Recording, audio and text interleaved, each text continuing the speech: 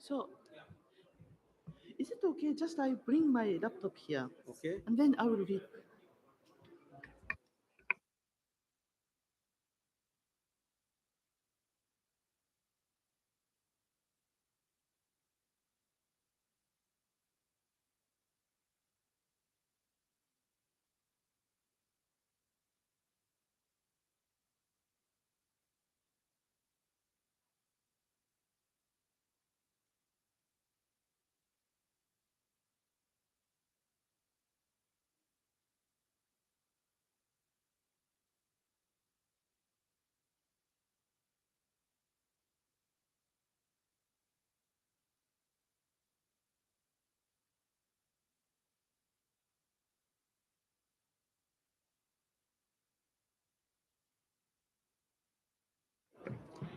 Request all to be please seated and please put your mobiles in silent mode, please. Honorable MOSC is reaching in 10 minutes.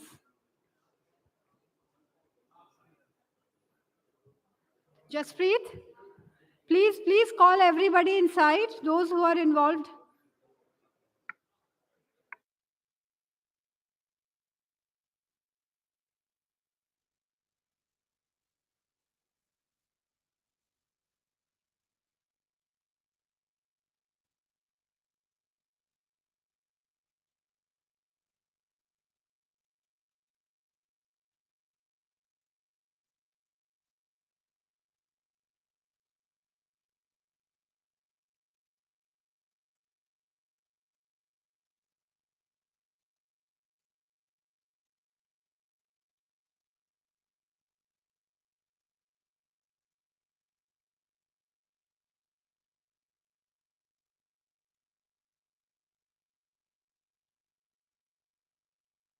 Manish, please direct all those who are outside to come to. Yes. Because I want all to be seated now. Yeah. Please. Please keep your mobiles in silent mode. All be seated now. MOSC is reaching in 10 minutes, please.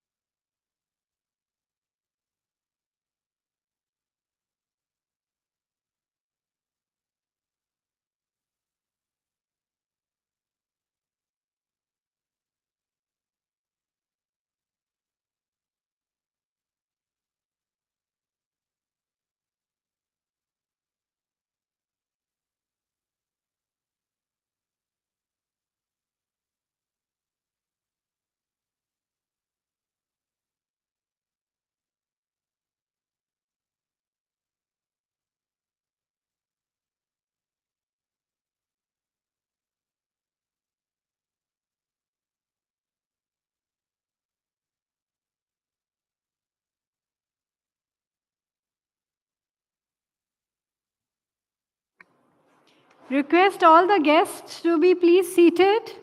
Honorable MOSC will be here in another 5 minutes. Please keep your mobiles in silent mode.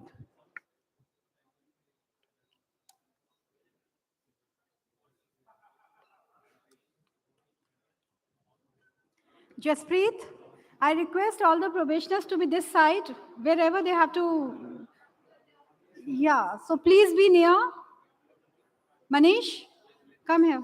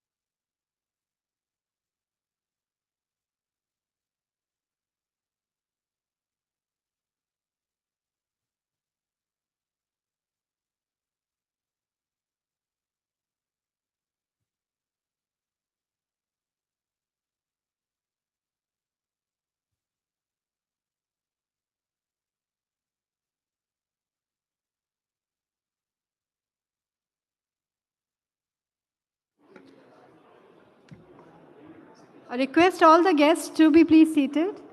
Mobiles in silent mode, please. Satish, please ask all the guests to come from outside.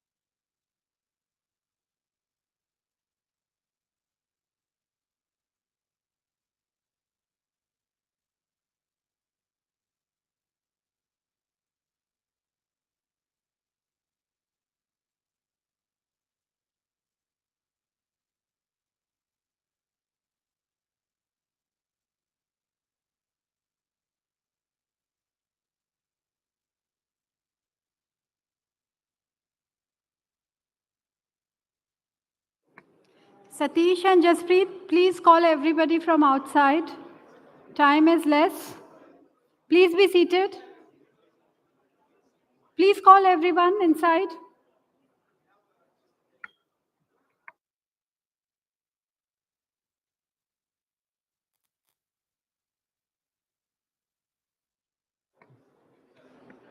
I request all the dignitaries to please come and join Honorable MOSC on the dais.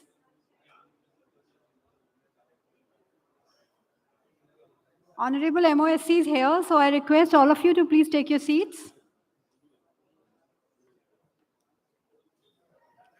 I request Honorable MOSC and the dignitaries to please be escorted to the dais. Sakya ji.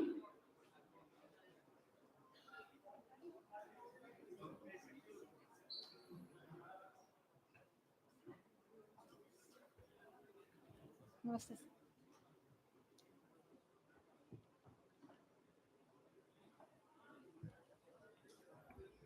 Uh,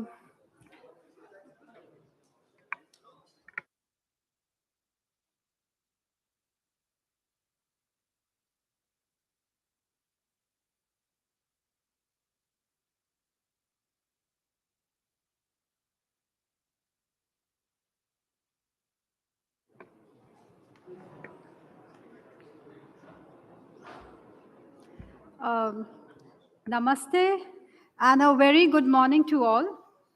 India is extremely proud to host ITU Regional Standardization Forum on Regulatory and Policy Aspects of Telecommunications, which is being held today, and Study Group 3 ITU-T meetings till 12th from tomorrow onwards.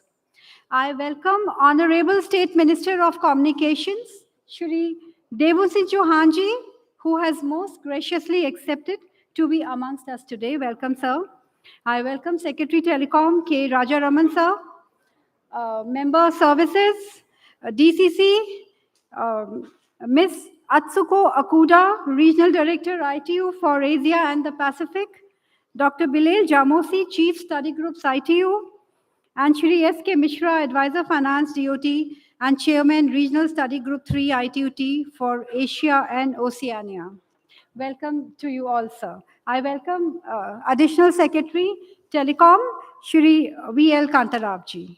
Welcome, sir.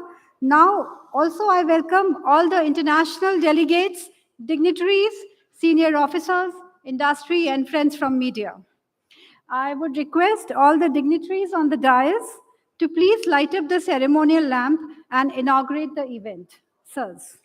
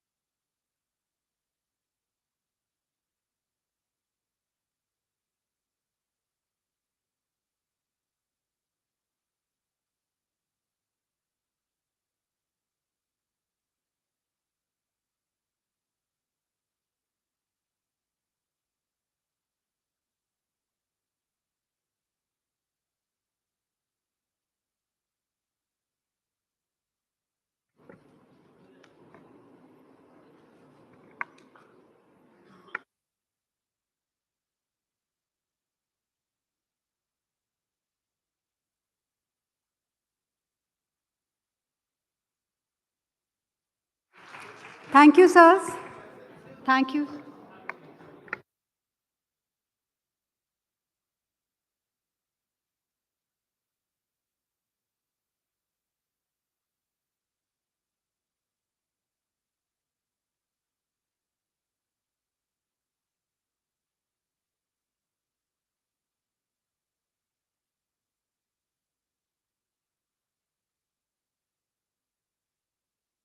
Thank you, sirs. Thank you so much. I would now request Member Finance, DCC, Shri Manish Sinha, to welcome Honorable Minister, sir, with a planter. Manish Sinha, sir.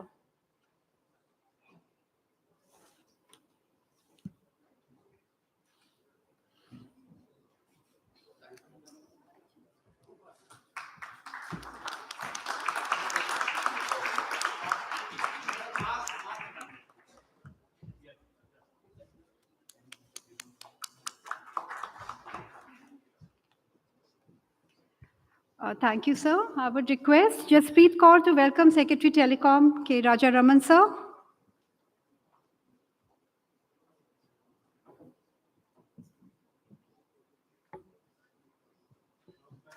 Thank you.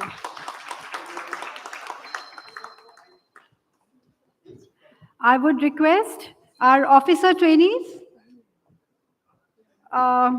Ms. Chetra, to welcome Manish Sinha, sir, Member Finance.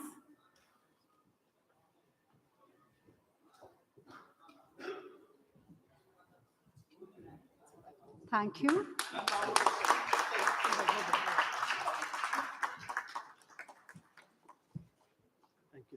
Thank you. I would call upon Officer Trainee Pratima to welcome Member Services, please, and also Additional Secretary Telecom, Mr. V.L. Kantarao.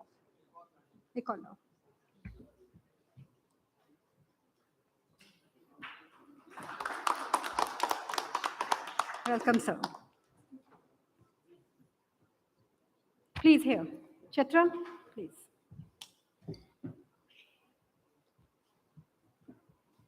Come this way. Thank you. Thank you so much. I now call upon Officer Trainee Abhilash to welcome Ms. Atsuko Akuda.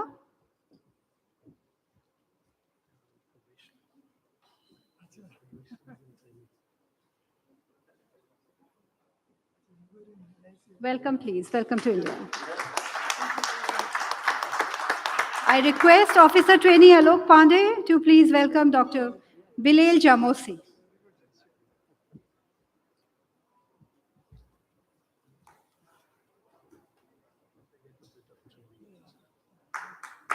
Welcome, sir. Ms. Savita, Officer Trainee, to welcome Advisor Finance. Please.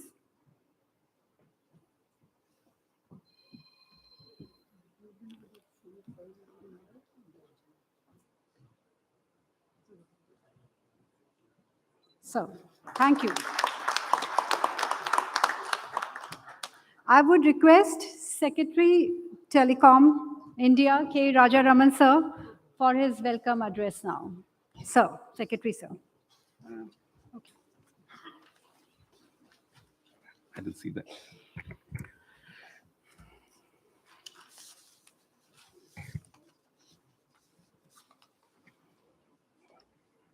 Honorable Minister of State, Shri Dev Singh Chauhan ji, the distinguished dignitaries on the dais, including our friends from ITU, I think. So, and dear friends and other delegates from the ITU member countries, Department of Telecommunication, from sister ministries, from the industry, and friends. First of all, I would like to extend a very warm welcome to all of you to this event, which is part of the study group 3, which focuses on economic and financial issues in the telecom sector. I would like to first of all extend a very happy and warm welcome to all the distinguished delegates from member countries. And we look forward to active interaction with all of you as part of the open house programs today and the study group meetings that are to follow from tomorrow. We also have outside a small exhibition which brings out some of the startups and the work they have been doing over the last several years. Telecom is a very, very important element of infrastructure in any country, and it is essentially part of core infrastructure. So we have seen that in the last several years when COVID struck us, as to how telecommunication networks have become very important and crucial for the maintenance of the economic processes and maintenance of daily life. This is something which has become much more apparent as part of the COVID analysis, that the impact of COVID. In fact, in India, the work that has been done in the last several years on the development of digital infrastructure and the work on financial inclusion have actually enabled the country to tide over COVID very successfully. So it is at this point of time that we realize that how crucial telecom networks and communication systems are, how resilient they have to be, how accessible they have to be, and how affordable they have to be to all the citizens of the country.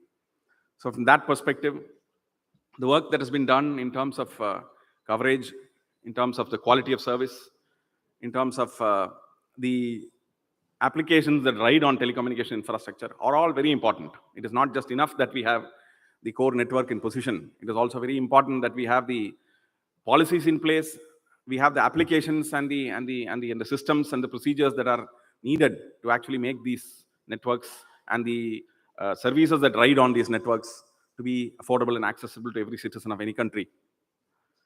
So from that perspective, let me also say that the economic policies of the government of India in the last several years has been focused on attracting more and more private investment into infrastructure. So obviously, there is a limit to what government can actually do in investing in infrastructure. It's very important to create a climate which is required to solicit and source private investment. So from that perspective, the last several decades have seen a lot of transformation, but the last several years have seen tremendous transformation in terms of telecom infrastructure in India, when 4G has become almost like pervasive. So from that perspective, I think putting in place the right economic policies that promote, encourage, facilitate, support private investment is very, very important. Honorable Prime Minister, Mr. Narendra Modi, has been very, very forthright in his economic policies that encourage business in terms of providing a climate where there is ease of doing business, policies where access to finance for private investors is of a very good order. We need to have deep financial systems, which both equity markets and debt markets, where private investors are able to access debt and equity to enable them to invest into a core infrastructure, especially telecom. In addition to that, there is need for certainty in policy, because at the end of the day, unless there are sound policies which are accompanied by a certain level of certainty, because at the end of the day, these policies there must be a feeling from the private investors that, well, these policies are here to stay. If there is uncertainty, obviously nobody would invest. So from that perspective, creating that climate of certainty, the trust in the economic system is very, very important for us to mobilize investment. Especially we have seen in telecom networks that billions of dollars need to be poured every year into these networks to keep them running and also to keep them updated. So raising that level of finance is a very challenging task, and therefore it is just not enough we look at telecom policies, we have to look at the economic policies at large, which is very, very important. And that is what the government of India under the leadership of the Honorable Prime Minister has been doing the last several years. I'm sure that all the member countries here all are up to the task and are also perhaps looking at all these economic policies that drive growth in general and telecom growth in specific. So I'm very happy to be here as part of this meeting, also to which aims to look at economic and financial issues. One last thing which I would like to say before I hand over the floor to the next speaker is to look at the applications and the systems that ride on telecom networks. This is also very important. At the end of the day, you have a good telecom network, but you don't have a system which actually supports the poorest of the poor. I think then we have a problem. So from that perspective, the government of India has done two a number of things, but of course, I would like to highlight two important things, including the unique identification system that we have based on biometrics. We have nearly about 1.3 billion persons who have got digital identities in this country. And it is just not the digital identities that matter. Transactions, financial transactions run on these identities, based on these identities. It has created the trusted system that is required for an economy to function, for even the poorest and the most deprived person to access. So from that perspective, I think I'm happy to say that we have using these UIDs, we have nearly about 70 million transactions that run every day, and I think for that matter. So, which I think is the most important thing. So the connect between the digital identities, the trusted system, and the financial system, which runs the economic system, processes, is very, very important. I will also end with one example. I think the government of India launched a program called the Direct Benefit Transfer, which essentially looks at financial transfers or cash transfers to the bottom of the pyramid. So far, for instance, let me take the case of last year. This DBT runs on an Aadhaar-enabled payment system. Aadhaar is our unique identity system. So this runs on our UID system. And for last year, for a full financial year, 7 billion payments have been made under 315 schemes, covering about 53 central ministries. And not to speak of the state governments, the provincial governments also have been part of this process. About $80 billion worth of payments have been made to the citizens of this country using this direct benefit transfer system. I'm not talking about the payment systems about which I spoke earlier. This is just the direct cash transfer systems that work on a cashless, checkless system, an officerless, faceless system, where I think it's completely automated. So, we have also computed the estimated savings. With this system is able to ride on the telecom networks and the applications that have been built on them. So, for instance, we have estimated the savings since the launch of this direct benefit transfer system over the last 5-6 years to be nearly about something like $27 billion. The savings, economic savings that have resulted because of the elimination of corruption, leakages, and many other losses that happen, including financial costs that are involved in transfers. So I would end by saying that a robust economic policy followed by sectoral policy along with infrastructure are very essential to the growth of nations, and that is what India is striving to be. And I would therefore looking forward. I'm avidly looking forward to the deliberations that would go on in your study groups, and look forward to more wisdom that comes our way to take forward in form of policy making. So with these few words, I once again thank you all and welcome you to this great event, and hope that you also get to see a little bit of Delhi and India as well. Thank you very much.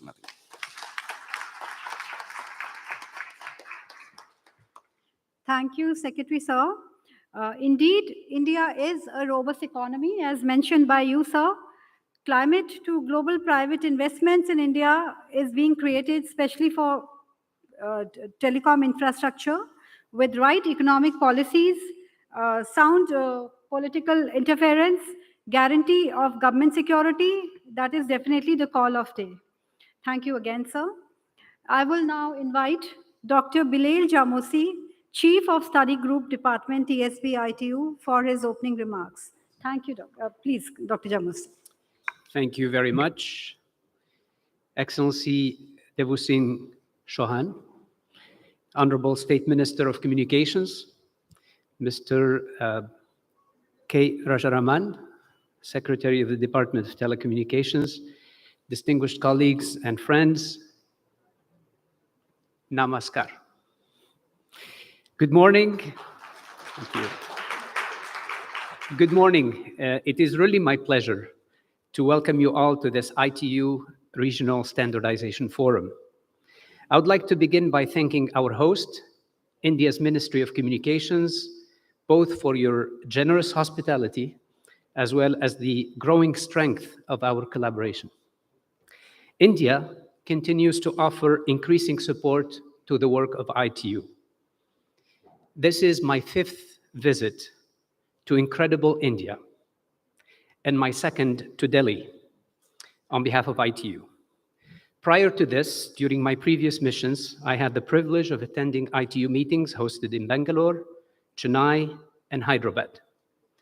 I'm delighted to note that India's capital city of New Delhi is set to host the new ITU area office for South Asia. The office is certain to drive meaningful progress in our work together to help everyone in the region lead happy and prosperous lives with the help of digital transformation. We're also looking forward to the next governing conference for ITU standardization, the World Telecommunications Standardization Assembly, to be hosted in India in 2024. India's commitment to host this conference is a highly significant symbol of support to ITU standardization. I thank you once again for your hospitality and increasing engagement with ITU standards activities.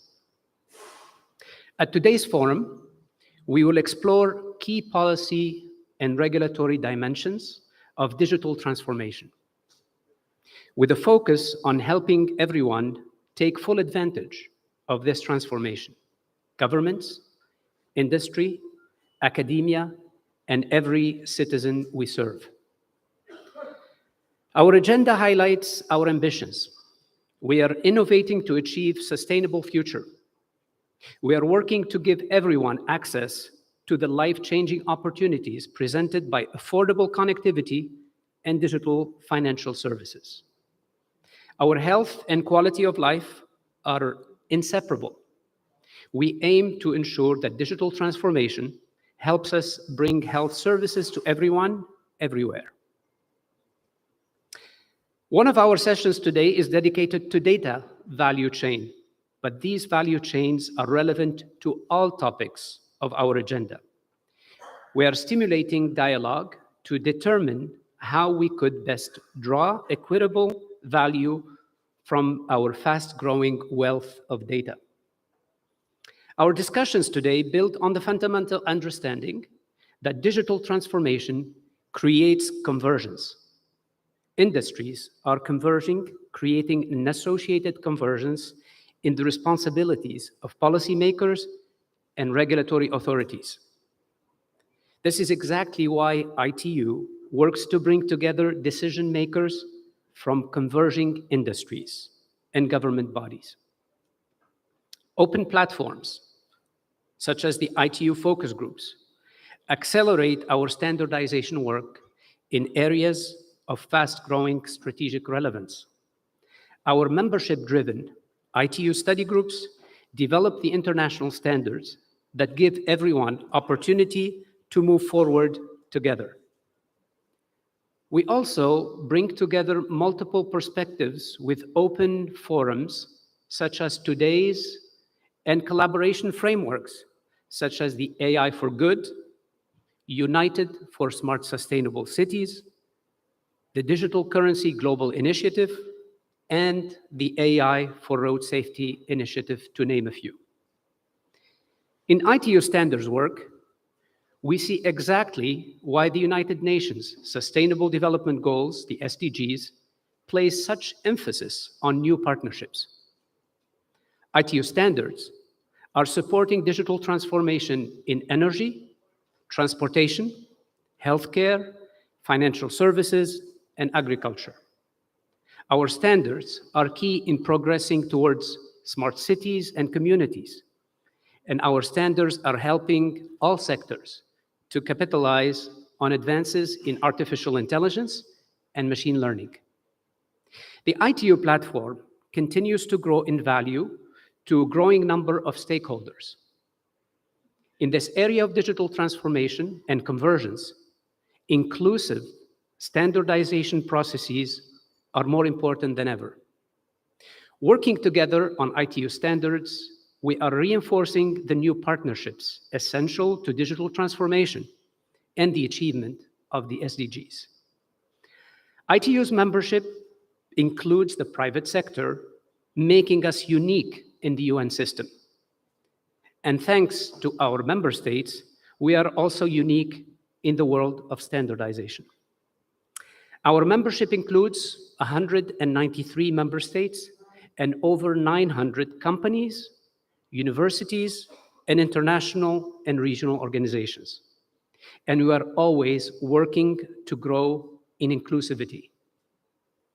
We offer reduced membership fees to startups and SMEs. Reduced fees are also available to companies of all sizes in developing countries, as well as academia in all countries.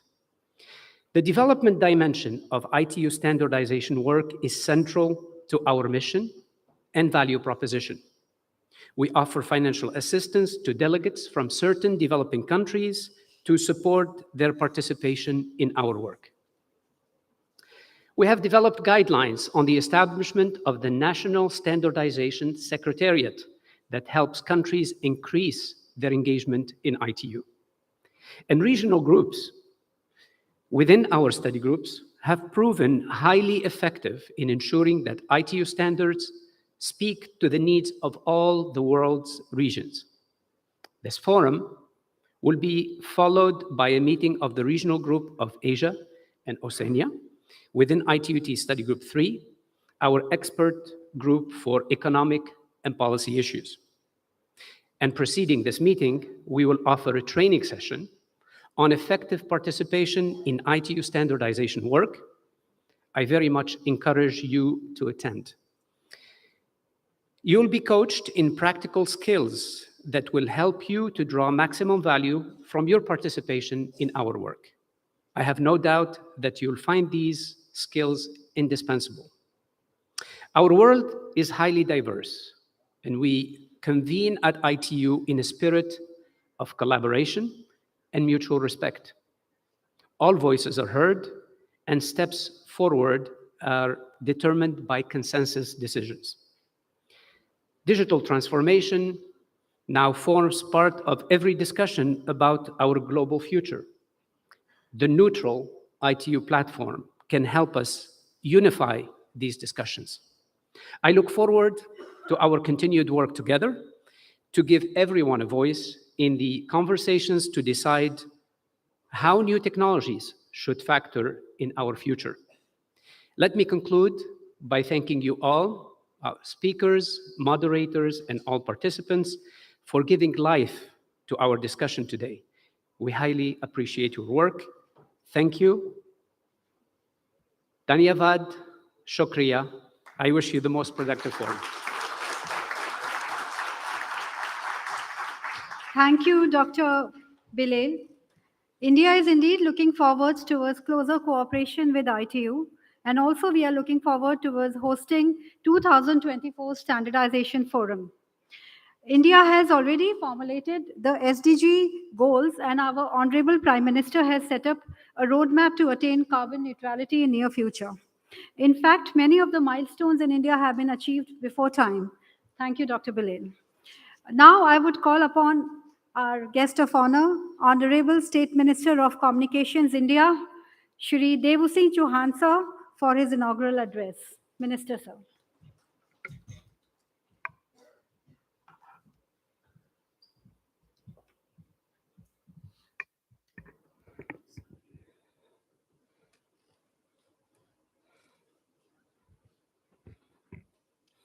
Namaskar. Good morning. Mr. Atusko Okuda, Regional Director, ITU. Mr. K. Rajaraman, Secretary, DoT. Mr. Bilal Jumesi, Chief Study, ITU. All the dignitaries on the dais, delegates, participants, and member of the press of the dais, I welcome you all to the ITU Regional Standardization Forum on regulatory and policy aspects of telecommunications ICT. It is our great pleasure to welcome the delegates from various countries of Asia Oceanic region and the ITU leadership to India. India is happy to host the meeting of ITU to study Group 3 Regional Group for Asia and Oceania. I wish all of you a very memorable and fruitful stay in India. In the field of telecommunications, the Government of India, under the leadership of the Honorable Prime Minister Mr. Narendra Modi, has been basing its policies on three pillars.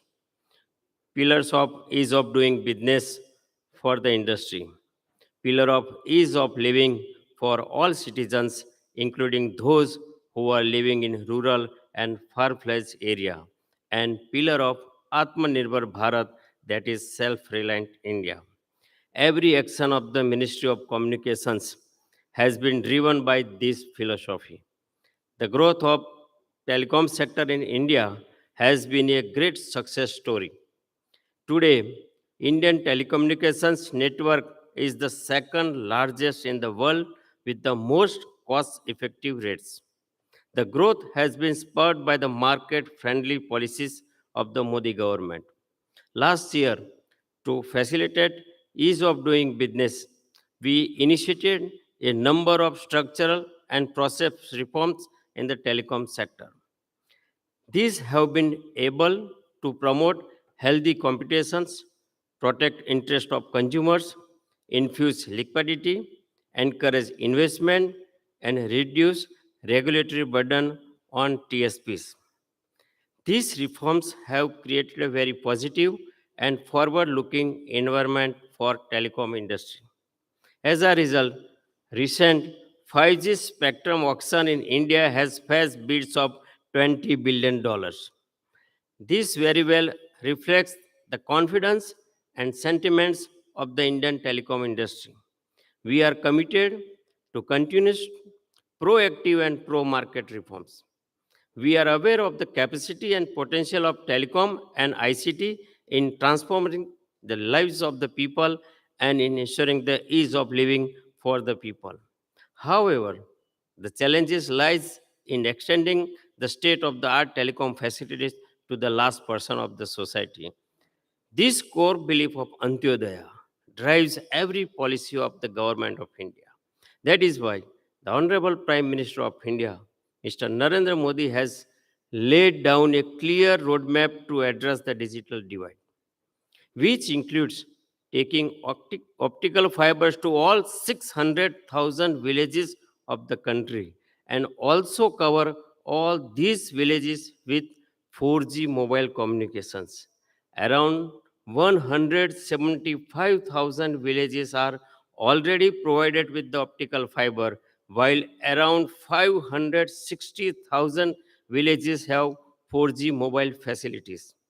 A multi-billion dollar comprehensive plan has been made, which will ensure optical fiber and mobile communications in all 600,000 villages by 2025. The government of India is promoting the indigenously designed, developed, and manufacture advanced telecom technology. As a result, India today has a strong home ground 5G mobile communications ecosystem. We have developed fully indigenous 5G test bed, which will facilitate testing of 5G network elements. By the end of this year, we are likely to see indigenously developed and manufactured 5G stack getting deployed in rolling out 5G network in India.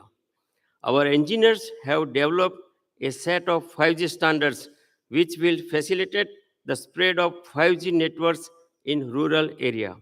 I am very happy to state that these standards have been approved by the ITU and 3GPP and made part of 5G standards. In about a month, 5G mobile services will roll out in the country, which will have multiplier effects on the development of all sectors. A 6G technology innovations group has also been set up, which is working towards the development of indigenous 6G stack. The role of the ITU in this digital era is of immense importance. ITU has been playing a unifying role in forging strategic cooperation and understanding between all stakeholders, thus sustaining and furthering the rapidly changing telecom ICT landscape. India has a long association with ITU, and we share common ideals regarding the telecommunications landscape. In line with ITU, India is also deeply committed to connect the unconnected and protect and support everyone's right to communicate. I recently visited the ITU headquarters in Geneva to attend WSIS 2022. My interactions with the leadership of the ITU and other countries revealed that India is poised to play an even greater role in the international telecom fora. Therefore, India will continue to broaden and deepen its contribution in fulfilling the vision and objectives of the ITU. A new ITU area office and innovation center is soon set up to open in New Delhi. We will not leave any stone unturned to make it the best in the world. It will foster a collaborative partnership between the ITU and South Asia sub-region and will act as a hub for innovation in the field. The closer presence of ITU in this region will advance shared regional priorities, such as reducing disparities between developing and developed countries in terms of internet access, digital skills, and other socioeconomic indicators after the COVID pandemic. To improve the understanding of the financial and economic aspects associated with growth of ICT will provide a boost to the regional collaboration. This region of Asia Oceania comprises more than 60% of the world's population and has diversity of countries which include developed, developing, least developed, landlocked, and small island states. With its widespread and strategic location, the AO region positions itself as the backbone for the global telecom and internet connectivity. The regional collaborative and cooperative approach in tackling the policy and economic challenges we go in a long way, not just in this region, but also for the entire globe. In this scenario, the hosting of ITUT Study Group 3's regional meeting in India, which provides a unique global forum. India is celebrating its Azadi Ka Amrut Mahotsav, which is the celebration of 75th year of India's independence. This ITU event is aptly being conducted in India during Azadi Ka Amrit Mahotsav. I once again welcome all the delegates and ITU leadership and wish them a wonderful stay in India. I wish a great success to the ITU Regional Standardization Forum on regulatory and policy aspects of telecommunication ICTs and the upcoming RGAO meeting. Bharat Mata ki jai, Vande Mataram. Namaskar.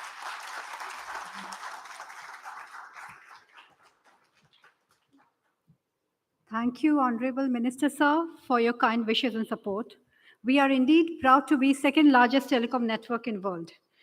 And rightly mentioned by you, sir, that ease of doing business and telecom reforms have given a new life to the telecom sector and make it a vibrant and robust sector with welfare of citizens as primary focus of Government of India. Your vision, sir, to provide last mile connectivity is prime example of citizen welfare, and Make in India is making India financially viable. And yes, sir, we are committed towards our association with ITU for citizen welfare and coming up with more policies towards last mile connectivity. And sir, again, as you mentioned, that 60% of the world population is based in Asia Oceania region, and these emerging economies hold maximum potential for growth. Thank you, sir. Thank you for your presence. Now I would call upon Shri S.K. Mishra, sir, Chairman, Regional Group, Asia and Oceania for Study Group 3 to present mementos to dignitaries on the dais. Mishra, sir. I would request sir to present a memento as our deep gratitude to Honorable Minister, sir, to make it convenient out of his busy schedule to be here, to be present among us today. Sir. Now I would call upon Mishra, sir. Yes. Now, sir, please, I request to give a memento to Secretary Telecom. Without his initiatives, this was not possible. His constant support is always with us, and whenever we want to do anything new, anything innovative, sir is always standing by us. Thank you, sir.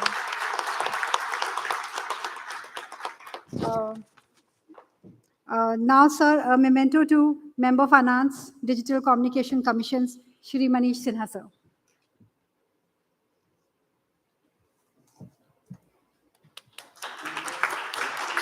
Thank you for coming, sir.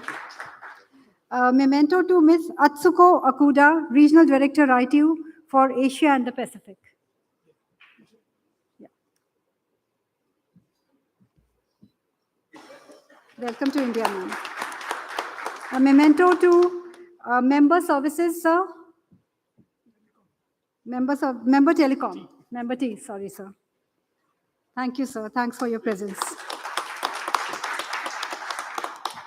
A memento to Dr. Bilal Jamosi, Chief Study Groups, ITU. And we hope that ITU brings more and more events to India in the future. Looking forward to host many more of these kind of events. Now I would request Jaspreet Kaul to present a small memento to Advisor Finance DoT and Chairman of Regional Study Group 3 ITT for Asia and Oceania. These are Sir's efforts which have culminated today in this event, and Sir is leaving no stones unturned to make the event a success. Thank you all. Now I would request the dignitaries on the dais and all the participants to join outside for a group picture to be followed by a coffee break. Please. The coffee break is downstairs. Oh, yes. Sorry, sir. Please, sir. So now I have to call upon Member Finance DCC, Shri Manish Sinha, to present vote of thanks on behalf of India. Sorry, sir. I'll just take a minute, not stand too much between you and the coffee. Honorable Minister of Communications, Department of Telecom, Sri Dev Singh Chauhan, sir, we really thank you for accepting to inaugurate this ITU Regional Standardization Forum and the ITU-T Study Group 3 meeting for the Asia-Oceania region.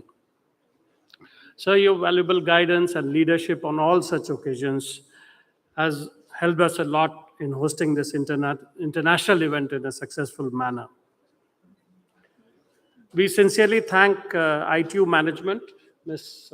Okuda, Regional Director of ITU Asia Pacific, and Mr. Bilal Jamosi, Chief of Study Group Department, for their esteemed presence and providing their leadership for the ITU event in this region.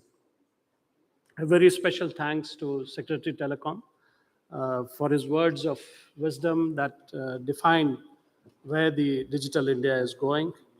And I'm sure this will set the right theme for the upcoming RSF sessions and the regional group meeting. I also thank Member T and Universal Service Fund Administrator for being present on this occasion and encouraging all the participants. Our sincere thanks to all the moderators, the speakers from various countries who have collected here, institutions and academia who are going to deliver their talks on important themes of regulatory and policy aspects of telecommunications. We are indeed most thankful to the delegates from the region of Asia and Oceania for their presence in India, especially on this occasion when we are celebrating the 75th year of our independence, and we fondly call it the Azadi Ka Amrit Mahotsav. As this is the first in-person meeting of the RGAO after the COVID pandemic, it attaches more importance as it will give the opportunity for the regional members to communicate, share, discuss, and synergize on a common platform with their physical presence here. Most importantly, we are thankful to the ITU officials for providing all the support required to realize this event in India after a gap of almost 3 years, the last in-person regional group meeting in Colombo, Sri Lanka. We are confident that the outcomes of the RSF and regional group meetings will positively contribute towards the ITU vision of connecting the unconnected and the vision of our Honorable Prime Minister of Digital India. We are moving from being just connected to much higher usage of the connectivity, something that Secretary Telecom mentioned in his speech earlier. We also thank our team in the Department of Telecommunications led by Sri S.K. Mishra, and who is also the chair of the ITU-T SG3 Asia-Oceania, and all the officers of DoT, young boys and girls from NICF who have made very sincere efforts to organize this event. We also thank all the faculty and the officers of National Institute of Communication Finance who have taken the responsibility of organizing this event at such a scale. And we really look forward that you'll be a host to many more such events in the future. We are very thankful to the media team who have come to cover this event, and you will help in providing the much needed public awareness that is required for these events. So we again thank all the foreign delegates. I'm told they are here from almost 16 countries who have visited India, and we wish a very pleasant stay in India. If you step out of the hotel, you'll find a wonderful country with a duality, mixing antiquity with modernity. A few kilometers down this road, and you'll probably reach the ancient city of Indraprastha. If you cross this flyover, at the end of which we are seated, you'll get a taste of the culture and cuisine of medieval India. So I invite you all to enjoy the city as well, besides engaging fruitfully in the events that are being organized here. Thank you very much. Thank you, all of you. Thank you, sir. I would just request Mishra sir to give a small memento to AST, Shri Kanta Ravji, who is the steering force behind this ITU event and in fact is leading all the ITU related activities in DoT. So, thank you for your support, sir. Thank you. Now I would please request all of you to join us outside the hall for a group picture. Okay, yes.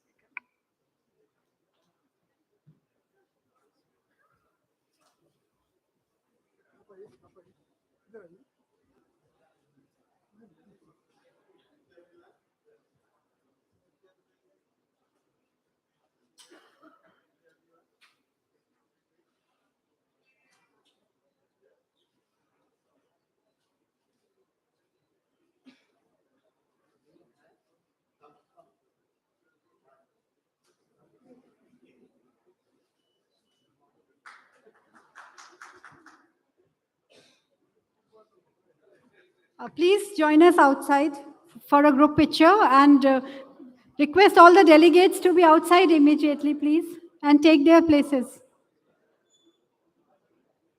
Request an ICF team to guide all the delegates.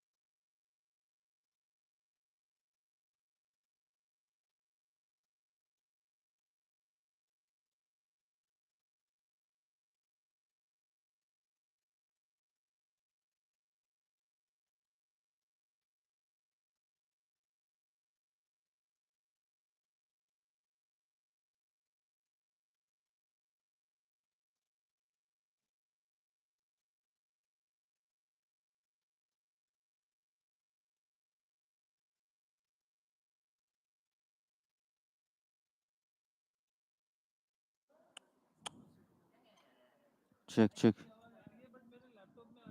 Check. One. Test. Check. Sound check. Test. Check. और मैं अपना video भी on कर देता हूँ, देखो मेरा video आ रहा है कि नहीं। ये बोलेंगे उसमें आवाज वहां से आएगी ना। भरत सर आवाज आ रही है? मेरे को आपकी आवाज आ रही है। आप भैया आपको स्पीकर मेरी में भी आवाज दे आ दो, रही कोई है? बात नहीं, कोई सुन लेगा तो कोई दिक्कत नहीं है, स्पीकर में भी दे दो। भरत तेरे को सर, मेरी आवाज आ रही है? हाँ आपकी आवाज लाउड एंड क्लियर है, मेरी क्लियर है? हाँ, आपकी भी क्लियर है। Can you see my photo? अभी नहीं हो रहा, अभी आपने म्यूट कर लिया अपने आप को। Yes, I can see. Can you see my photo? Yes yes yes. And can you hear me clearly? Yeah sounds good, okay. Thank you.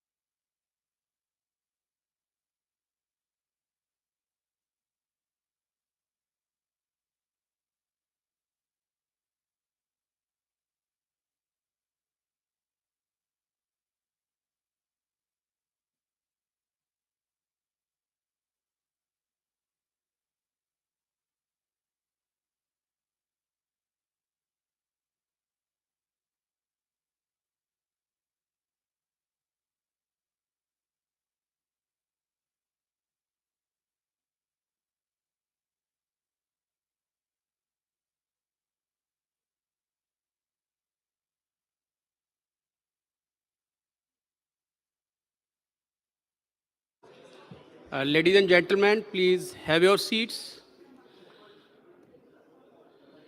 Kind attention, please. All are requested to be seated.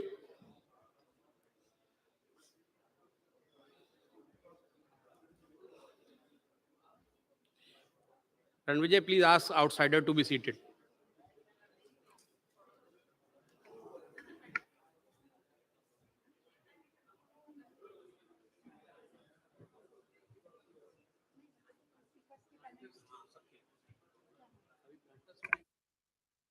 कर दिया बंद कर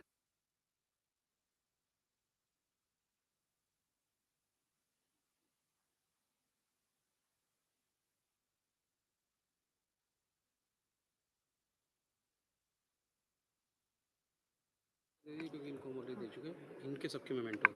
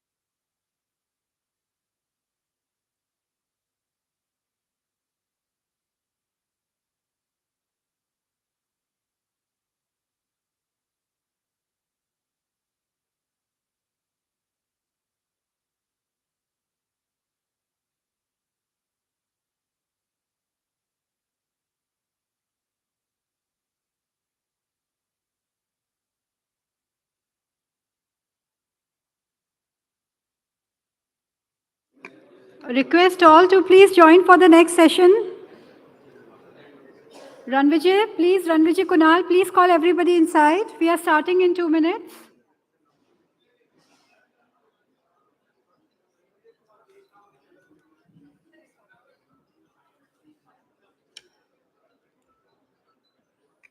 Request all to be please seated.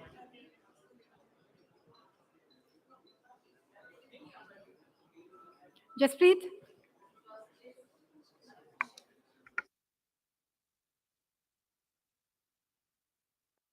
Manish, please call everyone inside.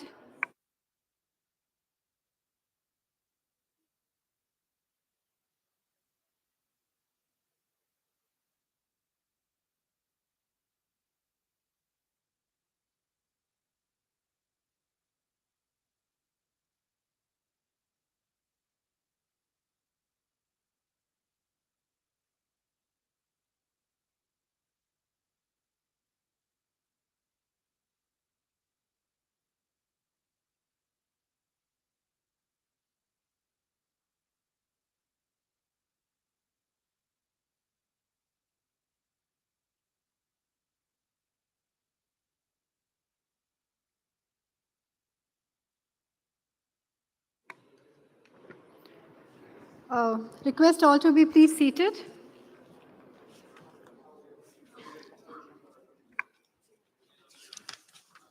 क्या? बंद करो।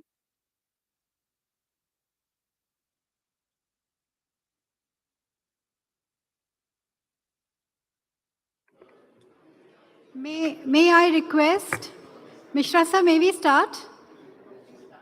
May I request Ms. Atsuko Atuga, Regional Director, ITU Regional Office for Asia and the Pacific, to deliver keynote address, please. And may I request Officer Trainee? May I request our Officer Trainee to please welcome ma'am? Savita, please come. Thank you very much. His Excellency, Mr. Devu Sin Chauhan, State Minister of Communication. Most welcome. Thank you. Thank you.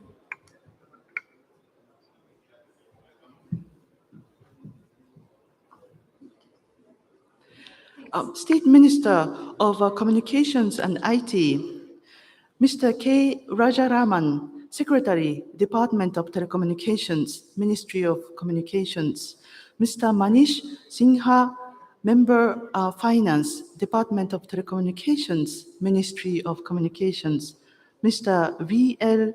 Cantarao, Administrator of USOF, Mr. A.K. Tiwari, Member, Technology, Department of Telecommunications, Ministry of Communication, Mr. S.K. Mishra, Advisor, Finance, Department of Telecommunications, Ministry of Communications, distinguished speakers, panelists, participants.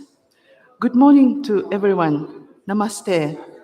My name is Atsuko Okuda, Regional Director of the ITU Regional Office for Asia and the Pacific. I am very pleased to deliver the keynote statement at this Regional Standardization Forum on regulatory and policy aspects of telecommunication and ICTs.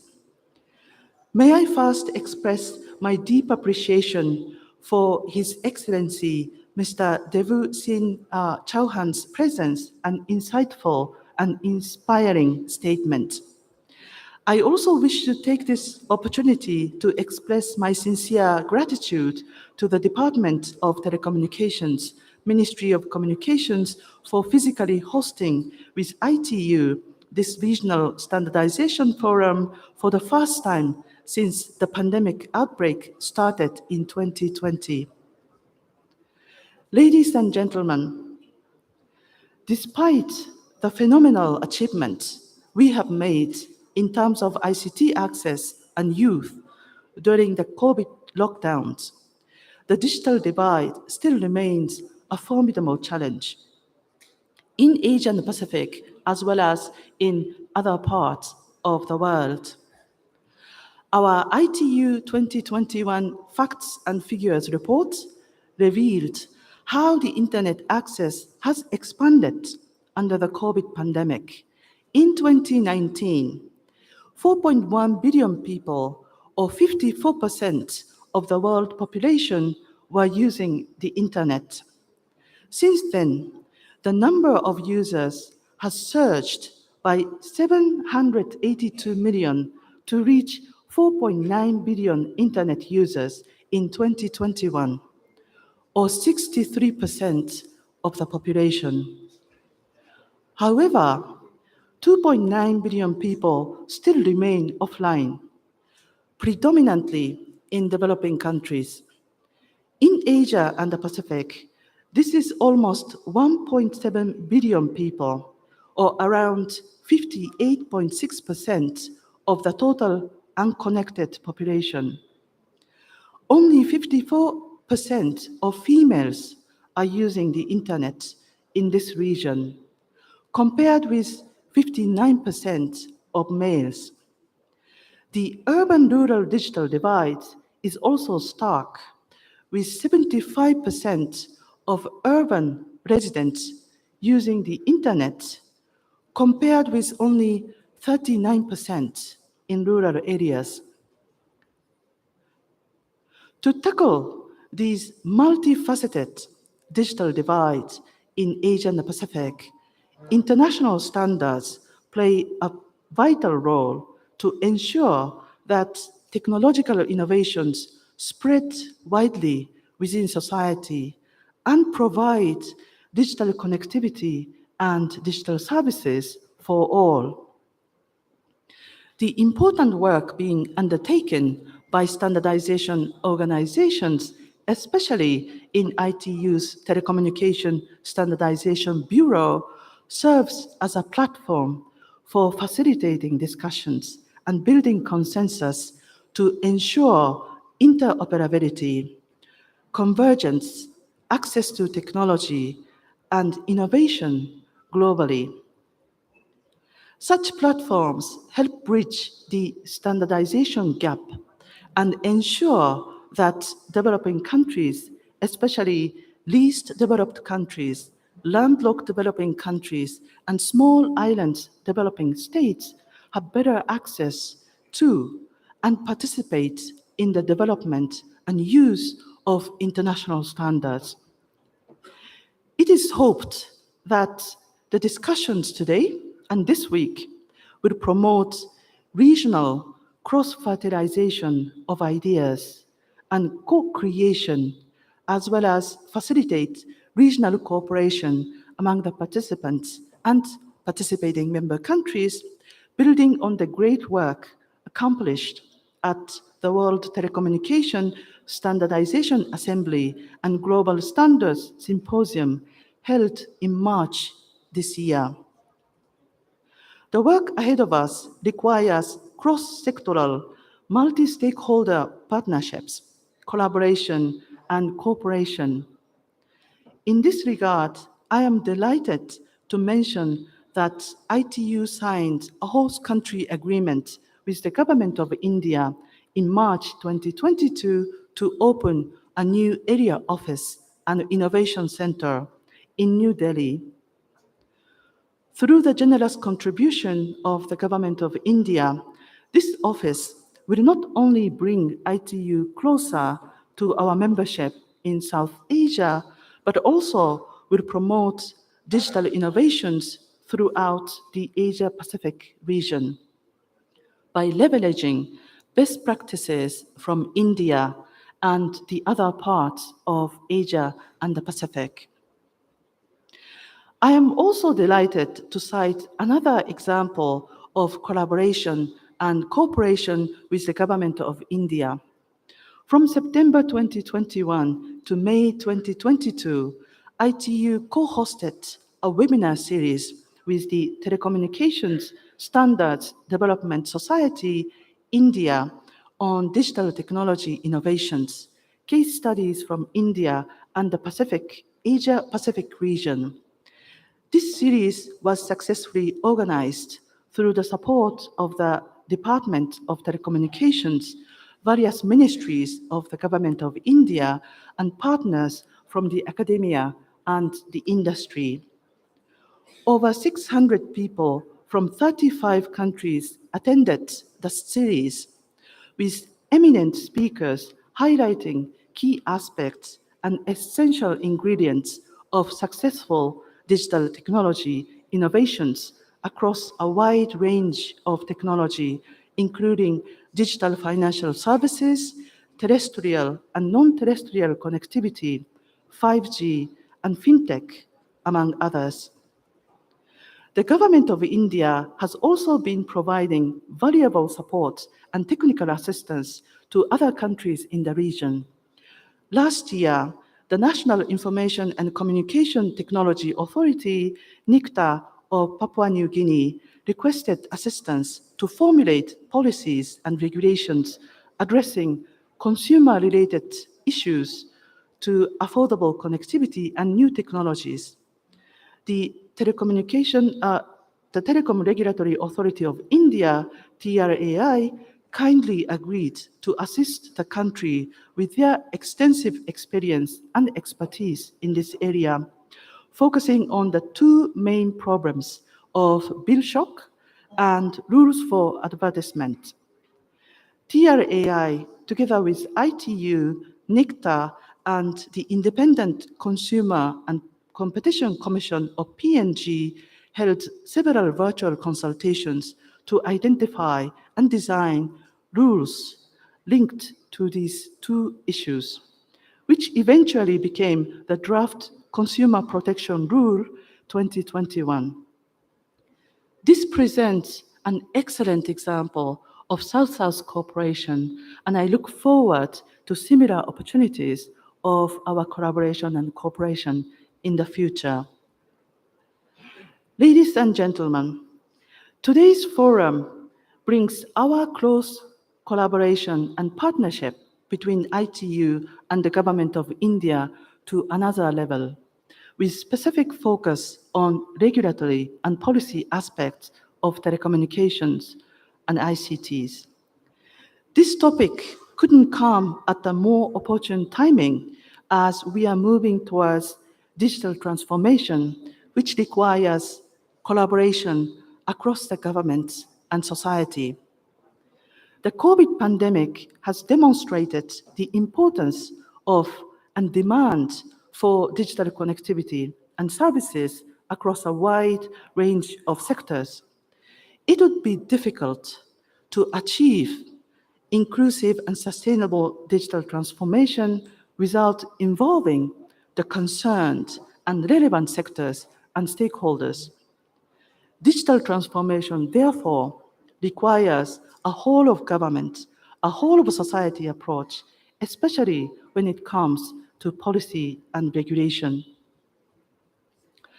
Building on ITU's ICT regulatory tracker, ITU's G5 benchmark for digital collaborative regulation focuses on the need for the government to develop collaborative digital regulation and a digital economy policy agenda across various sectors.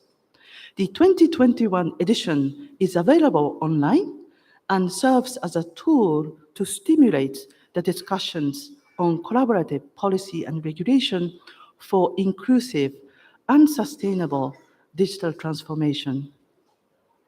To support such discussions, ITU has also been conducting econometric analysis on the economic impact of broadband, digitization, and ICT regulation.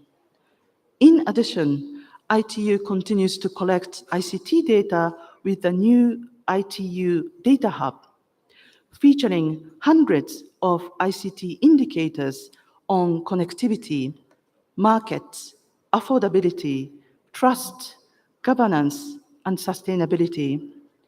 I wish to take this opportunity to thank the ITU members for completing the survey and would like to invite the participants to visit the Data Hub.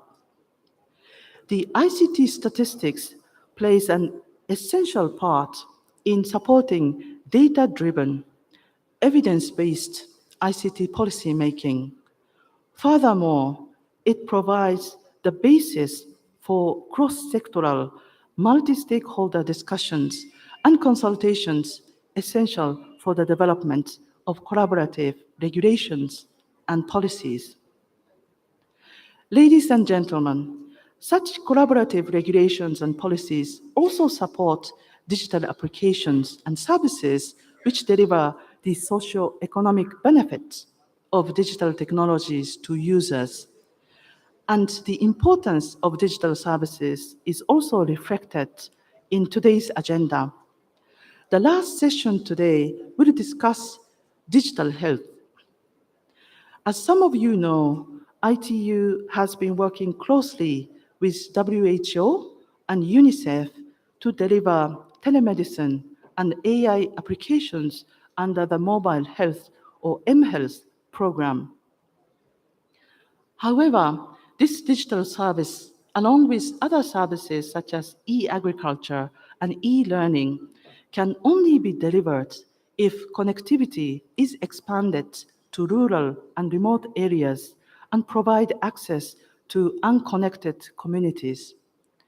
Against this background, ITU has launched the Smart Islands and Smart Village program, which aims to provide an integrated platform to deliver social and economic services, including digital health, to bring about inclusive digital transformation to remote and rural communities.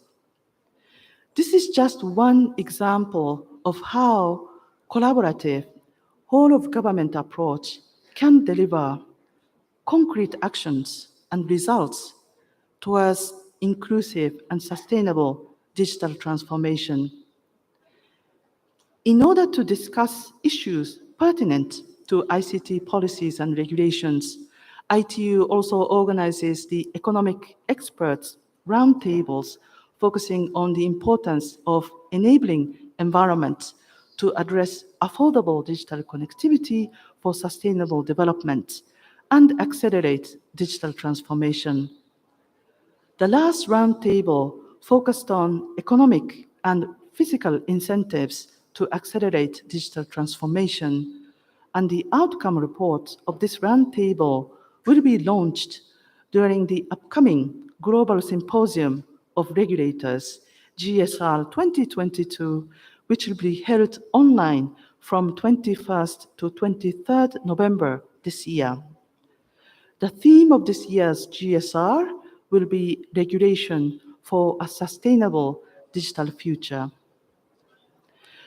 ITU's work on regulation and policy is also supported by a number of study group reports that look at ICT policies and regulations, as well as economic aspects of national telecommunications and ICTs, including consumer protection, cost modeling guidelines, broadband deployment, infrastructure sharing, and broadcasting, digital broadcasting, among others. I encourage each and every one of you to actively participate in today's discussion and join the ITU initiatives. I hope that these will pave the way forward and help co-create our collective, inclusive, sustainable, and prosperous digital future in Asia and the Pacific. Ladies and gentlemen, I'm delighted to join this event in person and to see so many distinguished speakers and participants in this room. I thank each and every one of you again for joining us here and look forward to today's engaging discussions. Thank you. Thank you, Ms. Okuda. We thank you for working towards setting up roadmap of standardization and looking forward towards closer cooperation between India and ITU. Now, without waiting further, let us start with our first session, which is on sustainable digital transformation and the role of ITU standards. This session focuses on the critical role played by telecommunications, ICTs, in aiding the sustainable development and how it enables stakeholders to achieve the targets set in SDGs. In this front, the role played by ITU standards is making the new and emerging technologies sustainable will be dealt. Also, including all this, a session on how ITU-T Study Group 3, with its mandate of studying policy, economic, and regulatory aspects of International Telecom Union will help, and ICTs will help in sustainable digital transformation is also planned. The moderator of the event, may I invite Ms. May. She is Project Officer, ITU. Ms. May, please join the dais, please. Now I'll call upon the speakers. Mr. Ahmed Said, Chairman, ITU-T Study Group 3. Please join us on the dais. Mr. Saurav Garg, Chief Executive Officer, Unique Identification Authority of India, UIDAI. Mr. Garg, please. Mr. Shailendra Kumar Mishra, Chairman, ITU-T SD3 Regional Group for Asia and Oceania. Sir, Mishra, sir, please. Please join us. I would also invite Ms. Anand Sampataraman Kumar, Telecommunication Standards Development Society, India, TSDSI. I have a request from Ms. May. If you can kindly let Mr. Saurav Garg, Chief Executive Officer, UIDI, to speak first, as Sir has an important meeting. On to you, Ms. May. Thank you. Good morning, everybody. Thank you for joining us today. My name is Methi. I'm the project officer at the International Telecommunications Union, ITU. So thank you so much for joining us for the very first session here. I'm pleased to be the moderator of this first session of the Regional Standardization Forum on regulatory and policy aspects of telecommunications ICTs. So as already briefly introduced, this very first session is called Sustainable Digital Transformation and the Role of ITU Standards. So during this session, we will be focusing on the role of telecommunications and ICTs and support of the SDGs, so the Sustainable Development Goals. More specifically, the session will touch upon the role of ITU standards on new and emerging technologies. Finally, we will have the opportunity to review the work of ITU-T Study Group 3 with its mandate of studying economic, policy, and regulatory aspects of international telecommunications aspects. So before we get started, please allow me to give a brief overview of our panelists here. So we have Mr. Ahmed Saeed, Chairman of ITU-T Study Group 3. He is actually joining us remotely. We also have Mr. Sarabhai Garg, who is the Chief Executive Officer of UIDAI, the Unique Identification Authority of India. We also have the opportunity to hear from Mr. Shailendra Kumar Mishra, who is the Chairman of ITU-T Study Group 3, Regional Group for Asia and Oceania. And we also have the opportunity to hear from Mr. Anand Kumar, the Director of Sustainability and Industry 4.0 from Tata Consultancy Services, Asia Pacific. Great. Now that we have an idea of our panelists, we're just going to do a little bit of housekeeping here. So firstly, we are a little bit running behind time, but we have an allocated 1 hour. So I kindly remind each of the speakers to take 10 to 12 minutes of their presentations. Please also note that all presentations will be made available online, so you can access this after the presentation. And of course, last and not least, we also have a Q&A session, so we kindly ask to keep all the questions at the end of the session, so please take note and wait for the presenters to finish. Without further ado, I would like to welcome Mr. Sarabhai Garg, the Chief Executive Officer of UIDAI, who is conducting a speech. The floor is yours. Thank you. Thank you, Ms. May. Before we start, we would like to welcome our panelist and our moderator with a planter. Jaspreet, please come. Please.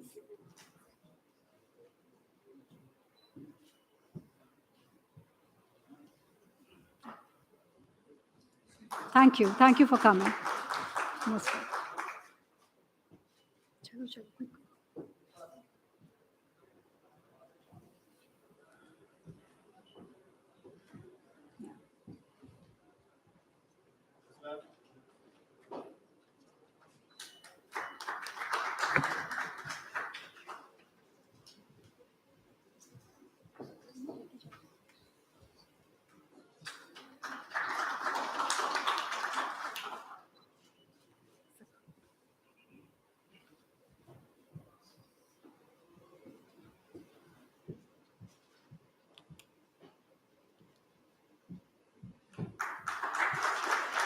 Thank you.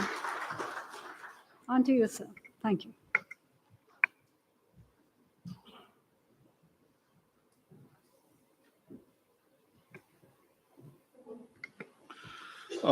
Good morning, esteemed dignitaries and guests who are present out here today.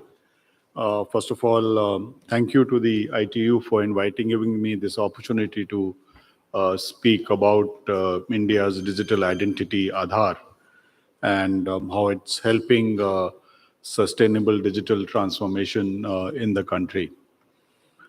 I'm not too sure how many of you are aware of Aadhaar, but this is the digital identity program which was started about a decade back in 2009.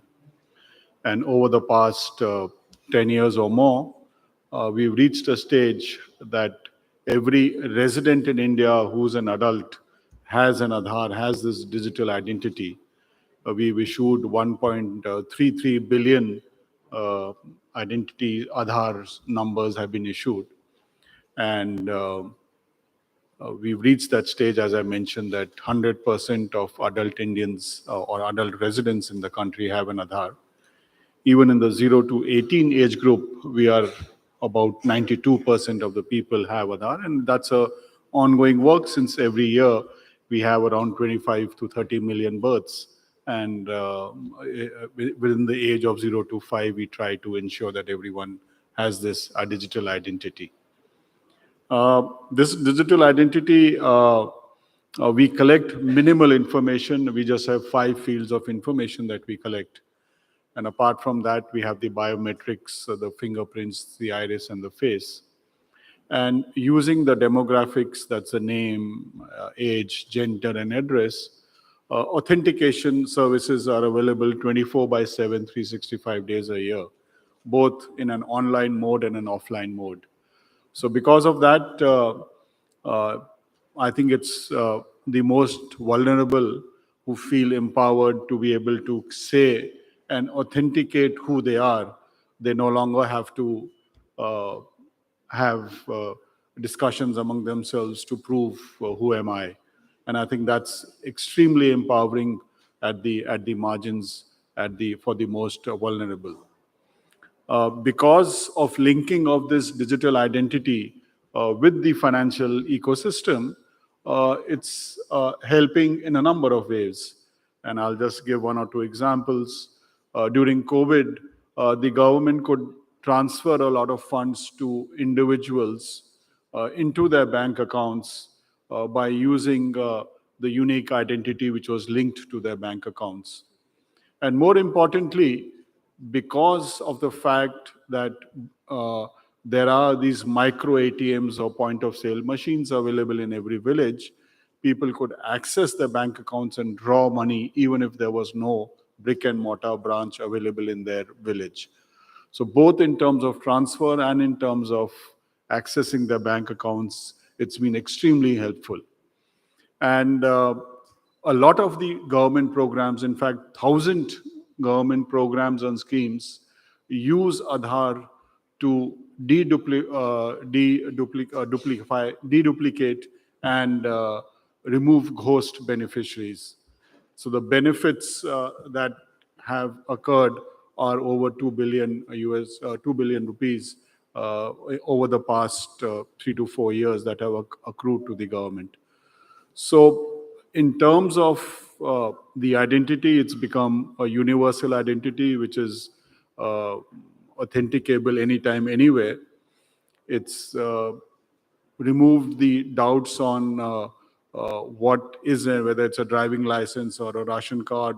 It's removed the multiplicity of identity cards that were available, and it's ensured that there's something which is both universally available and nationally acceptable. So given this kind of progress that we've made, we've been looking at what the next 10 years of Aadhaar would be, the Aadhaar 2.0 as we call it.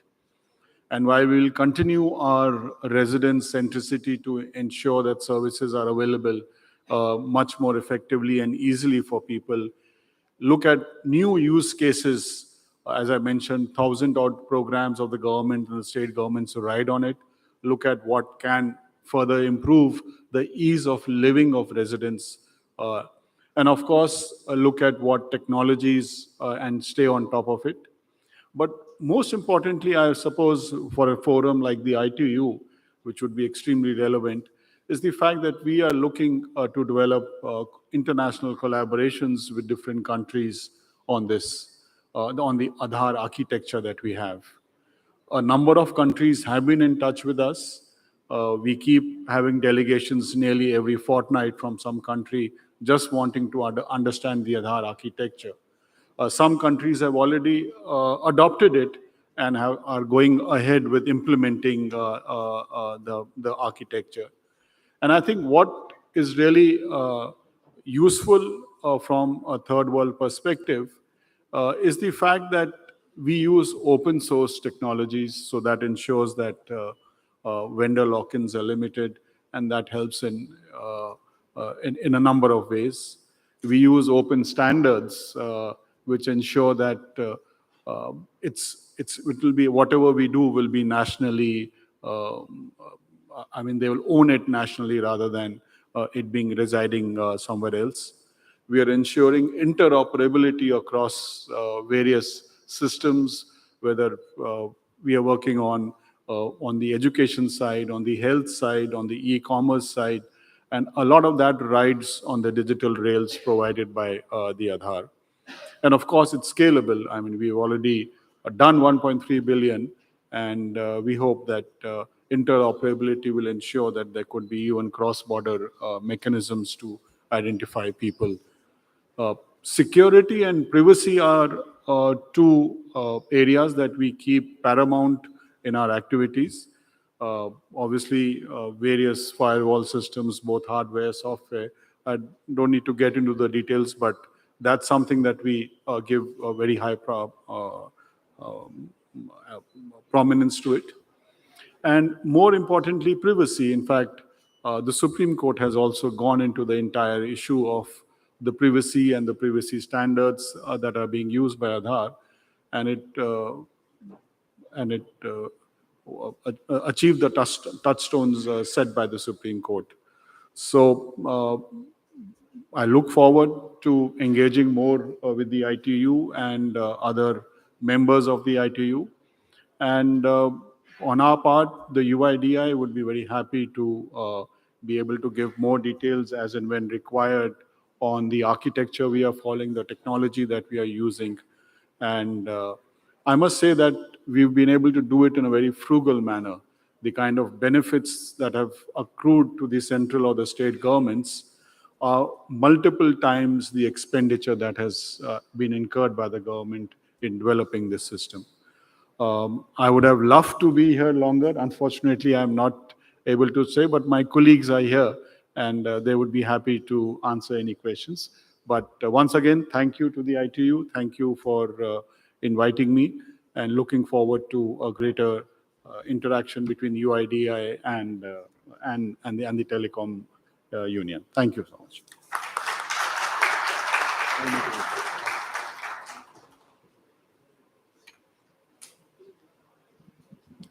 Thank you so much, Mr. Garg. Thank you. All right, so next we have Mr. Ahmed Saeed, who is joining us remotely. You can see him right now, who is the chairman of the ITUT Study Group 3. Mr. Saeed, the floor is yours. Thank you. Mr. Saeed, the floor is yours. Thank you. That you are well, all of you, and the floor is yours. Thank you. really glad to be joining you here remotely. First of all, I would like to make sure that my voice is clear. You are well, all of you, and I would like to make sure that my voice is clear. I'm really happy joining you remotely. I wish that I would be there, but due to some commitments, I couldn't join you there. Next time, hopefully, I'll be there. Probably will meet again in November. Hopefully, I'll be there next. Again in November. So today I'm going to give you. Hi, Mr. Saeed. Just a second. We seem to be having some technical difficulties. Mr. Saeed, just a second. We seem to be having some technical difficulties. Mr. Saeed, just a second. We seem to be having some technical difficulties. Can you hear me? Just a second. We seem to be having some technical difficulties. Can you hear me? Is my voice clear, or there are any troubles in Ahmed? Is my voice clear, or All right, Mr. Saeed, I hope you can hear me. It seems that you're connected twice on two devices. If you could just connect via your computer, that will help with the connectivity issues.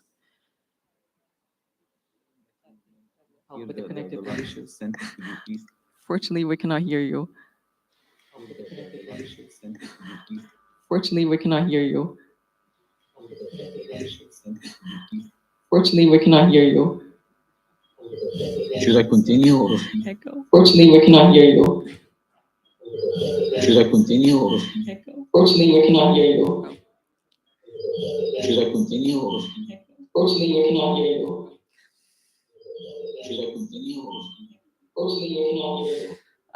I suggest that we move to the next speaker while, the technical issues are being solved. I would like to welcome our next speaker, Mr. Shailendra Kumar Mishra, who is the chairman of ITUT Study Group 3, Regional Group for Asia and Oceania. Mr. Mishra, please go ahead.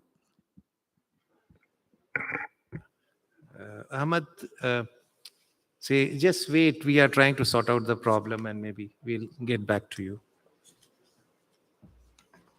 Okay.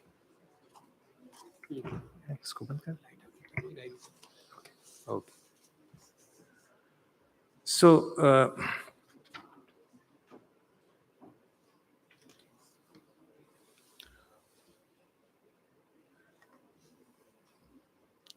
welcome all the delegates. and my distinguished colleagues on the dais, Ahmed from Egypt.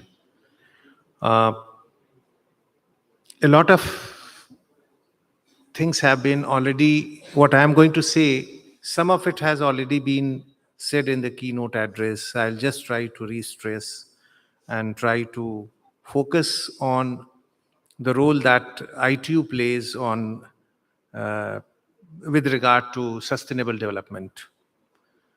Often this is asked, what is the relevance of ITU? What does it do?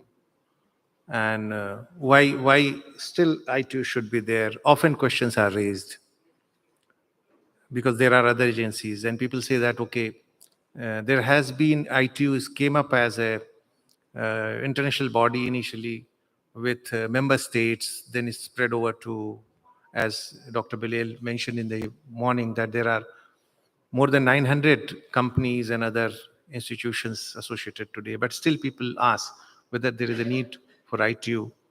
So we need to time talk about what important role ITU is playing, especially with the vis-a-vis many things, and especially so on the sustainable development. So all of us know that the UN General Assembly passed a resolution, and can I switch? Can somebody help me with this? Yeah. Just help me with this. Okay, thank you. Help me with this. Okay, just go on switching.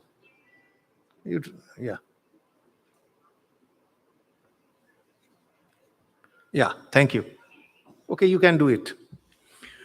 So, UN General Assembly passed the resolution, and there are 17 interlinked global goals which are designed to be a blueprint to achieve a better and more sustainable future for all. And these targets have to be achieved by 2030. And it was set up, these sustainable development goals were set up in 2015. Now, it is popularly called 2030 Agenda, or maybe Agenda 2030, whatever name you call. But important part is that we have already, covered many of them, and there is little time left. 2030 is not far away, so we have to achieve a lot. Now, next, please. Yeah. Now, how does ITU participate in this sustainable development goal activities? So ITU engages with partnerships in form of MOUs, joint declarations, and maybe some kind of bilateral agreements with regional organizations, with countries. And each of them puts very strong focus on the SDGs. Whatever is the resolution, what will be the outcome on the various SDGs, that finds prominent place there. Then, for example, partnerships have been created with UNIDO, that is Sustainable Development Goal 9. Then FAO is Sustainable Development 2, WHO Sustainable Development Goal 3, Broadband Commission for Sustainable Development, and E-Waste Coalition, that is Sustainable Development Goal 12, as well as the projects and activities which address specific SDG targets like ITU's gender equality activities, and for example, Equals Partnership. It is not that we just, in ITU, just declares it and gives its intent in the partnerships. They're also mapped, and you have here the online platform, because anything which is not measured cannot be achieved. So ITU helps in that, and all that monitoring is taken by other organizations. Now, the next one is that standardization this is fundamental pillar of the ITU activities. And through this also, we contribute to sustainable development goals. You will find that there is always some ITU standards as we are doing this business. Maybe the event is being webcast, or maybe somebody is watching a TV. We are trying to connect each other. People are trying to send WhatsApp messages, giving comments. Everywhere you have an ITU standard somewhere to connect to internet, watching TV, listening radio, distress calls, so many things.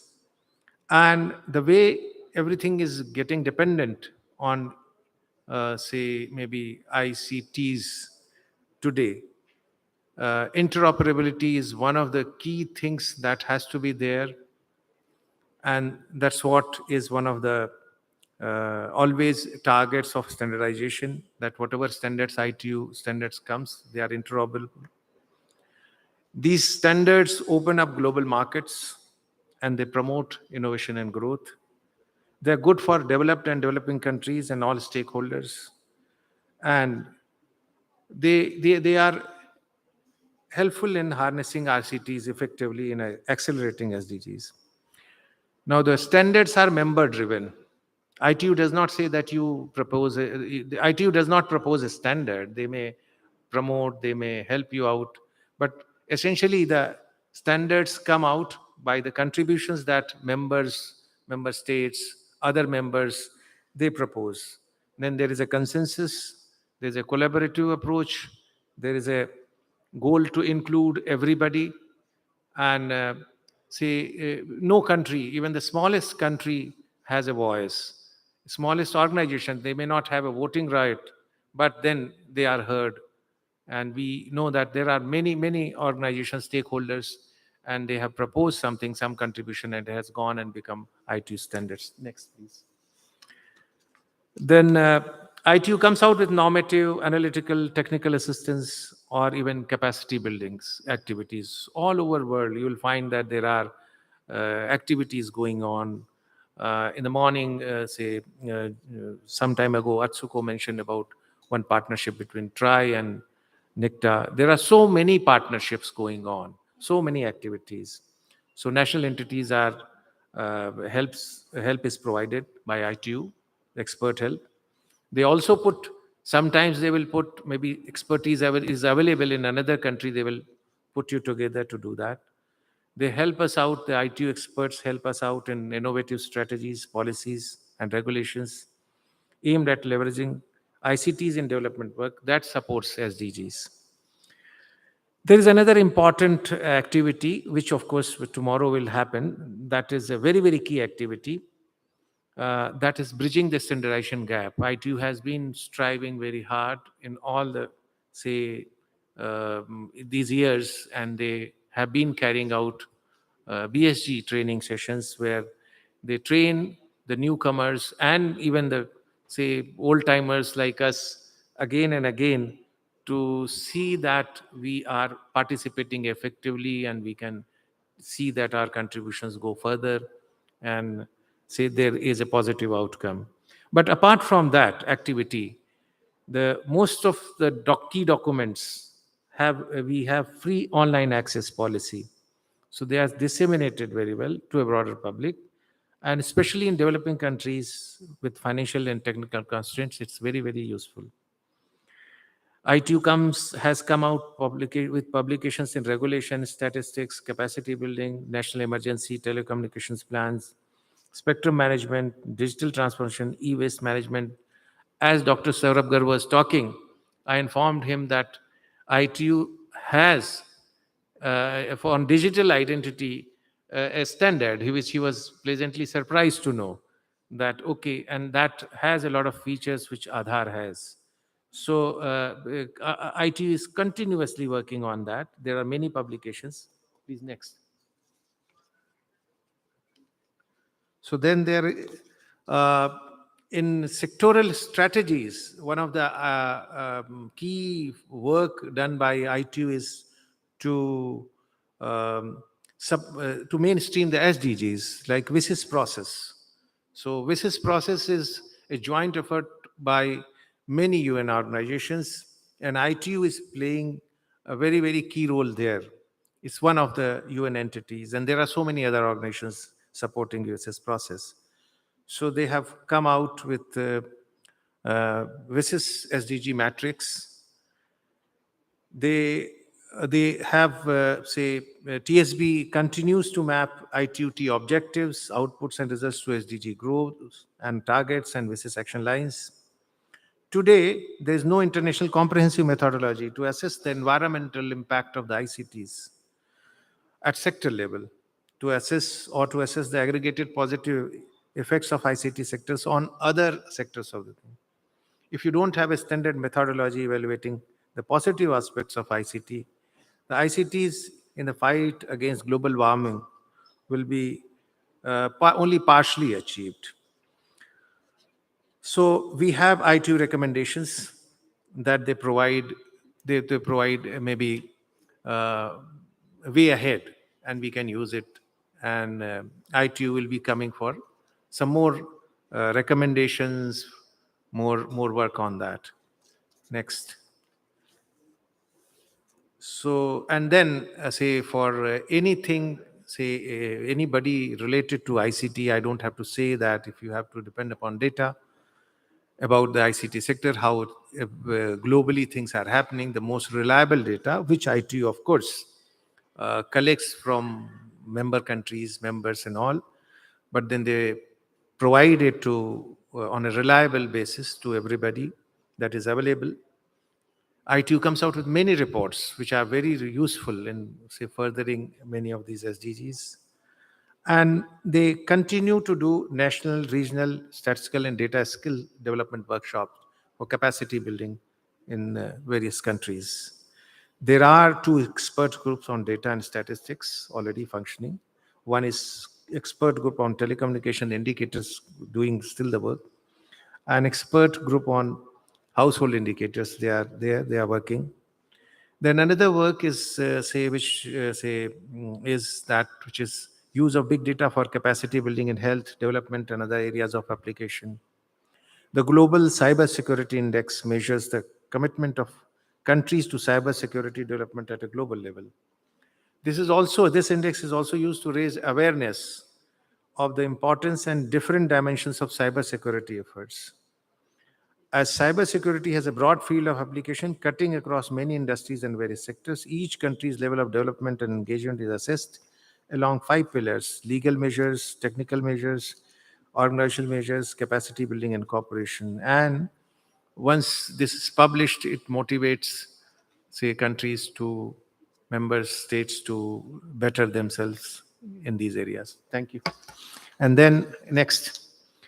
Then ITU, apart from many things, some of them I'll have some more slides and then I'll stop.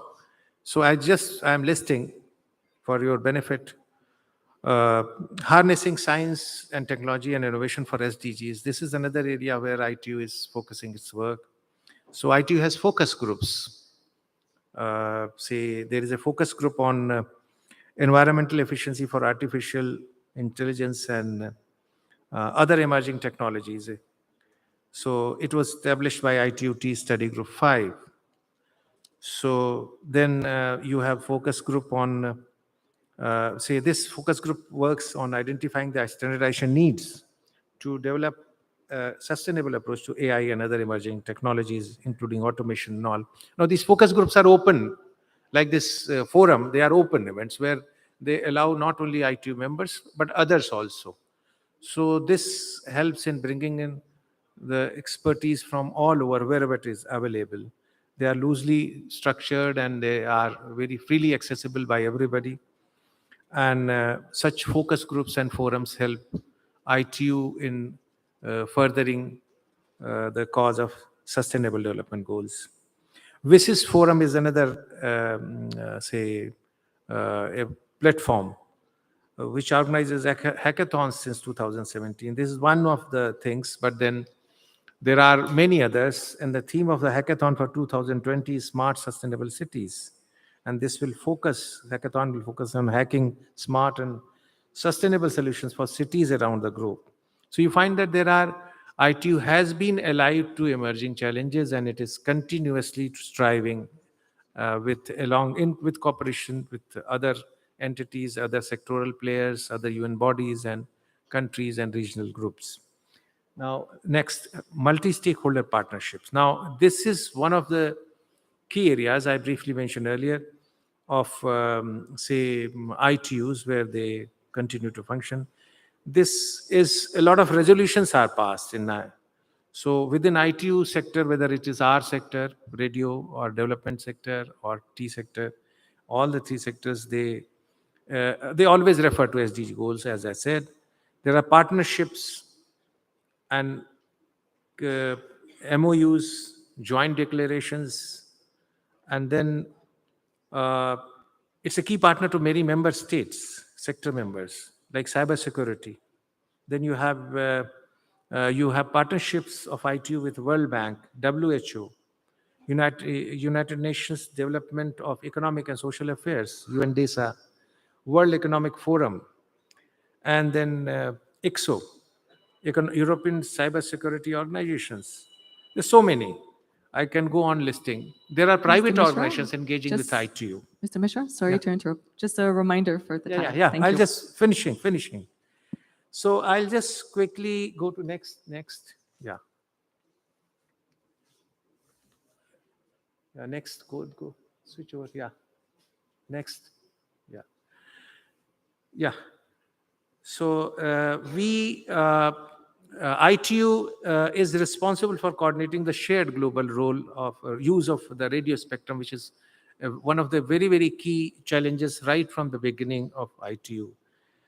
It promotes international cooperation in assigning satellite orbits and improving communication infrastructure in developing world and establishing worldwide standards that will foster seamless interconnection of vast range of communication systems to connect all. So ITU, together with its membership, is committed to connecting world and contributing to UN Decade of Action to achieve United Nations 2030 Agenda for Sustainable Development and its 17 Sustainable Development Goals.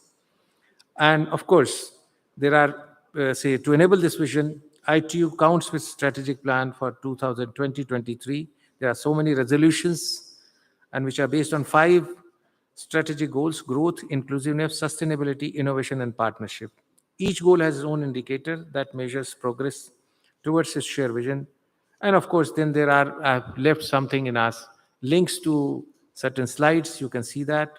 Thank you.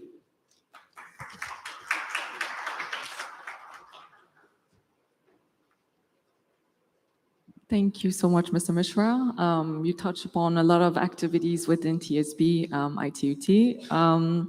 Next, shall we try again Mr. Ahmed Saeed, who is joining us remotely? Perhaps.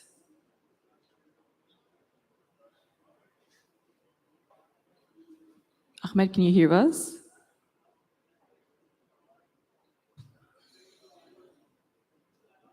You can begin your presentations. Your slides are on display now. May I have a suggestion? You have been assisting us as TSB. Why don't you get presented? Okay.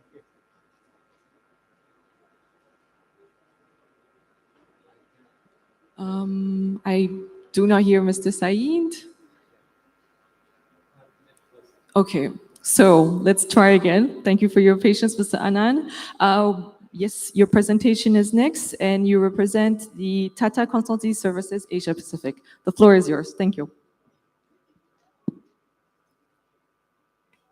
Hi, good afternoon all. First of all, thank you for this opportunity to be here, share whatever little we can from industry, Tata Consultancy, and my acquaintance with TSDSI in the recent past. I come from the background of industries, data, digital transformation, all these as a profession, but as a person, somebody who wants to live life for sustainability. It's probably over 400 years. We have today realized that the world is not sustainable. Every sector, every geography probably endorses that they are not sustainable, be it socially or environmental. Environmental gains a lot of interest given that it's an economic challenge. It's seen as a huge economic implication. Social is probably even larger, right? Given the pandemic, we may all realize that social sustainability is even larger. So given my experience working with Asia Pacific customers across sectors, be it problem on social impact, be it problem on water, energy, transparency. I bring to table what challenges a typical digital transformation agenda calls for.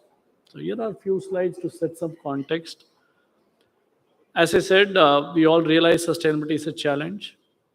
And I, for one, very strongly believe the world has still not seen the best of innovations.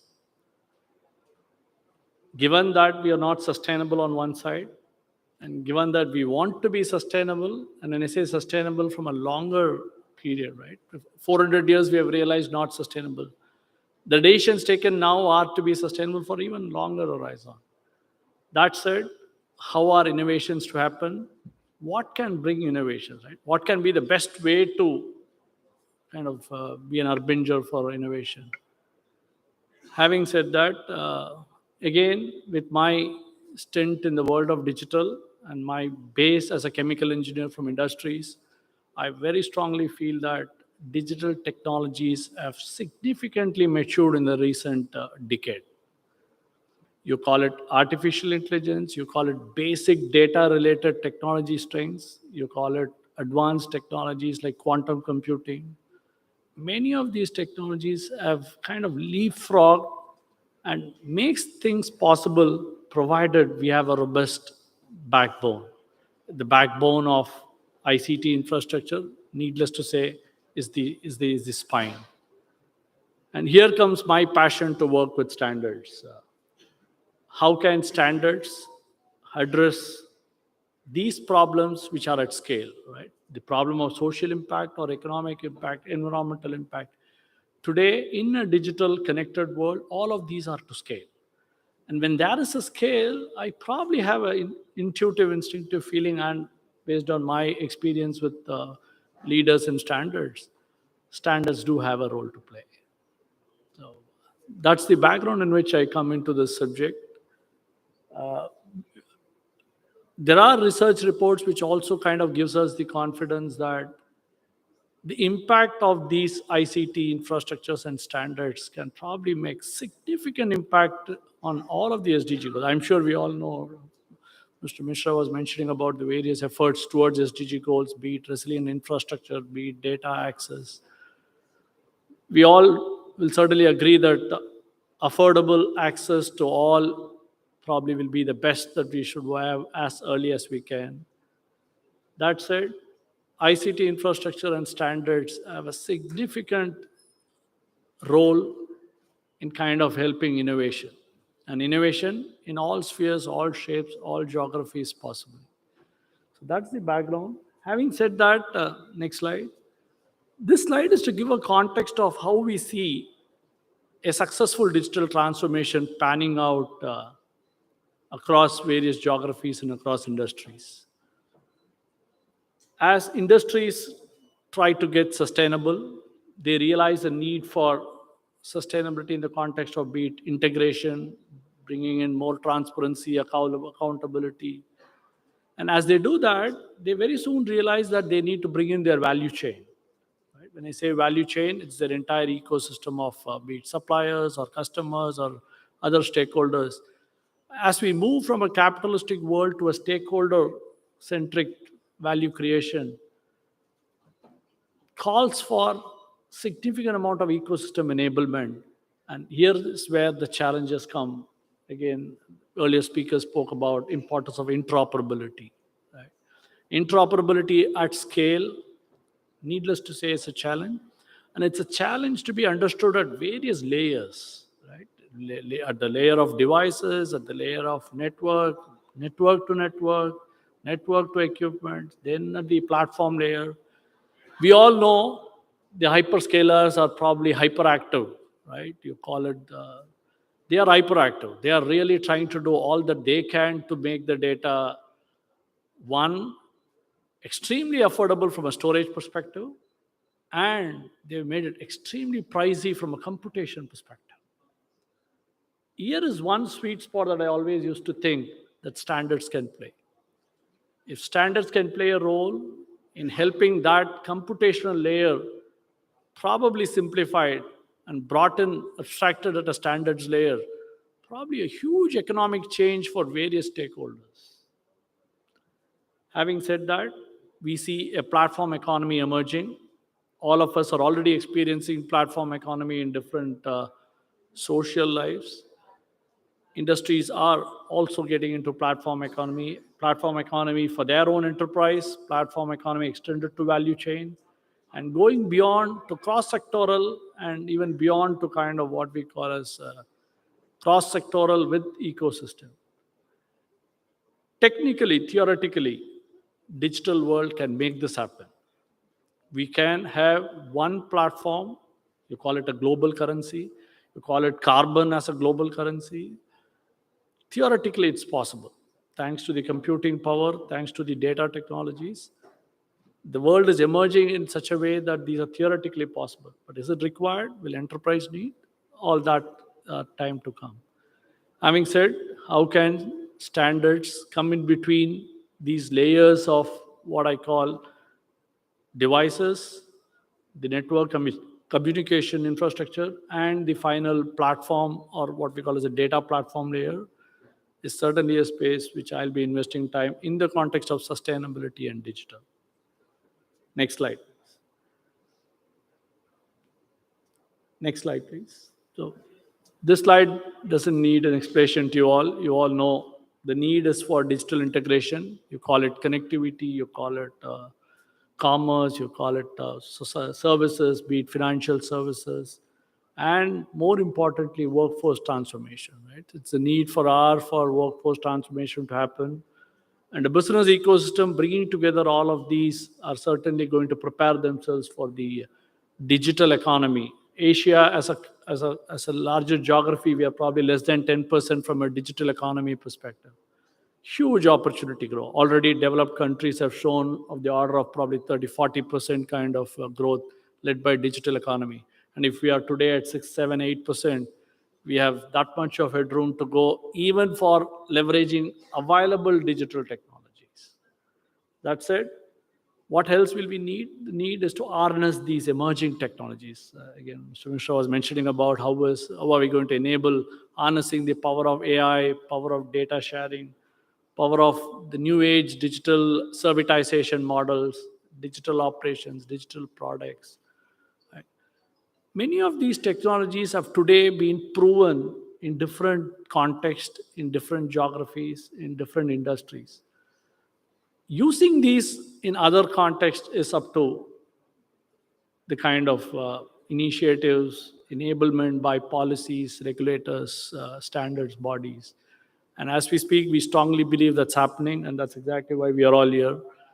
So we certainly feel leveraging the digital integration pillars, leveraging the power of already available technologies itself can give us a headroom to grow by probably 5 to 6 folds from a digital economy perspective. That said, a quick view from all that I spoke, a quick view to say, how could this be seen from a data hub perspective, right? How are each sectors? This is probably, in my opinion, the most simpler view to explain this. The need for interoperability, the need for scalability with interoperability, possibility of modularity, and needless to say, how is security to be built in all of these layers. Every enterprise today is trying to conceive something like this. It could be seen in the context of social problem. It could be seen in the context of efficiencies, performance efficiencies. It could be seen in the form of any of the SDG goals to address energy problem, healthcare problem. Having said that, the interesting thing here is it's to bring about so many of ecosystems together. And we all know each of the enterprises, each of these communities have come over time, and they inherently carry so much of legacies. Old is gold. Legacies are to be nurtured wherever possible. At the same time, if we have to bring in digital, if we have to bring in those newer technologies which can make life experiences better, which can make affordability better, which can most importantly bring in inclusiveness. Right? We really want innovation from the last person in the society to bring. And one of the very strong believers that probably people in the rural have far more innovative capabilities than people who are already driven by various other. I have interacted with a couple of my own family people in the village. The way they think is probably much more simpler, much more towards the problem in hand. And those are ideas which could probably be, when scaled with technology, can see the innovation that the world has never ever seen. So this is a view which kind of calls for an ICT infrastructure enabled by standards, addressing the challenge of interoperability.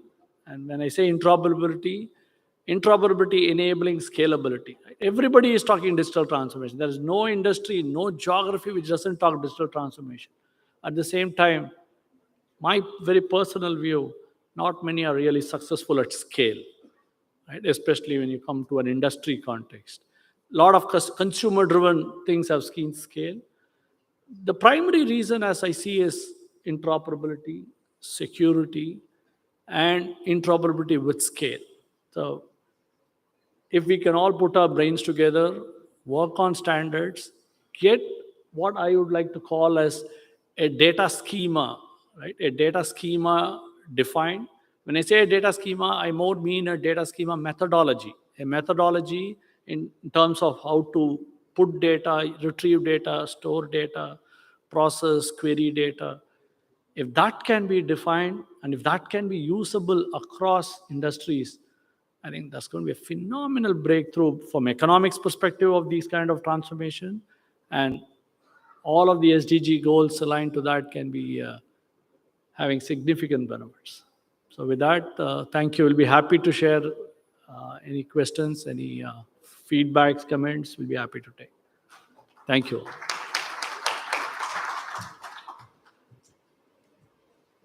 Thank you very much, Mr. Kumar. Third time's the charm. Shall we try Mr. Ahmed Saeed again? Yeah? Third time's the charm, so it should work this time.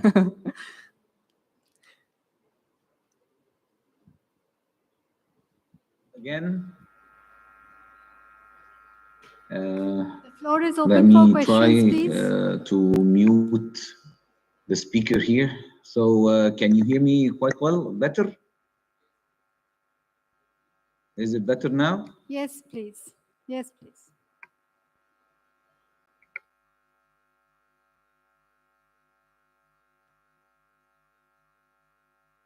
Ahmed, you Okay, can go ahead. so I think it's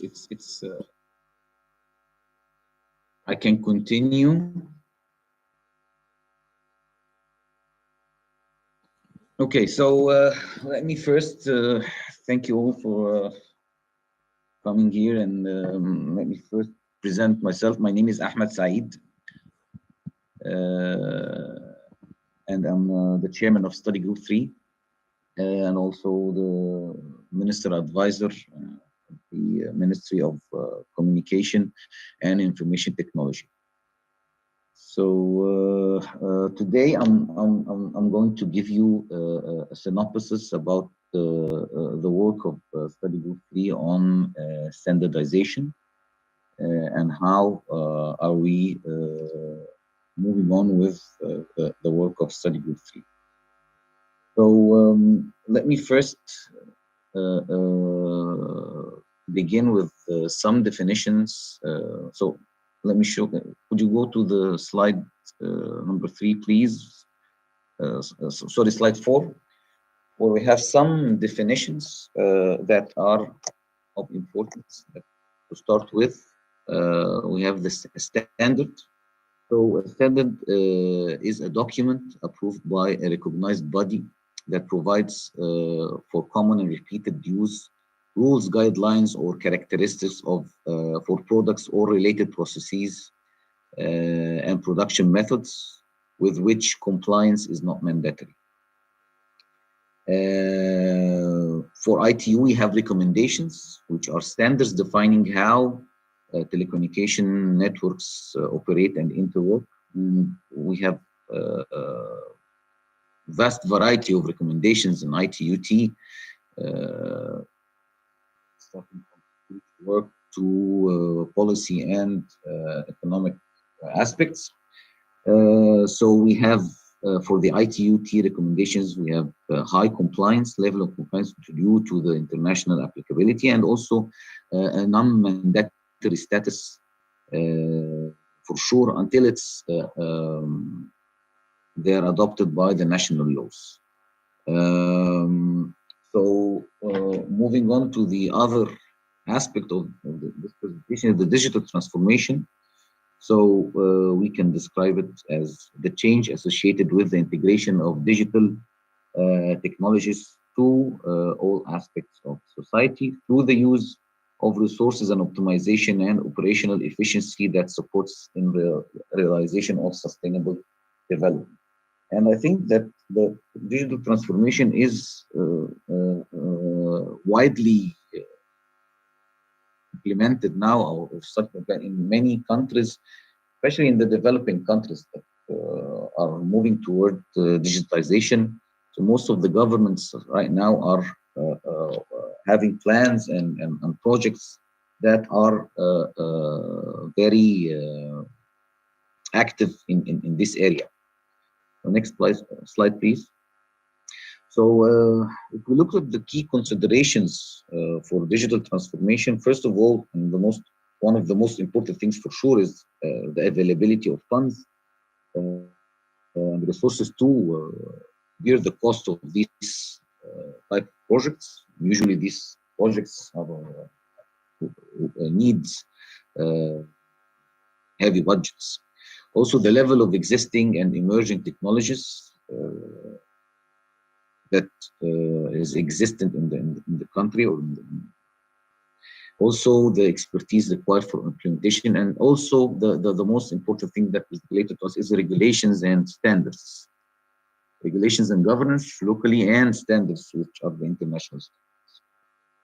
There are for sure other considerations that are based on the nature of the transformation itself, like the willingness of the entity to move to digitized environment, many things. If we look into also the standards, the role that plays in the digital transformation, we see that it promotes interoperability and compatibility, also establish quality and performance and safety. Another aspect also that is that standards play a role in is increasing the consumer trust and confidence in the system itself. Also facilitating the technology transfer through capacity building, which encourage competition and growth in industry.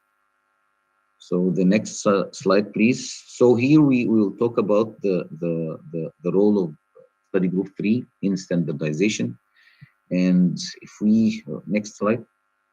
And if we look to the role of ITU-T study group 3, we all know that study group 3 is the study group 3 is the study group to deal with economic and policy aspects of the international telecommunication. So study group 3 is study group 3 is the lead study group in tariff and accounting principles, and also in economic issues, also policy issues related to international telecommunications / ICT. The mandate for study group 3, which was provided by WTSA 20, which was held in Geneva last March, is summarized in this, as you can see in the presentation, to study the economic and regulatory impact of the internet, new and emerging technologies, convergence services or infrastructure, and new services such as over-the-top OTT on international telecommunication service and networks. And actually, the new and emerging technologies was added during the WTSA 20 as a new element in this mandate.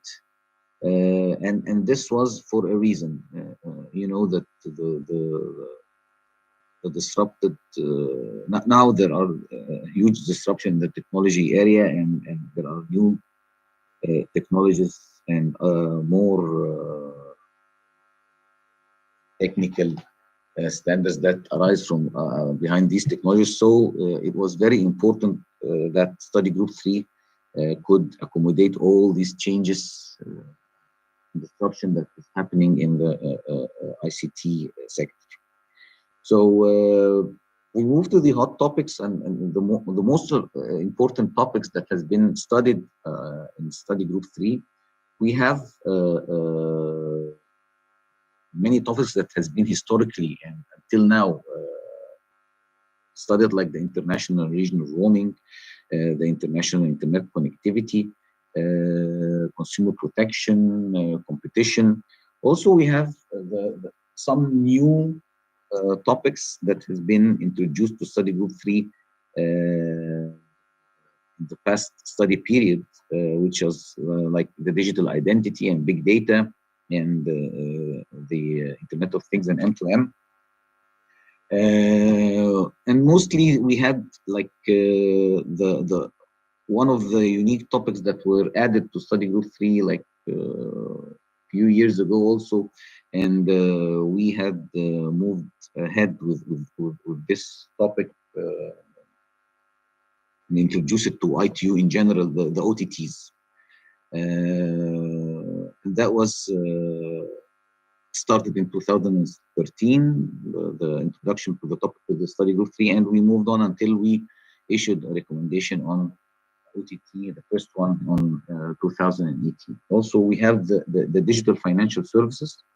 We have huge efforts done by the member states to work on this topic, tackling the topic from different angles, from consumer protection, posting, many angles. So next slide, please. So if we look into the nature of study group 3, study group 3 has a unique nature due to the topics that are discussed are highly controversial and contentious due to the economic and policy nature. So usually when we move on with the recommendation, it takes much longer than purely technical issues. So that's why it's very important to understand that the uniqueness of study group 3 while working with it. So the discussions are sometimes endless and sometimes very hot, but at the end, consensus usually reached. The regional groups. Because I think this is an earlier one session where these guys are encourage the contribution of regional groups in study group 3 due to the topics that are usually brought from regional groups and the importance of these topics, especially for developing countries. On the other front, we can also move to the other. I think I'm running out of time, so I'll try to speak more quickly. Achievement of study group 3, we have one of the main achievements that have been done during the past periods of the OTTs. So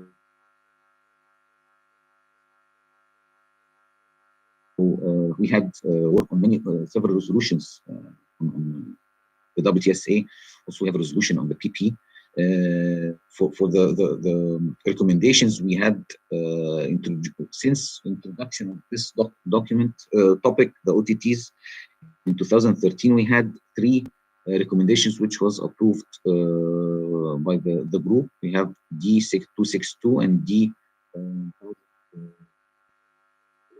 and 1102. And those 3 recommendations were very important because they included the definition of OT and inclusion of this definition was very important. Ahmed, just a gentle reminder for the time. This was the first time to define or have a definition for OTTs by a UN agency or a multilateral agency in general. I think the sound quality is not so good. So maybe we can. Moving on to the future, what we're looking for, I would call that we are trying to commit to the 3C: connect and collaborate and contribute. We would like to look into other forums and workshops and bodies, standardization bodies, also to collaborate and interact with other standardization bodies and to contribute, present new insights, and provide comments to ongoing work to enhance the quality of standards developed by the group. Sorry for being a bit late and taking too much time. So thank you very much.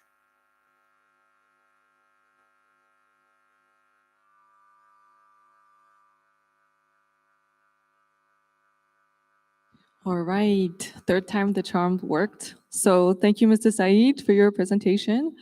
I believe we are running out of time, but let's open the floor for 1 or 2 questions because we don't want to delay the next session. Is there any questions from the floor? Yes, this one. Yeah. Good afternoon. This is Kishore Narang from, I'm just a design engineer. I think I completely understand the imperatives of digital transformation. Okay, while it does connect everyone and through ICT and all that, and but I still see a paradox between digitalization and sustainability. We are trying to, promote digitalization, ICT technologies with the whole, you can say, full enthusiasm, without realizing the carbon footprint of the digital technologies that we are trying. Really. And I do not see anywhere any real rational balance between the keeping it optimized, so that even our digital infrastructure that we are trying to establish across the globe, to trying to achieve sustainability or meet other 17 SDGs. I don't see any real driver which is trying to keep the carbon footprint of digital infrastructure in check. So, and any thoughts, I see that focus group on AI for energy efficiency, doing some kind of a very limited work, but we need a very holistic strategic initiatives where we keep the carbon footprint of the digital technology in check. Thank you. Thank you for that question. And I certainly will not disagree with what you said. See, the way I see as a sustainability practitioner and as somebody who reasonably understands and appreciates digital transformation, not all needs digital transformation. Digital transformation needs to be brought in where it edge over, if not. One. Second, the carbon footprint of the IT, ICT infrastructure has been anywhere between 2 to 3% for core industries and as much as probably 10 to 15% for some other industries, more of IT infrastructure rich industries. Having said that, with digital transformation, this is expected to grow. At the same time, in one of my slides I had put, the impact that this creates is going to reduce carbon footprint by 6 times more than what it takes. Only in the event of my impact being more than my contribution should digital transformation be supported, evangelized, and promoted, is my point. Yeah, but I completely agree. But the point is, when we are so gung-ho about AI, big data, machine learning, the carbon footprint, and we are just leveraging like left, right, center, everywhere, all this. And this is actually creating a kind of, another paradox which we had like half a century back when plastic came. We embraced it like anything because it was so useful. AI, I agree, it's very useful. But all the same, the long-term environmental impact on the biosphere and our climate change that we are seeing today, half a century later, we see plastic, we can't control it. Exactly. Is the digital technology not going to do that? Slide was also referring to a methodology to assess our own footprint. IT, ICT footprint. So I think we need more focus on this. We need more standards to keep the carbon footprint of all the disruptive technology in check. Otherwise, we will not be really, it will be losing battle. Thank you. Could you please introduce yourself? I'm Kishore Narang, an electronic design engineer, but for last 15 years, I'm to standardization. I'm the founding chair of Smart City Standardization Committee in Bureau of Indian Standards. Thank you. Actively involved in all the global SDOs. Thank you, Mr. Narang. Actually, one of the purposes of these forums just before study group meeting is to get such ideas. You have given a wonderful idea. And when we are presenting it, I'll be summarizing everything that has been discussed here, the ideas that have been thrown up by not only by speakers, but you people also. So that I will summarize. I'll be presenting as a TD to the working group meeting, which will start tomorrow, a regional group meeting. And this will flow into that work. Thank you for the suggestion. Thank you. Thank you. Sir. Thank you, sir.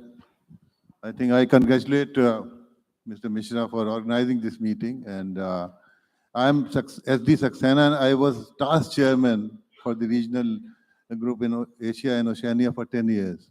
And I'm very glad to know that regulations have been brought into the study group 3, which was not there earlier.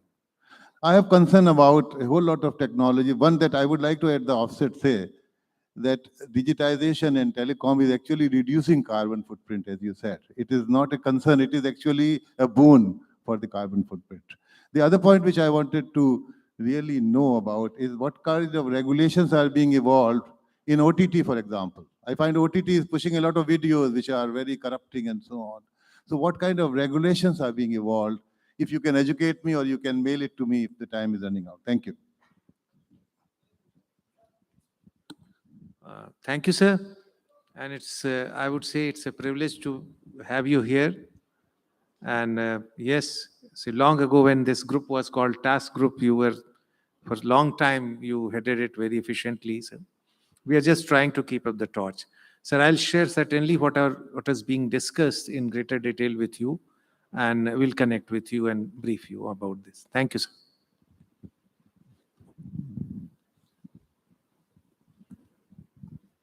All right, so we had some very engaging questions. I'm sorry, sir. Unfortunately, we're up from time, but I understand that the presentations will be made available online. So I think Mr. Mishra's presentation touched upon the work of study group 5 and 20, which really work on the ITU's work on sustainability. So we encourage you to take a look at that. We also have the focus group on this relevant subject as well. As for the questions of OTTs, for sure, Mr. Ahmed Saeed, as the chairman of ITUT Study Group, he has pointed out several recommendations and several technical reports on OTT. So we encourage you to check the presentation after it has been uploaded on the event webpage for sure. So that's about it. So that's the time of it. We have eaten up already for the second session, so sorry about that. And thank you for joining us for the first session of the forum. Thank you. Thank you, Ms. May, and I thank all the panelists. We would now like to give a small memento as token of our thanks and appreciation to the moderator and the panelists.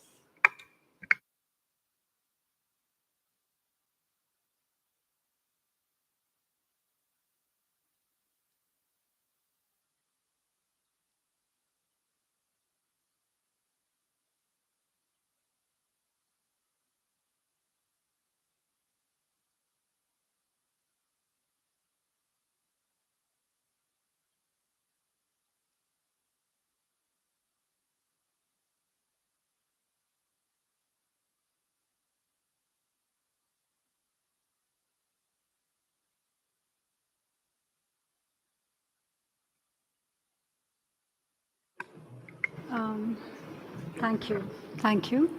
So we'll just take 2 minutes before we start the next session.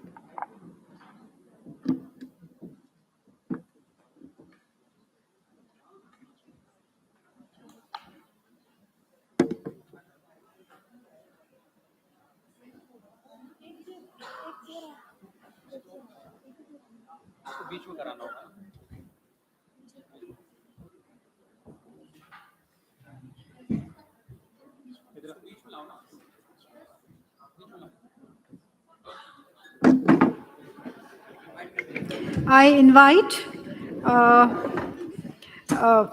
panelist and moderator for session 2, which is on harnessing technologies for digital and financial inclusion in emerging markets.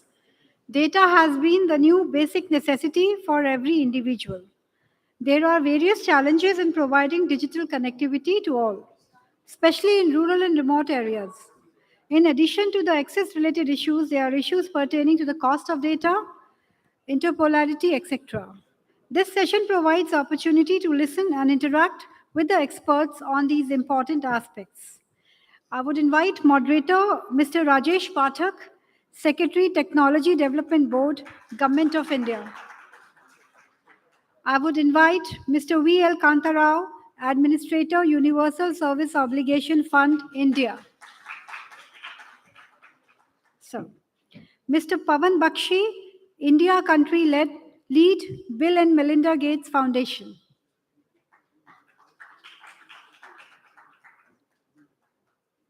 Mr. Dilip Aspe, Chief Executive Officer, National Payments Corporation of India.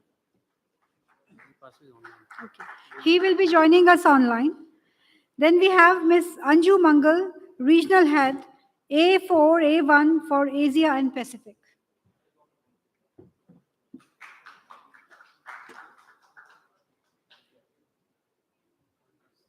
Now we would welcome the guests with the planter. I would ask Jasprit and officer trainees to please.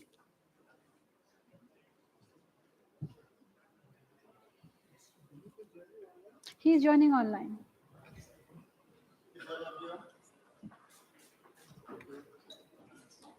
Is Miss Anju Mangal here or she's joining online? She's online. Two panelists are online. So, please welcome Mr. Kantarao, sir. Administrator, USA.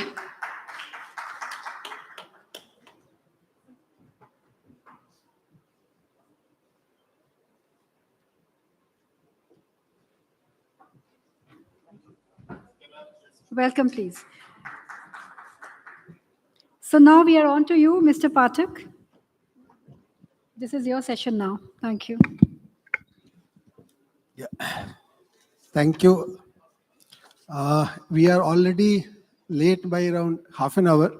So I will not go into much detail, but as mentioned, this session is basically related to data and how we are reaching to rural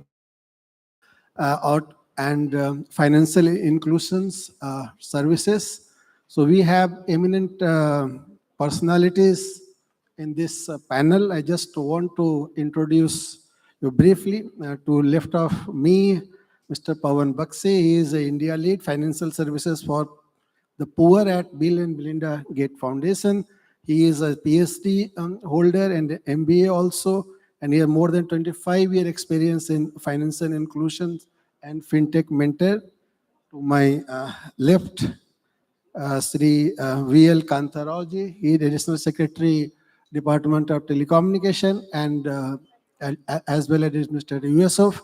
Before joining here, sir was Additional Secretary in Defense. So sir has around more than 30-year experience of defense, finance, industry, etc., and work various positions in government of MP. He is the 92 batch IS officer as well as a center. And two of the panelists joining us today online.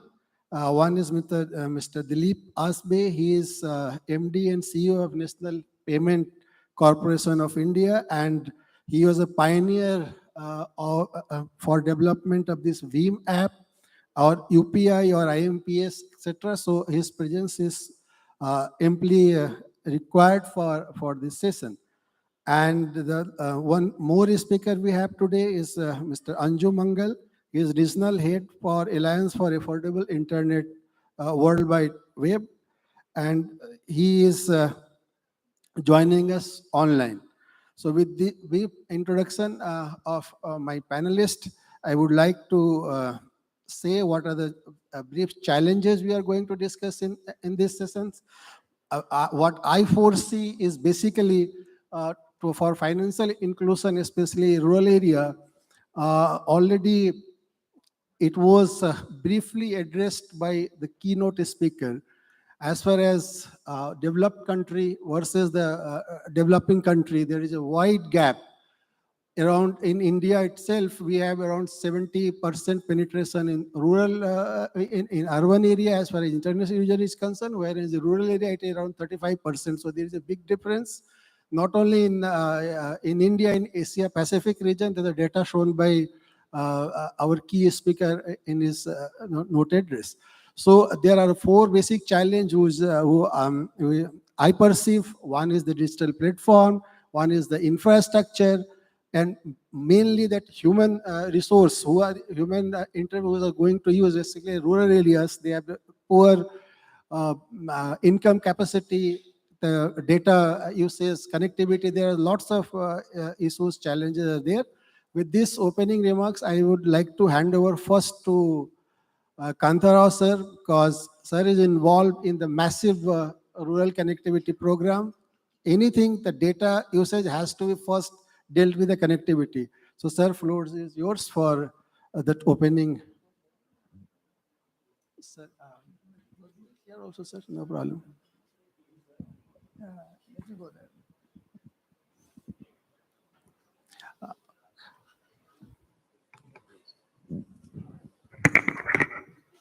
Thank you very much. All the distinguished delegates of the Regional Standardization Forum, which is going to discuss about the regulatory and policy aspects of telecommunications and ICT. Thank you very much for this opportunity. The specific topic today for this session is last mile connectivity. And this is probably the toughest topic of the day because, the telecom revolution which has happened on a techno-commercial basis. Technology and the commercial aspects of technology drove that. So somewhere the last mile which is left out had to be catered to, looked after by the governments. So if I can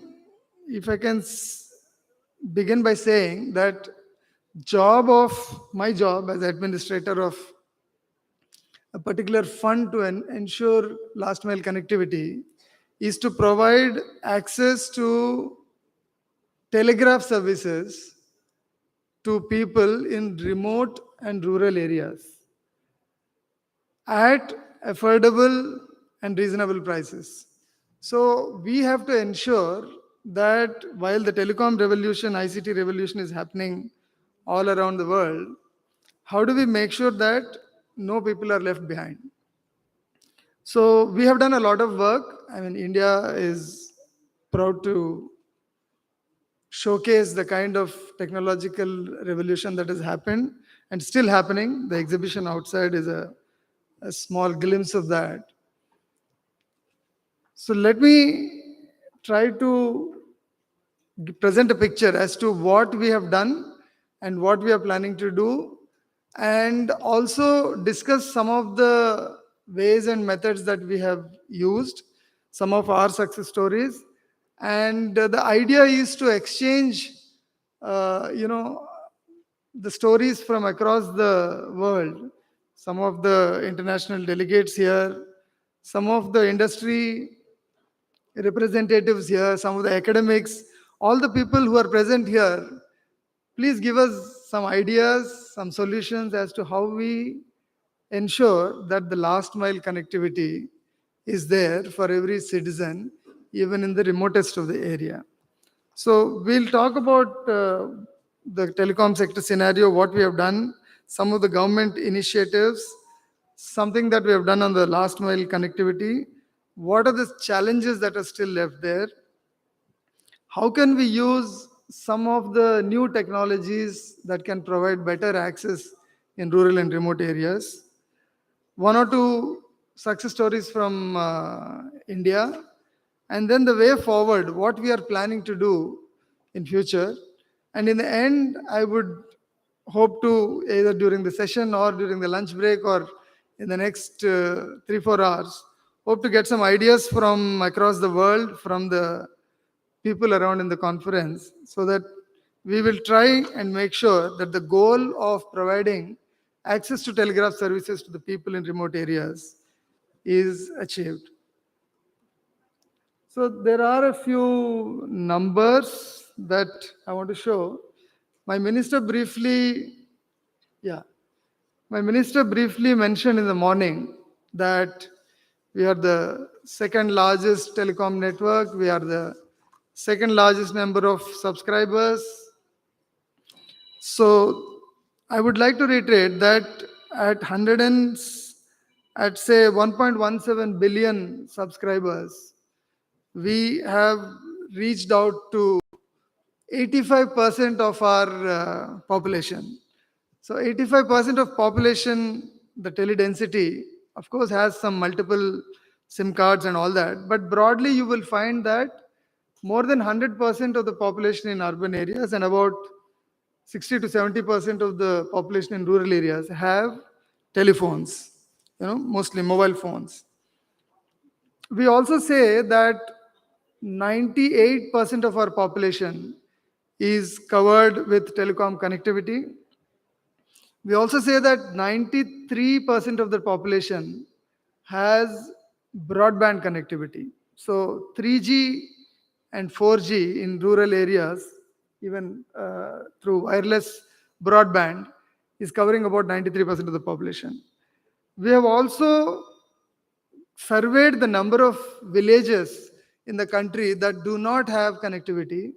So we have found that there are about 4% of the villages which do not have any connectivity, and we of course have a plan to cover them. I'll present that in my presentation. Out of around 650,000 villages, there are about 40,000 villages which have to be covered. And data consumption is another big success story of India, that on an average, let's say if there are 790 million, if there are 800 million broadband subscribers, they consume about 15 GB per month. So that is a kind of figure that you get, that around 34,000, 36,000 petabyte quarterly, this is published by TRAI, is the data consumption. The number of telecom towers, of course, have increased. The monthly ARPU revenue generated by the telecom service providers is slightly low from their point of view, but I'm sure it will increase slowly. The last point about BharatNet. BharatNet is a national optical fiber network which has connected 180,000 villages. Right now, 180,000 villages are connected by fiber using the government funding. We have also, along with the techno-commercial revolution that is happening, we have from the government side made sure that we reform the working of the department. We ensure that there is ease of doing business. So several structural reforms, financial reforms, spectrum reforms have been done, which is of course a full subject for a session. But these reforms have ensured that the telecom sector is able to get profits out of whatever work that it is doing. There is, of course, today's topic is also to ensure that there is no digital divide. We have the national mission called Digital India, where we want to ensure that digital services are delivered to the people in each and every village.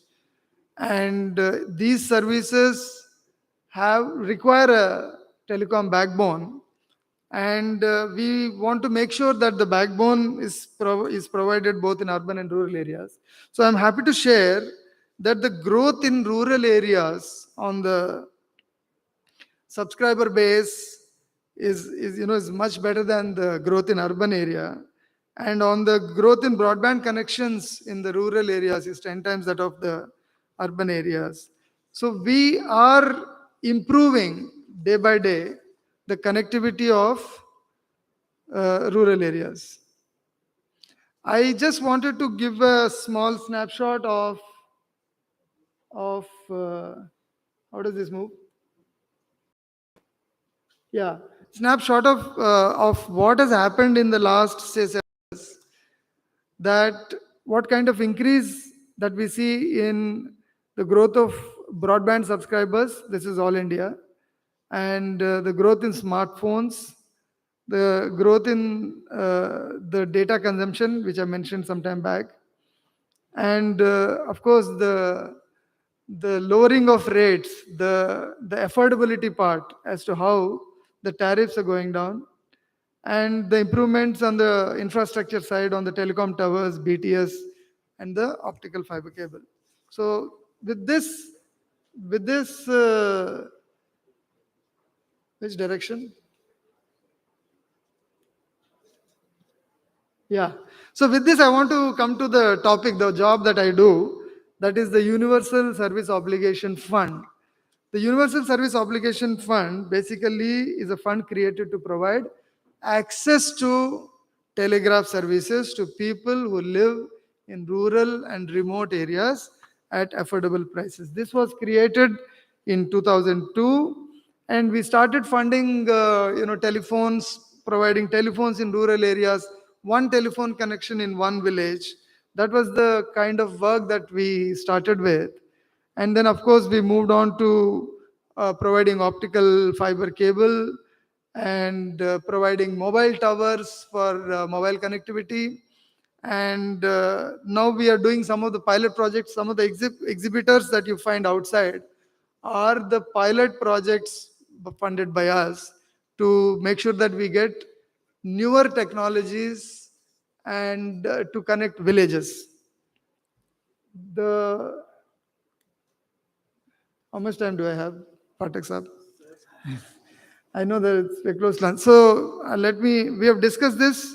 The Universal Service Obligation Fund is working on BharatNet, which is the national optical fiber network to connect all the villages in the country. There is a comprehensive telecom development plan for the northeastern region of India. It is a hilly region, a remote region. So we have a separate plan, and we are delivering telecom connectivity there. We have special areas and uncovered villages scheme to cover some of the specific villages and all the states. We have an islands project, a successful island project done recently is to connect Andaman and Nicobar Islands with undersea cable and also mobile towers within the islands.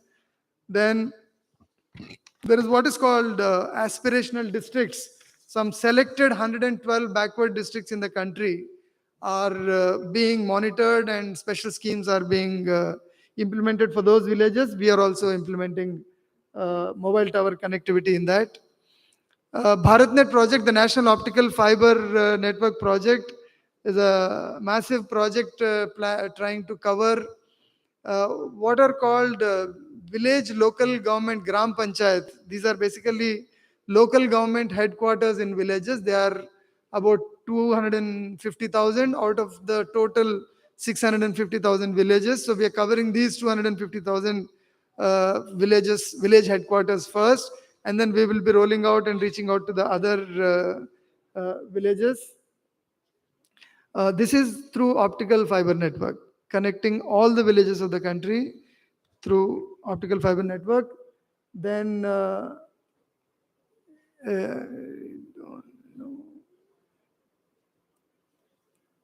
can someone please help me?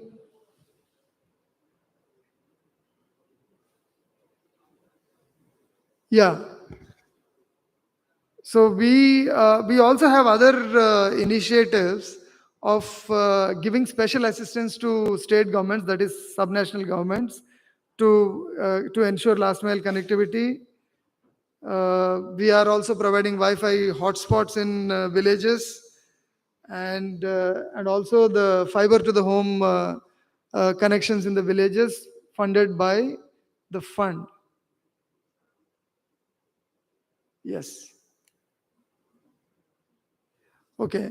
So I have already talked about the obligation fund and the policy imperative, the direction. It is provided in an act. It is part of a legislation that we have to provide these services to rural and remote areas. It's part of our national broadband mission. It is also part of our national digital communication policy.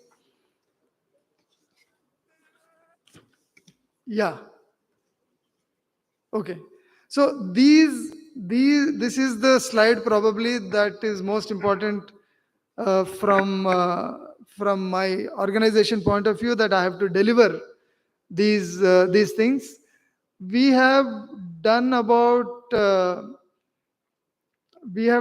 fiber to the village. We have done about 6 lakh, that is 600,000, 0.6 million. And I think basically what the slide says is that I have to cover fiber to the village in all the 650,000 villages. We have to ensure Wi-Fi access points in all these villages. We also have to ensure fiber to the home for at least 30 million households. Right now, only 200,000 households are having fiber to the home using the optical fiber network that we have laid. Now I have to increase it to 30 million. That is a massive task, but we will tell you how we plan to do that. We'll set up many more mobile towers in the process. Quick, yeah. So challenges in the, where was I don't know how to operate this. Yeah. So these are some of the challenges. I think we have discussed this. I am trying to compare as to how we are in comparison with South Korea and USA. This also, I'm sure, will place it. Okay, so the access technologies that we are using, I think I have mentioned this, the Wi-Fi access points, the mobile towers that we are setting up.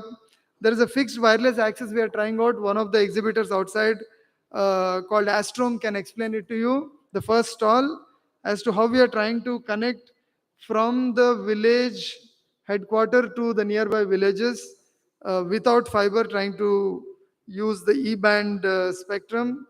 Then, of course, spectrum, the fiber and the satellite connectivity we have talked.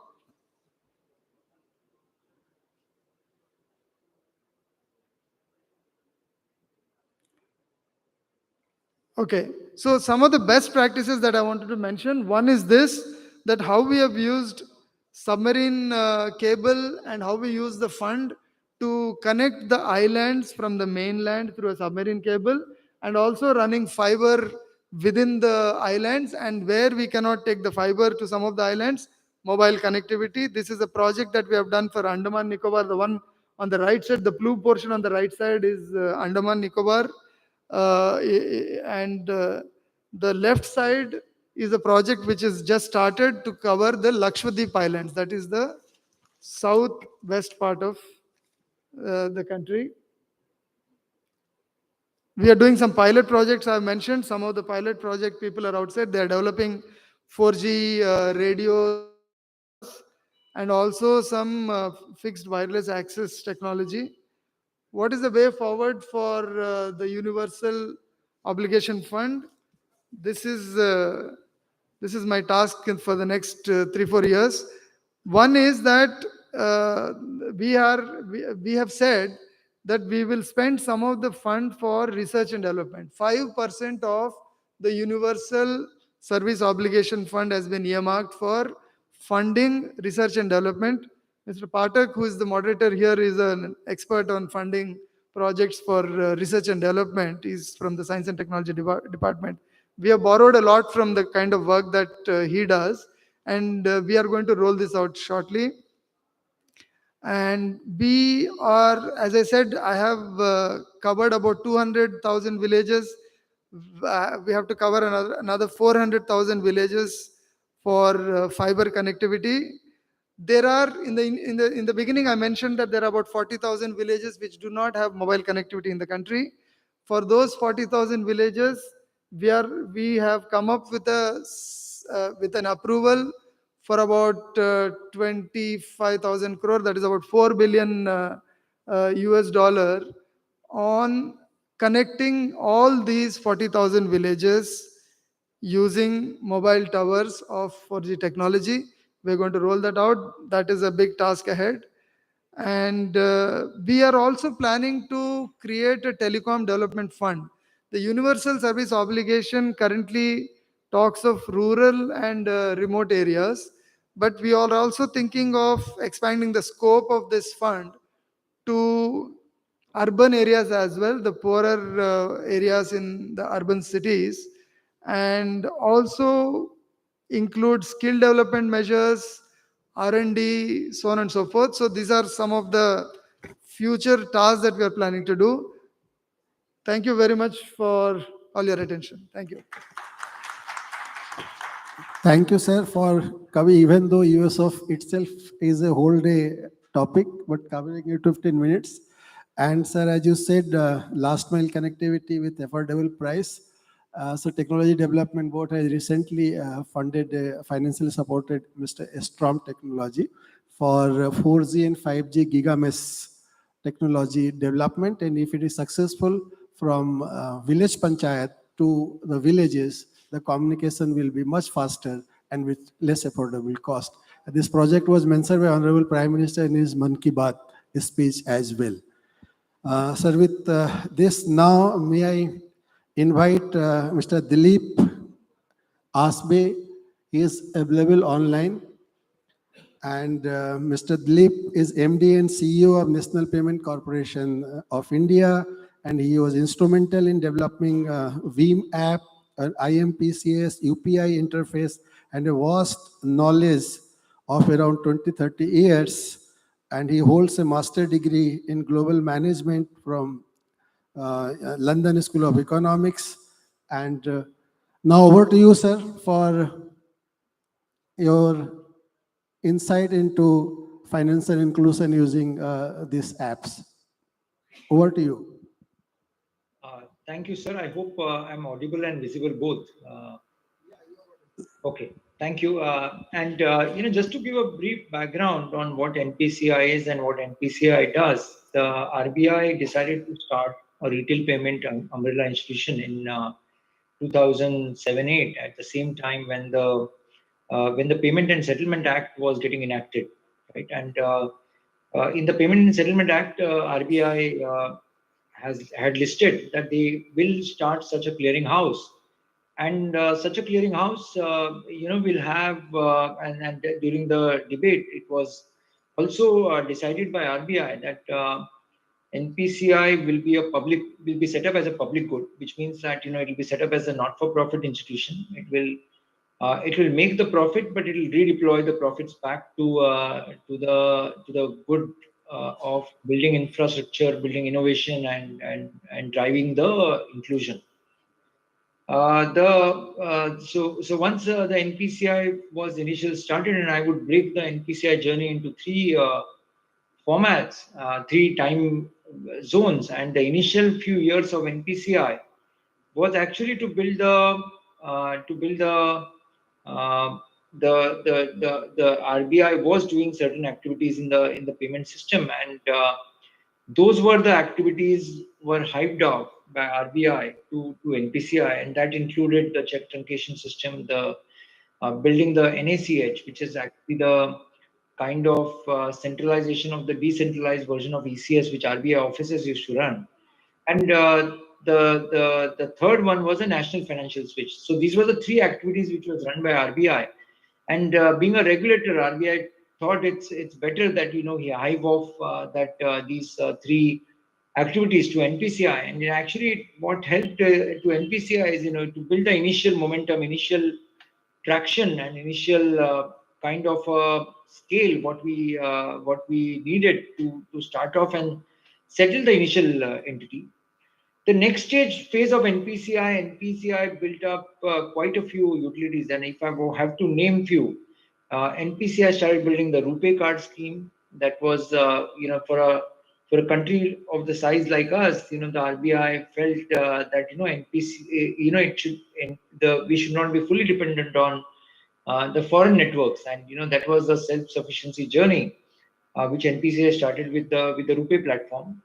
NPCI also built up one of its first of its kind, the real-time payment system IMPS, wherein the real-time credit could be given to the beneficiary.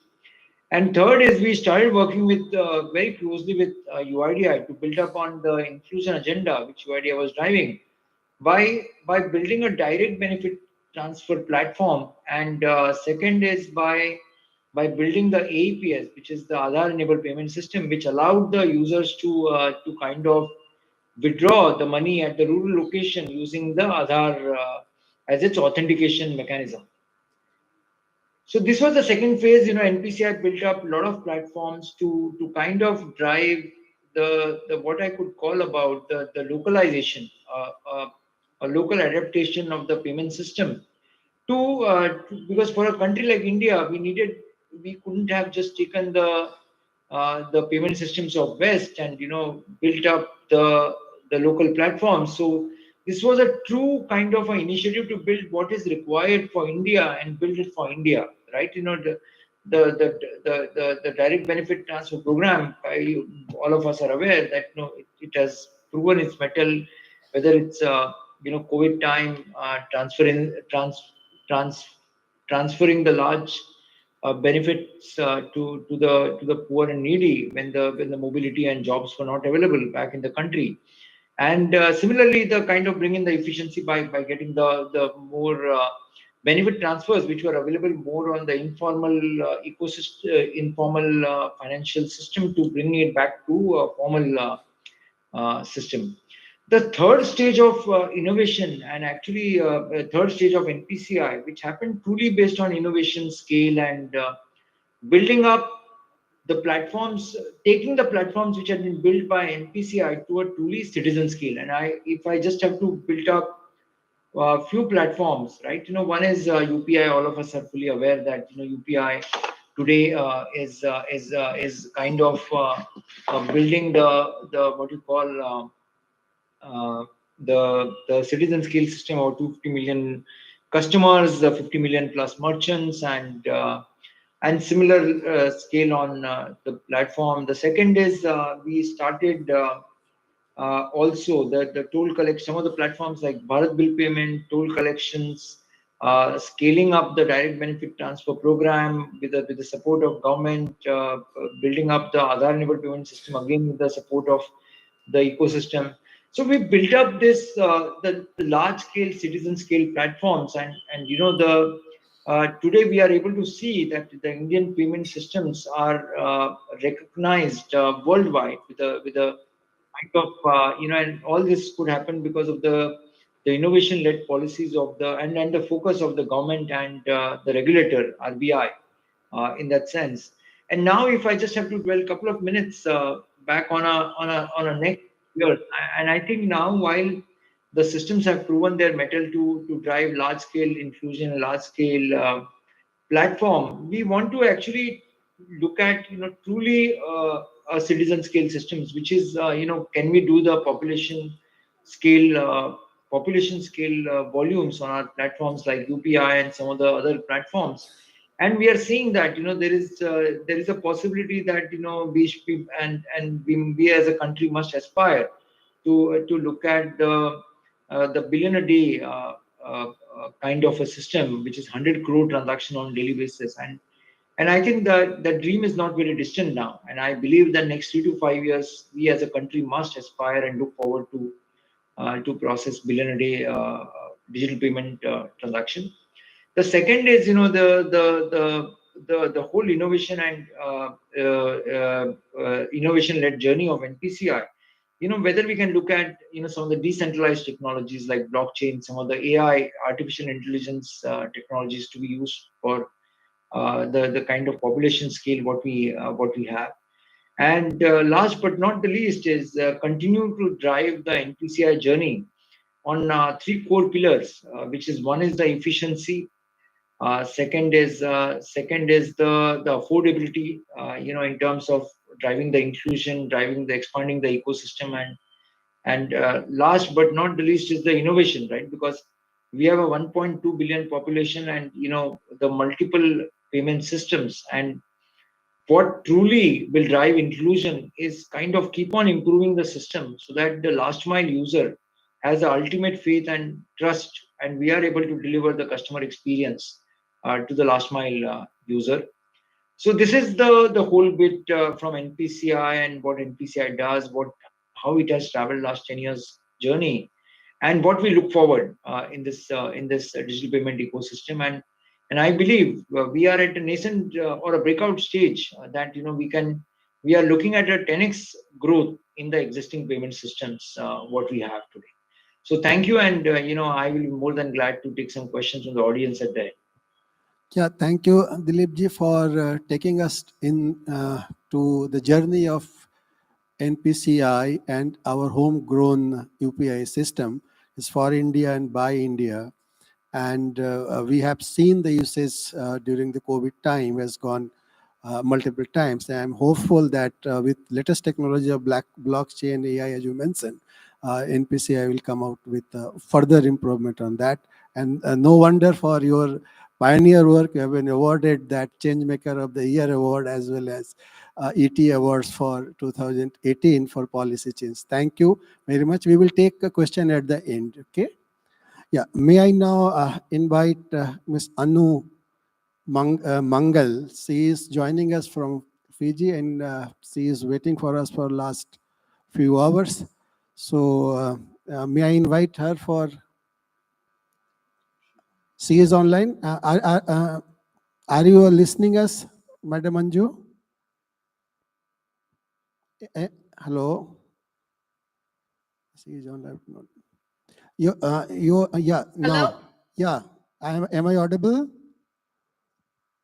Yes. Can you hear me? Yeah, now we can hear you. So now she joined us from Fiji. She is head of Asia Pacific region for Alliance for Affordable Internet, and she was affiliated with Pacific Community as the digital transformation, and she is doing pioneer work. And I'm really happy that you are with us today, waiting for few hours. I think there are 6 hours time gap also. So now I won't take much of time. Floor is yours, please. You have 10 to 12 minutes time, please. Go ahead. Great. Namaste to my colleagues and friends in India and Asia and the Pacific. Thank you so much for inviting me to join a very important forum.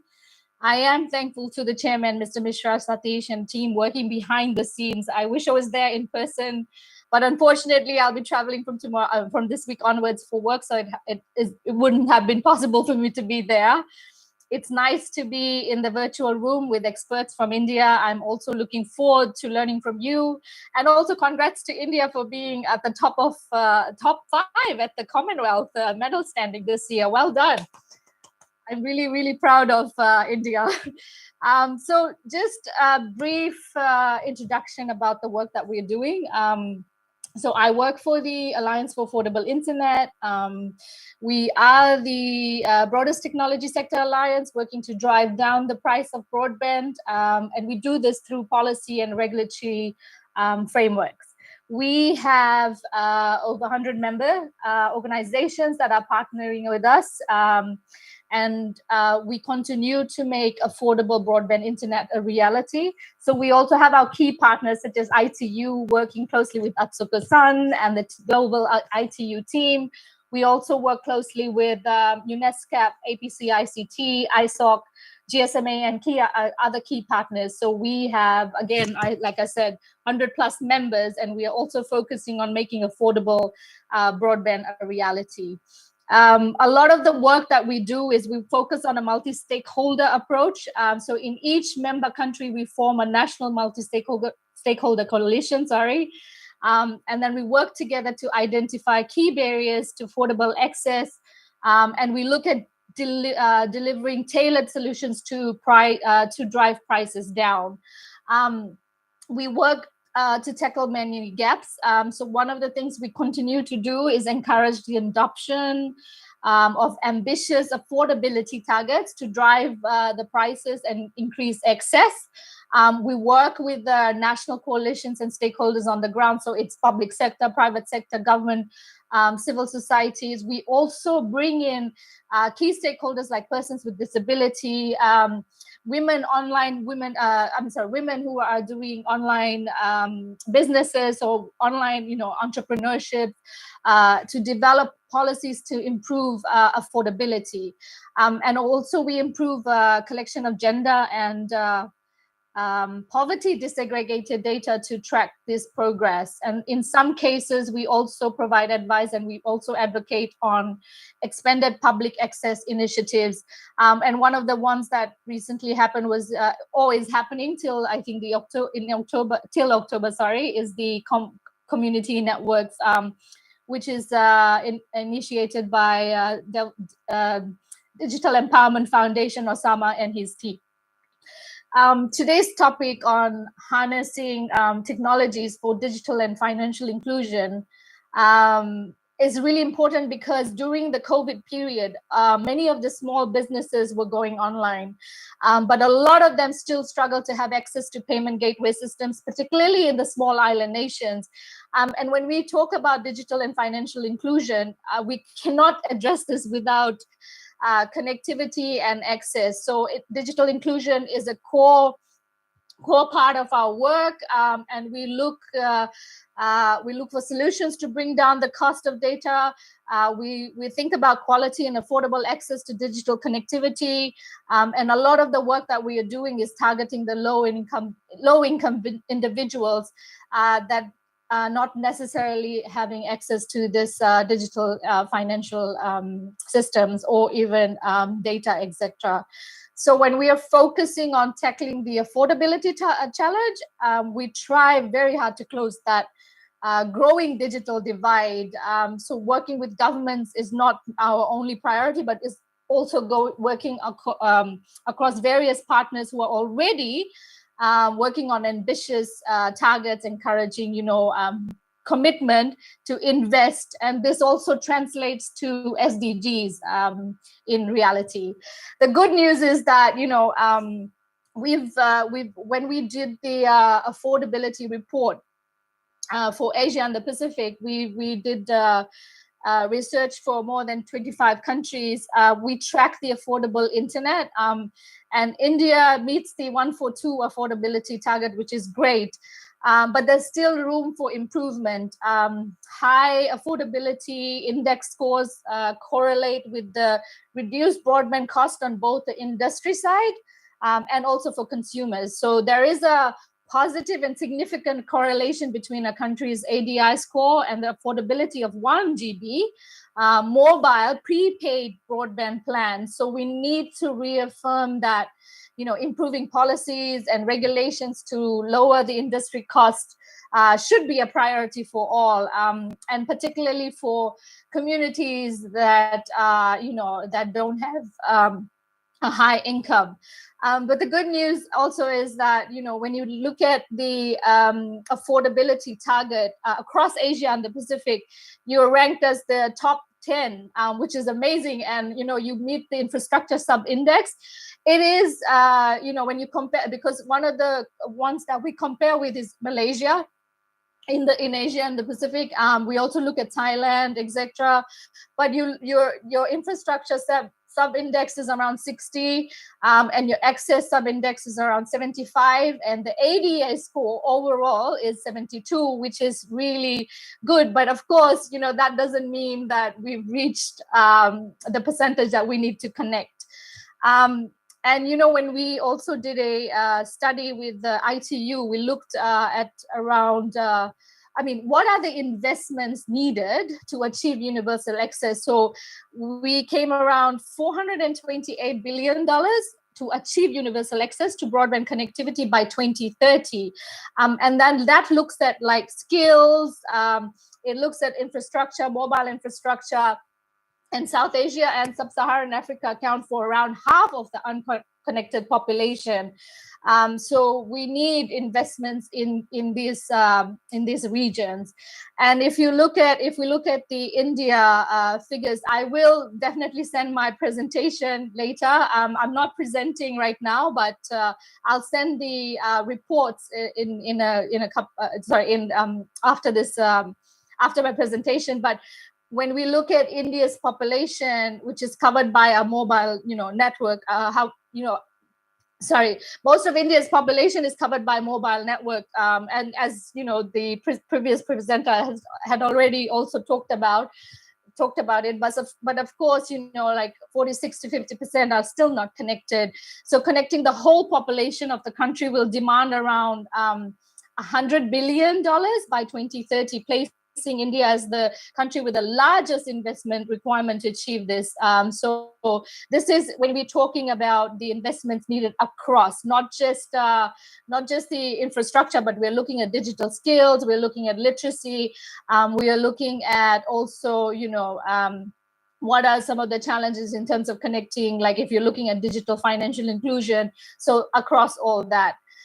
So we advocate for affordable and meaningful access, and device affordability is one of our key work that we are doing. And to be honest, we are currently revising our affordability target from 1 for 2 to a journey from 1 to 5, and encouraging governments across the world actually to set targets that say the cost of 5G of broadband, both mobile and fixed, should not be more than 2% of the average income, monthly income by 2026.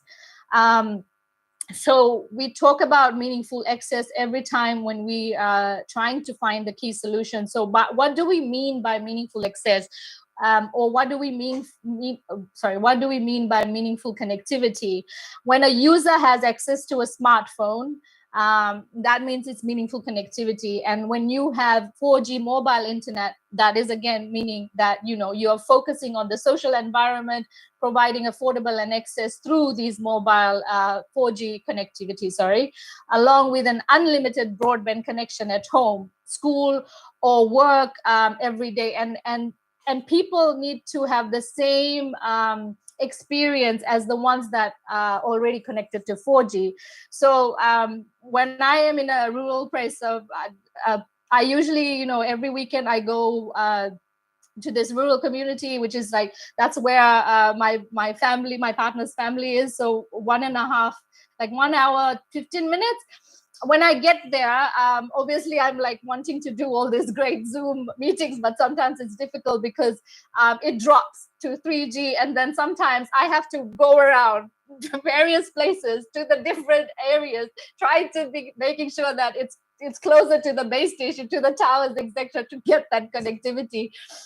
So these are some of the challenges that we obviously face. But imagine during the COVID situation, I experienced it firsthand when we were trying to train a group of young community students to get on Zoom. They didn't know anything about Zoom. Trying to get teachers to even understand educational classroom using Zoom or even using the Google Classroom, that was also impossible. So a lot of it was to think about how do you then think about dimensions of meaningful connectivity, making sure that everyone in this world has the right speed, having the appropriate device. And by appropriate device, I have to say that it wasn't only talking about mobile or laptops. It was also about, having the right software or even applications that were affordable, because if you buy Windows, etc., sometimes you have to pay for extra applications, etc. So I think those were some of the things that a lot of the kids or even the teachers were challenged with. And also, we talked about affordability and data. Previous speakers were talking about sustainability. So connecting with enough data, using the internet daily is something that we continue to look at. The good news is that, when we looked at meaningful connectivity across India, meaningful connectivity to the internet applies having access to an appropriate device. Again, only half of the population Anu, in may India. I request you to please quickly summarize, quickly finish. Time is running up. okay, has access to 4G, and the 54% had access to smartphone, which is considered to appropriate to have appropriate devices. And then looking at cost of exclusion, that's something that is dear to us, and we continue to focus on the digital gender device. So some of the things that we are working on is what is the cost of exclusion for women's exclusion, and how does that impact financial sector? How does that impact their businesses, etc. So that's one of the things that we're working on. Having said that, I am really grateful that there are lots of great practices which have already been highlighted by some of our presenters, like what USF is also doing, the BharatNet, which is a great initiative. But I also want to talk about the Sanchar Shakti project in India, which made a huge difference. And I think they included women in that project design, which is a big deal. So having said that, my last, I guess, request is that when we focus on digital inclusion or digital financial inclusion, we need to consider a friendly regulatory environment. It's good to see that you have a comprehensive broadband strategy. You're also working on passive and active infrastructure sharing to reduce the cost of operators,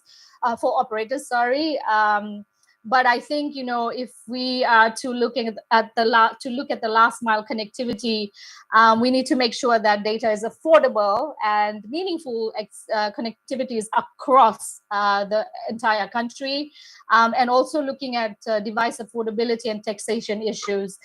So we are very grateful to the government of India focusing on some of the key priorities, but I'm also looking forward to finding ways to work with you in the future.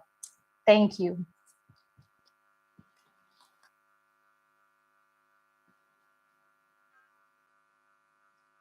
Speech from your bottom of heart. You were speaking so passionately, and you talked about India is already even top 10 of affordable index, and you have talked about the Sanchar Shakti and digital divide, how to include women, and a set target for less than 2% of average income as far as digital services is concerned. We have noted it down. Hopefully, Government of India will work on it. Thank you for joining us. Now we have the speaker, last but more important, Mr. Pawan Bakshi with us. He has 25 years of experience with him in financial services, especially he is mentor for many fintech company and has MBA and PhD degree. I don't want to take much of your time. So now floor is yours, sir. Thank you, guys, and good afternoon. I have the enviable task of ending this in 9 minutes, 8 minutes now, I guess. So, well, thank you, Mishra ji and the ITU for inviting me here. So I'll start with the good news first. So in about 80% of adults in the country today have a bank account. It's one of the few countries in the world who have achieved that. Now we need to think about how have we arrived there, right? I believe it's a combination of a couple of things. The first is that there is a last mile connectivity which is improving every day. The other is that India is today being seen as a leader in digital public goods. Right? That space is emerging and India has taken a leadership position. And I think that's one of them, and I'll talk about it. And the third is relevant use cases for the people we care about, which is, I don't see any of those in the room here, right? Unfortunately. So just let me talk about why the digital public goods are important. And I'll give you a case study of Aadhaar. Aadhaar started way back in 2008, 2009. Today we've issued about 1.3 billion Aadhaar numbers. But as per digital public goods, no other country has scaled an ID system to that scale. So it's a proven technology. It works, right? Two is, this allows us to explore what India's role in standardization and everything else around DPG is going to be, can be, or should be. Right? So that's really important. But the role of Aadhaar for digital financial inclusion is very, very important. About 1.7 billion people across the world don't have an ID. They can't prove who they are. Aadhaar solved this for the poor people in India. Now, this is really critical from a viewpoint that just imagine that if Aadhaar had not gone and happened, would we, and the bank accounts would not opened because of that, and Dilip spoke about G2P and DBT and stuff like that, would be still transferring cash and handing over cash to people down in the rural areas? Would we be able to quickly send about $6 equivalents to bank accounts of 200 million women during the COVID period? Amazing achievements. But the reason why Aadhaar went and succeeded is that, I'll give you an example. I come from the telecom background as well. I spent about 13 years in telecom. And by profession, I'm a trained economist. So I'm going to talk about economics here. So till about 5 to 7 years ago, to do a KYC for a telco or a bank cost about $10, about 700 rupees. From the time the person walked to a store asking for a SIM card or open a bank account, and the collection of paper and the photocopying of it and asking for all the details, storing it for 7 years and couriering it, everything costs about $10. Aadhaar changed it, right? And I'll talk about why the change is important, because at $10 for KYC, the poor were not sustainably able to be served by the private sector, the public sector banks. Right? Because this was just the KYC cost. The onboarding cost is much more than just the KYC cost, right? So you could be in the range of maybe about $20 or $25 to onboard a poor person who the banks would think would be very difficult to earn that revenue back, even break even in the next couple of years. What Aadhaar did was dropped it from $10 to 10 cents. And suddenly, all the poor and rural communities and our brothers sisters there were profitable for these banks, which is the reason you see the PMJDY has opened about 455 million accounts in the last few years, which nobody else has gone and done in the world. In a similar way, while this has an impact on the poor people and their ability to transact, it also has an impact on the supply side of the banks, because the cost has reduced and they've been able to use other banking correspondence and other ways of engaging with the poor people to do these activities on the ground. And in addition, it has an impact on the government itself, is because of the savings and stop leakages and wrong payments and efficiency in payments. So it's been a win-win for all, right? But the key here is that the ecosystem has to come together to be able to come and deliver the services. Aadhaar on its own is good, but can do only so much. Our payment system on its own is good, but only can do so much. What happens when an identity system and a payment system come together? That's where the magic is. In a similar way, what allows them to come together is technology. Last mile access, ICT. We have to be very, very thoughtful about how our technologies are going to impact the rural communities and women specifically.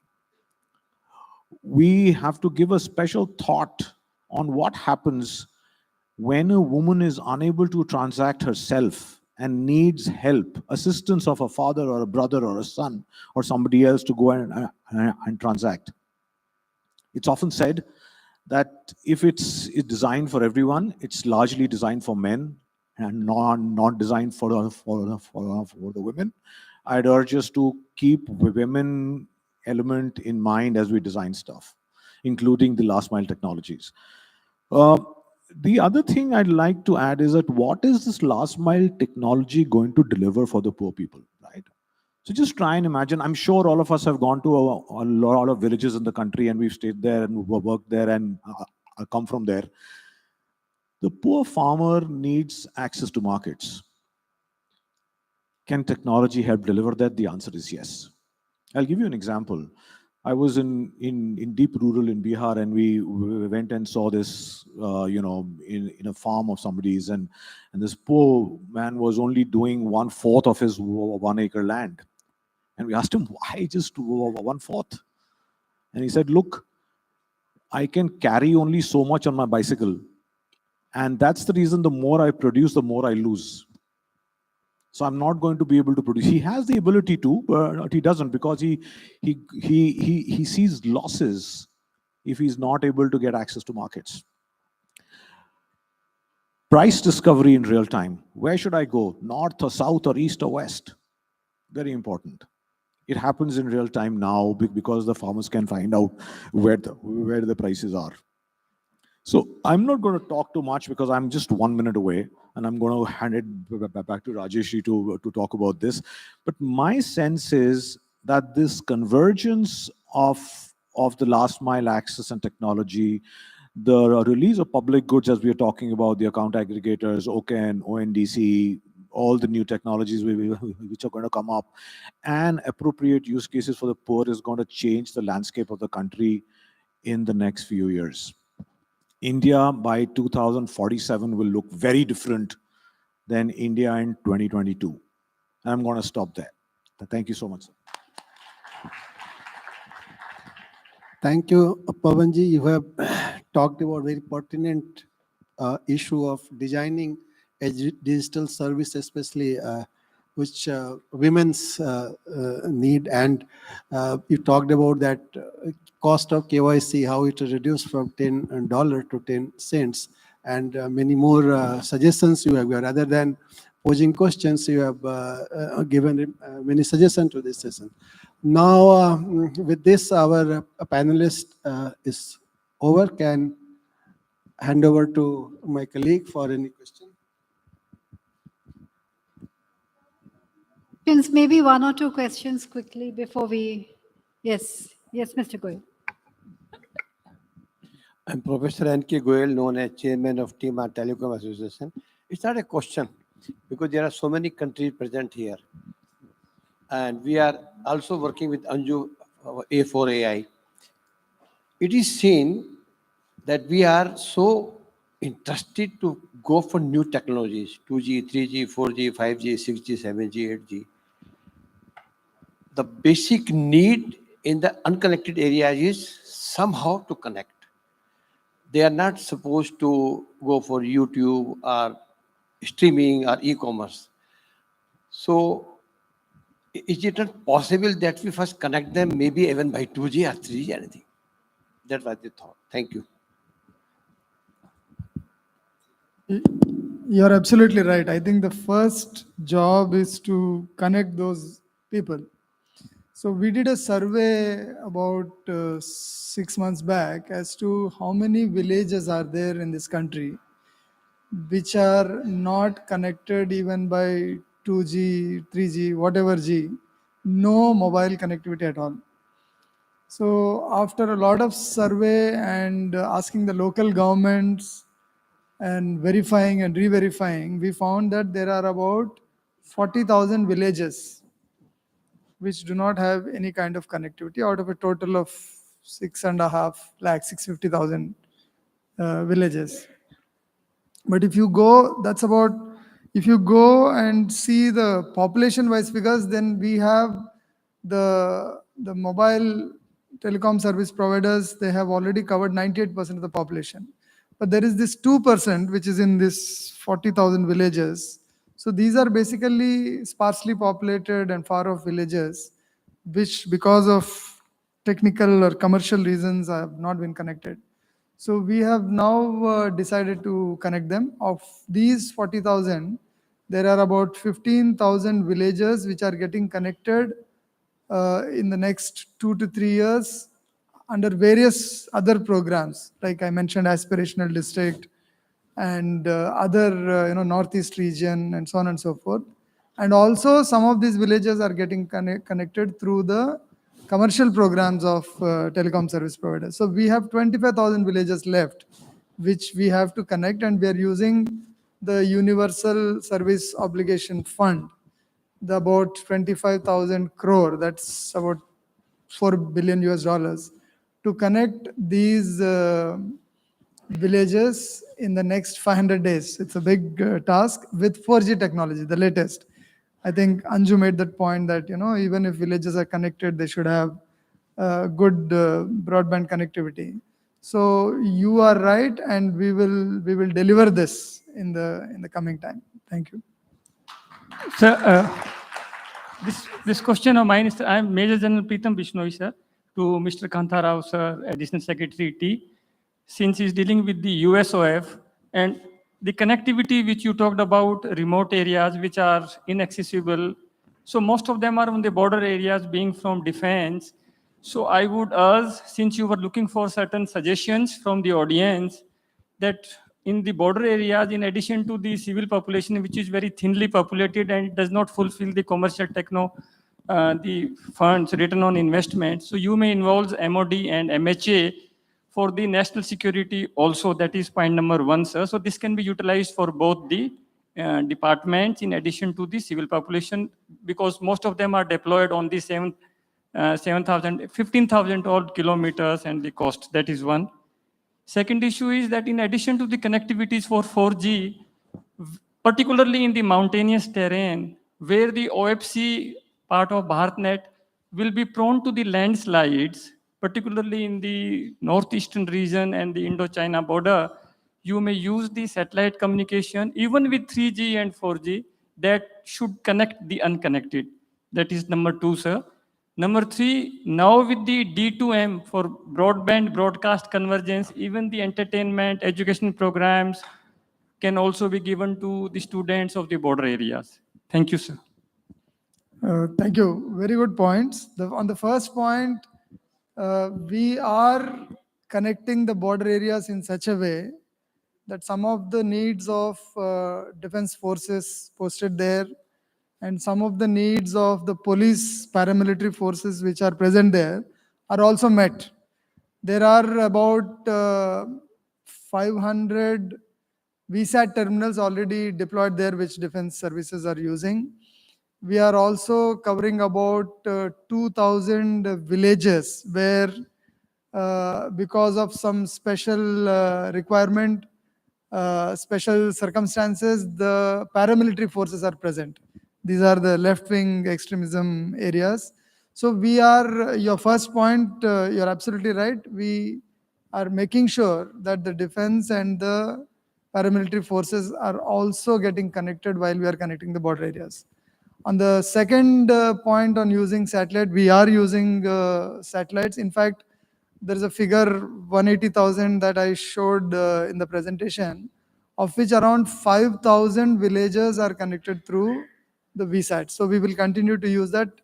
In fact, one of the exhibitors, as I mentioned, is trying to connect villages from the Gram Panchayat headquarter through some point-to-point access, using E-band frequency. So we are trying out, that's one of our experiments. We are trying that out. So we will ensure that depending on the local situation, the geographical conditions, we will use appropriate technology, but we'll ensure that the entire country, all the 650,000 villages and the islands and all parts are connected at the earliest. Thank you. Thank you, sir. I think we are now running short of time. I would request officer trainees to kindly present a memento to the moderator and the speakers, please. Mr. Kantarao, sir. Additional Secretary and Administrator. Okay, we start with Mr. Pathak. Thank you. A memento to Additional Secretary and Administrator USF. So this is for this. Thank you, sir.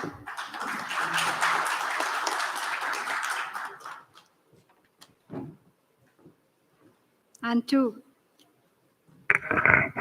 Mr. Bakshi, please. Thank you, sir.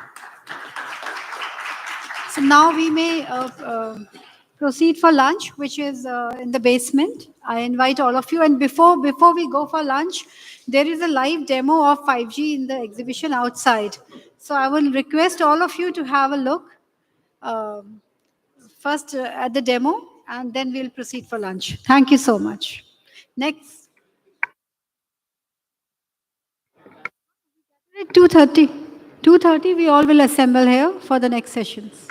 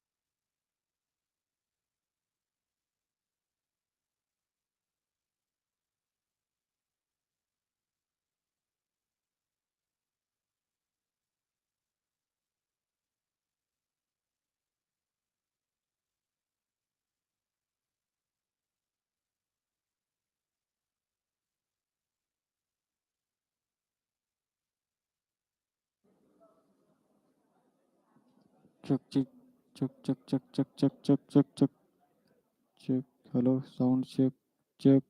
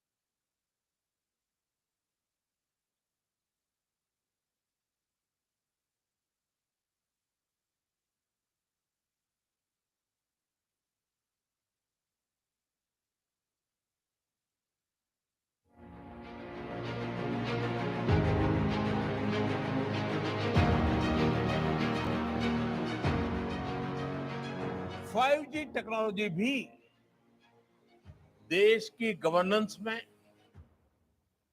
Ease of living, ease of doing business, इन अनेक विषयों में सकारात्मक बदलाव लाने वाली है। 5G से भारत की अर्थव्यवस्था में $450 बिलियन का योगदान होने वाला है।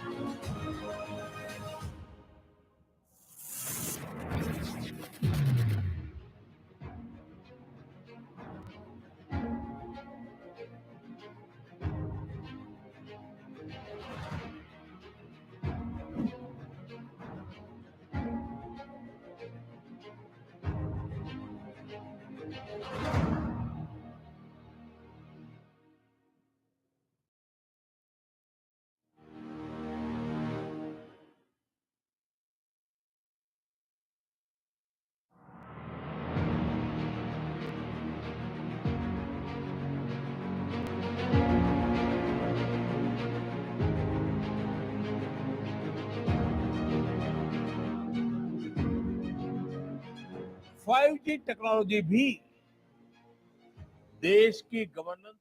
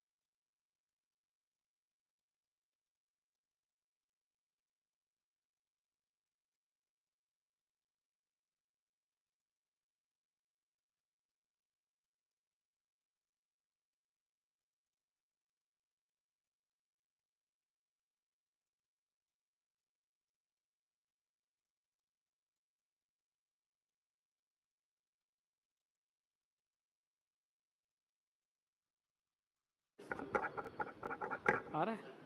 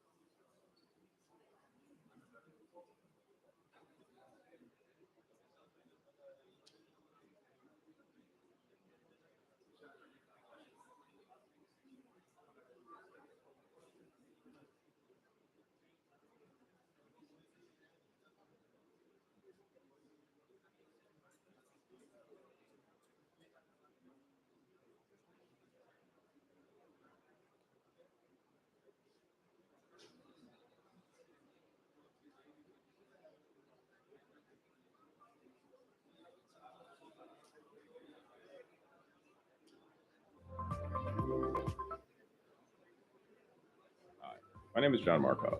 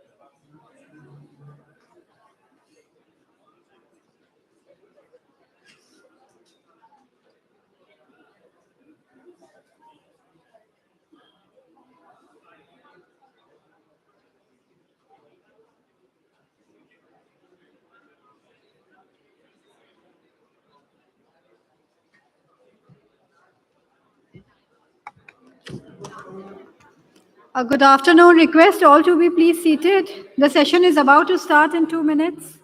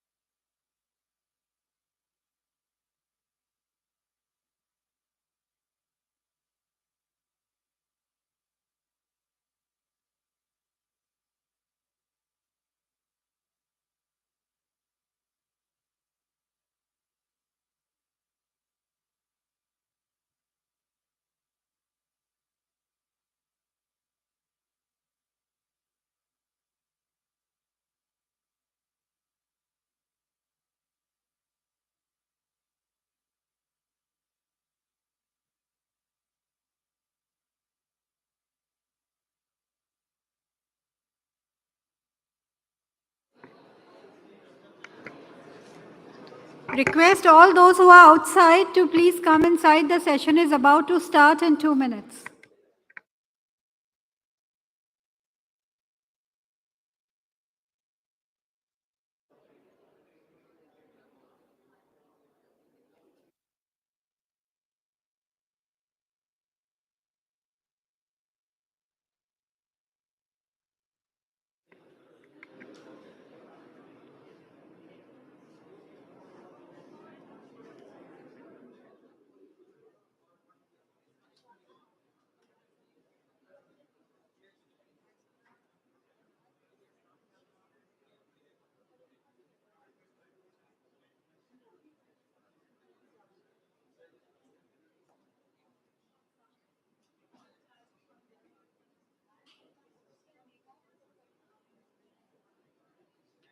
The next session, which is session 3, post-lunch break, is on evolving data value chain, policy and regulation.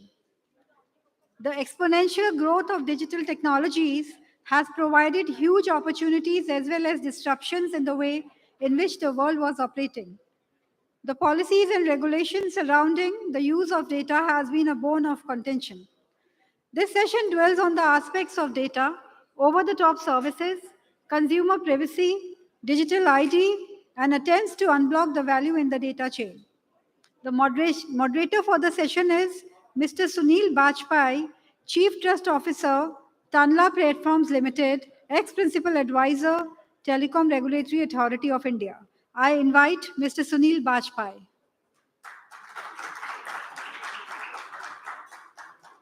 Our speakers are Mr. M.C. Satish Kumar, Deputy Administrator, Universal Service Obligation Fund, India. Next speaker is Mr. Min Suk Lee, Policy Research Director, Department of Telecommunications, Competition, Korea Information Society, Development Institute. I call upon Ms. Archana Gulati, Head of Public Policy, India, Google. Ms. Vidushi Chaturvedi, DDG, UIDAI. Ms. Vidushi Chaturvedi, please. She's on her way. So before we start the session, we welcome the moderator and the panelist with a planter.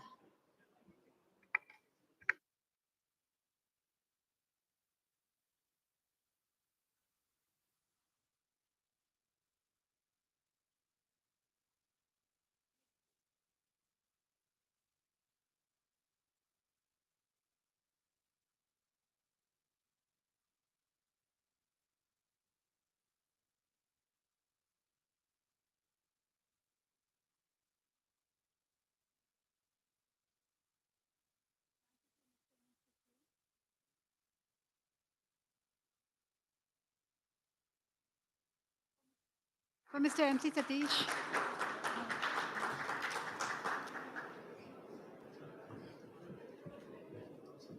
Thank you.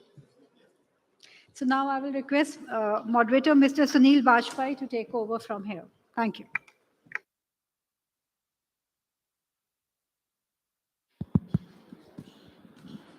Good afternoon, ladies and gentlemen. evolving data value chain. The name itself says evolving. So nobody is an expert here. We are all learning. As things happen, the whole society is learning how this works, how it will play out, what may happen. So while we would have the panelists share their ideas and their expert views on certain aspects of the problem itself is for all of you to define in your minds. You have to understand what the thinking, I mean, how you have to understand how it is evolving, how your thoughts and how your interventions and how your engagement with this thought process would bring about the evolution of this data value chain. As you can see, the panel itself is evolving. We still have one panelist to come here. But before I invite the first speaker to share their thoughts, I thought it would be worthwhile if I take a few minutes, maybe 2-3 minutes, to describe what I see as the data value chain and what are the aspects that we might be looking for in this, the answers to which we would, the answers that we would seek in the presentations that you would witness. So a chain means, of course, things linked to each other. We could possibly divide the data value chain in 4 parts. That's how I would like to see it. One is, of course, acquisition. The second is data cleanup, data matching. Then there is data analysis, and finally data use. How these 3-4 things happen and where the problems arise and where the problems get solved is what this examination of the data value chain is. If I tell you my name, that's a data point. If you observe my thinning hair and white hair, that's another data point by observation. I haven't told you, you've observed it. You might read something from my card here, and you may have heard something from the MC who introduced us. So from that, you can begin to get a picture about me. You may dig further. You may go to the internet and look at LinkedIn or Twitter or whatever, and may discover things, some of which I would probably not want you to know. And what happens when you aggressively start to look for it? Do you have that right to aggressively look for information about me? Information that I have put up willingly and understanding that it will be there is perhaps fair game. But there is a lot of other information which I did not put up and which is also there. If I've applied for a job, you may be justified in aggressively searching for me. I should expect it. But what happens if the person who is looking for me and looking for this information has biases? Am I then allowed to question back and ask for the actions of that person who is selecting? If I get rejected, can I dig further and find what the selector was up to and what happens if I can prove bias? Do I have a right to ask an organization for information like that? All of these are questions which are open and which we could debate. In the data cleaning part also, there are problems. Whatever may be, even mechanical data needs to be cleaned. By mechanical, I mean data which is collected by probes. We have a $10 billion James Webb telescope somewhere in the universe. And that's only for making observations, for collecting data. Even that, even though it is mechanical and though expensive, the data needs cleaning, the data needs processing.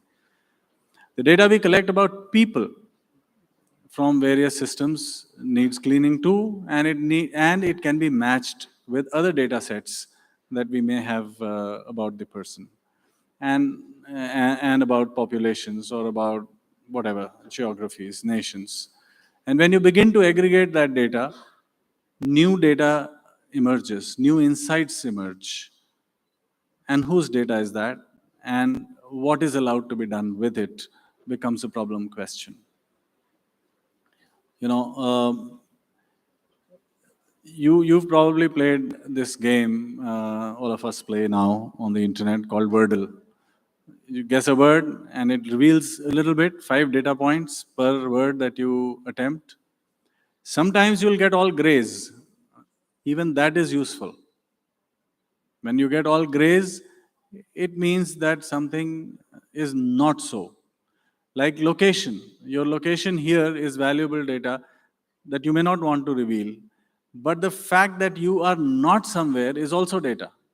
And if that can be checked, that itself has potential for both good and harm. So all these kind of issues with data collection and analysis and use. Finally, the fourth link in the chain is use, and that also is questionable. Like, if you get to know that I have diabetes, would you use it to provide me a cure or help, or would you use it to frighten me into buying expensive medication or maybe worthless therapies or whatever it is? And these questions are not decided easily. They are influenceable even when the platforms are neutral, who have collected this information, because platforms are finally driven by business. And business, for example, by auction, you decide certain things, like who gets to display a piece of information in a search or elsewhere. And that auction is driven by bids made by people who want to influence something in society. And therefore, nothing about data from its collection to its use is neutral or safe. Although each of these activities we have always believed to be positive and beneficial for the people and for society at large. So now is the time when we have started to question these assumptions about what is good, whether analysis is good, whether collection is good, whether data is good, and what use it is being made for. I'd like to end by saying that in a bottle, we've got a genie now. We can't ignore the bottle. We can't keep it closed forever. And this one is not always helpful. Or rather, there are 2 genies inside the bottle. One is helpful and useful, and the other is destructive. And when you open it, both of them come out. How do we deal with this situation? These are the questions that are probably, welcome. These are the questions that are probably in your mind, probably should be in all our minds. And these are the questions to which we would be looking for answers in this panel today. I would like all of you to please welcome the speakers, the 4 experts. We've got a full panel. It has evolved into the panel that it had to be. And now please put your hands together and welcome the speakers. Thank you very much. And we will start from the right side. I will introduce the speakers as I invite them. So the first speaker is Mr. MC Satish Kumar. He is Deputy Administrator at the Universal Service Obligation Fund, USOF, you know that. And I invite him now to share his thoughts. Satish.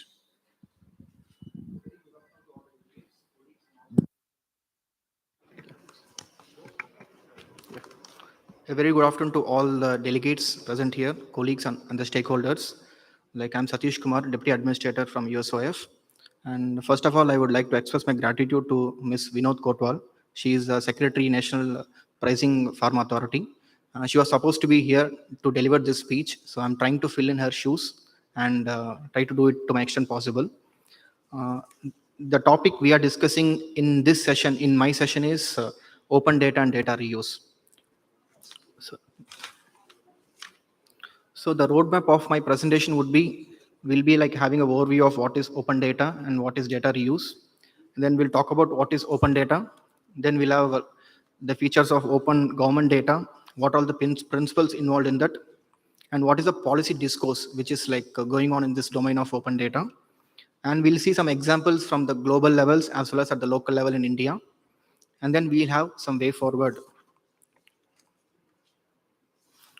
So if you can see this slide, like the famous Yuval Noah Harari, he has mentioned that in the 21st century, data will eclipse both land and machinery as the most important asset, and politics will be a struggle to control the flow of data.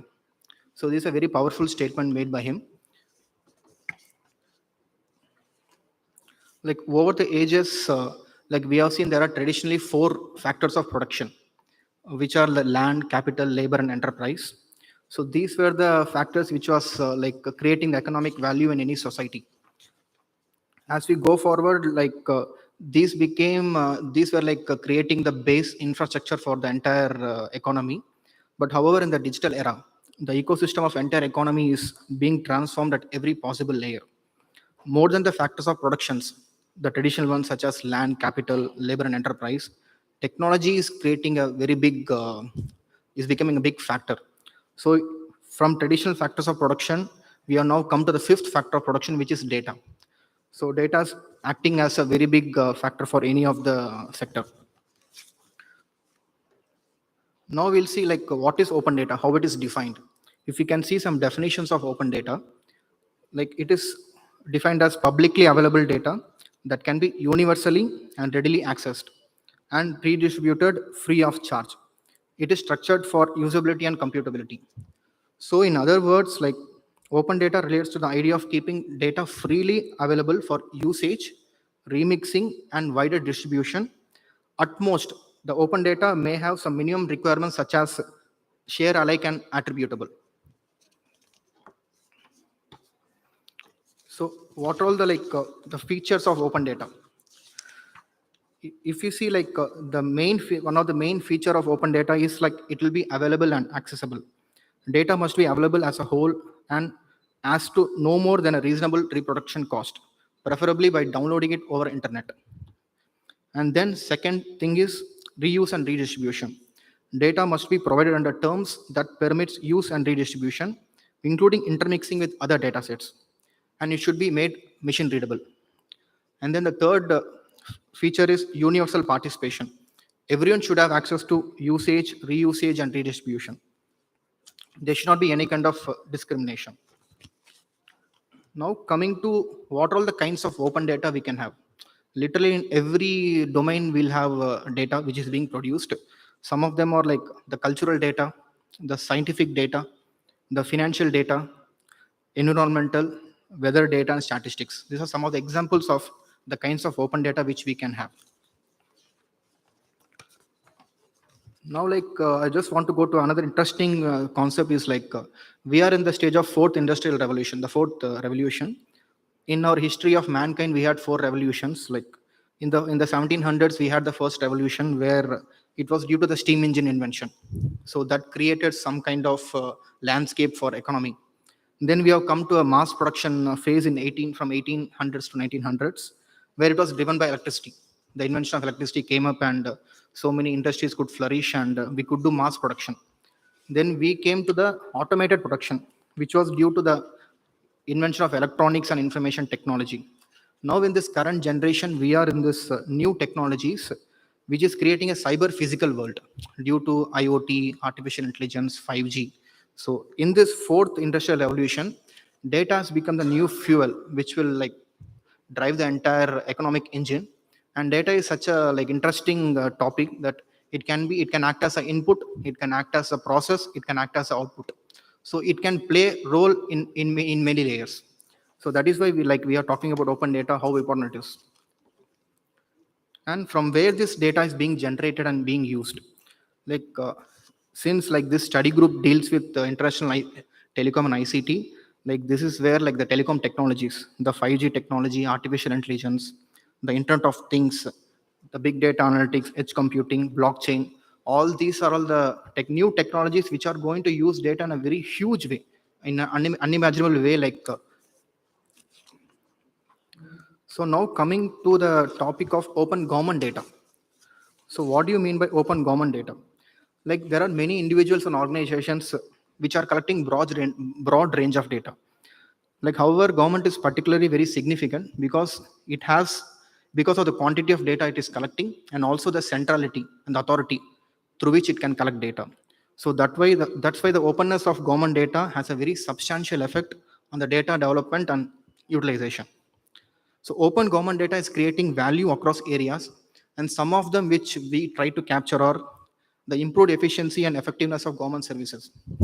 We can see, like we discussed in the session 2, how Aadhaar and digital ID could help us. It is only because of the data it could gather and keep it in a safe environment. We're able to bring in the transformative effects of Aadhaar in India. So there is one more interesting concept of only once principle. Generally, for various government services, we keep on giving the same set of data to multiple authorities, to multiple government departments. But with a proper data management, we can, if one data is given by a person to a particular authority, same can be reused by many different departments, so that the citizen is having a very free, is having efficiency and doesn't want to give the same data to multiple authorities. So that is one very big thing for open government data. Second is improved decision making. So high quality data, as we all know, have a very positive impact on policy making as well as in implementation. And then it is sure to bring in transparency, and it will have a very participative and self-empowerment approach. It will introduce improved or new products and services. It will we can do the impact measurement of policies, and innovation and new knowledge can be developed. I just want to give an example of the COVID experience in India. Like we all know, we are a country of 1.4 billion people, where the pandemic definitely gave us lots of challenges. But India was one country which could resiliently handle the response to COVID pandemic. It was purely due to the data management and the data structures which we created across the departments in the last 7-8 years. So there was a data-driven approach by the departments to handle the COVID. So it led to a data-led governance in India. So that was one very specific example, a calamity, emergency which came and which we could handle with data. So now we'll see what are the policy discourses in India. So this data is always a kind of a mixed topic, sensitive topic and as well as an important topic. So these are all some of the discourses we are having in India. The draft national data governance framework policy. Like India is aiming to become a $5 trillion economy, which is possible only with proper management of data and harnessing the power of data. And for this, there are certain principles which it is going on in the discussions. Like data should be open by default, it should be transparent, and it should be interoperable across platforms, and user should be in the center. Risk management and trust has to be built in, and there should be privacy and security by design itself. Rather than building it as a top layer, it should be there in the foundation itself. And accountability and non-discriminatory access. And the another important factor is the regulatory clarity which should be there in this space. And we should also protect the intellectual property and have a proactive data sharing mechanisms. These are all some of the principles which is there in the normal public discourse in India. Now, another thing is that these are all some of the major points which is also happening. There is a plan to set up an institutional framework. There is a Indian Data Management Office which is proposed to be set up, which will handle the strategic and policy aspects of open data in India. And they are discussing about open by default, how to integrate various data portals. And we do have a data portal in India, like data.gov.in, and how to have data anonymization and privacy, the metadata standards, how to have a specific high data sets. There are some data which will be frequently used and very, very sensitive. So those has to be identified, and how to retain data and whether to retain data for how much time, and capacity and skill building. So data, the security and the privacy is still a topic which needs lots of skill building. And should there be a toolkit for data sharing? So in the open government data, apart from the example I gave for COVID experience in India, there are some very good, interesting examples around the world. For example, there is a Finnish tax-free initiative and a British Where Does My Money Go initiative. So this tracks how is the tax money is being spent by the government. So it's a very transparent approach. Like they can track where the money is going and to which scheme it is going. Similarly, like in Danish, they have a tracking system of like activity in the parliament, like what the parliamentarians are doing and which are all the schemes they are handling. And coming to the local examples in India, like we have a national data sharing and accessibility policy which was made in 2012. And based on that, various integrated approach was taken by departments, and we have created an open government data platform, which I already mentioned, data.gov.in. So what all the functions like the open government data platform is doing? It facilitates community participation. It created a separate community portal where people from different areas can work together on the data. And it has a very user-friendly interface with dynamic pull-down menus and metadata standards and parametric and dynamic reports in exportable format. So like based on these discourses, like we have seen what all the policy dimensions to data. So these are the areas which require greater attention in the domain of open data and data reuse. One is the enhanced data protection and privacy. As I said, like the privacy by design should be inculcated, and we have to see what are all the pros and cons of it, and what are all the other approaches which we can do in this to enhance data protection and privacy. Then bringing together scattered, siloed, and inaccessible data. So there are various data, like we are in an age of from information scarcity. Like during 80s and 90s, people are using libraries to do their PhD theses, and was information source scarce that we have to search for information. But nowadays it is so abundant that information is just taken for granted. So how do we, like there are so much valuable information in midst of this abundance, which can be like integrated. And then establishment of technical standards. This is where the role of IT is also very important. Like for example, in study group 3, ITUT study group 3, we are working on some important topics like big data. So the principles of big data is being done. And we also had the principal policy framework for digital ID, which was actually made as a recommendation. So these three aspects which we feel that are the policy dimensions to data. So with this, I thank all the people for listening to my conversation. Thank you so much.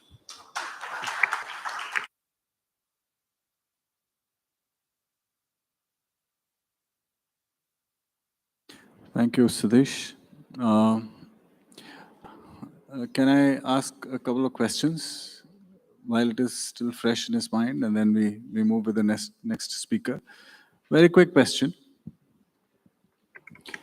You've made the point that open data is a public good, right? That, Yes, yes. that the government can contribute to open data, and it can be used by everybody to deliver whatever they can. But is open data only for the government, or is the government also, or is it also possible to get this data from other participants and make it available as a public good? Yeah, yes, sir. So like generally there's a general consensus when we talk about open data, like it should be free to access and free to reuse. And due to the way in which governments operate, so generally it is felt that the open government data portals are there and government has become like an authority which has a right to give the data. But however, this may not be true, sir. Like open data may not be only for public, only through public bodies or governmental departments. We have like examples like Google, like which is there, which is using lots of data and which is sharing data for like use of others. And we have like international organizations like WHO, World Bank, and other like regulatory bodies who are sharing data. So now data is like irrespective of being government or non-government, open data is like it's a thing, sir. Thank you. Thanks a lot. I'm sure that people in the audience also, please take your seat, also have questions. Please the questions to the entire panel at the end, okay? Because if you open up now, we couldn't get into time trouble. So that's the only reason. Please hold your questions. I invite now Mr. Min Sook Lee, Policy Research Director for the Department of Telecommunications Competition, Korea Information Society Development Institute. He will probably take a look at the regulations and the way in which data can be safely governed and its use can be safely governed. So I invite Mr. Lee for his remarks. Namaste. Thank you for the introduction. And hello, everybody. My name is Min Lee.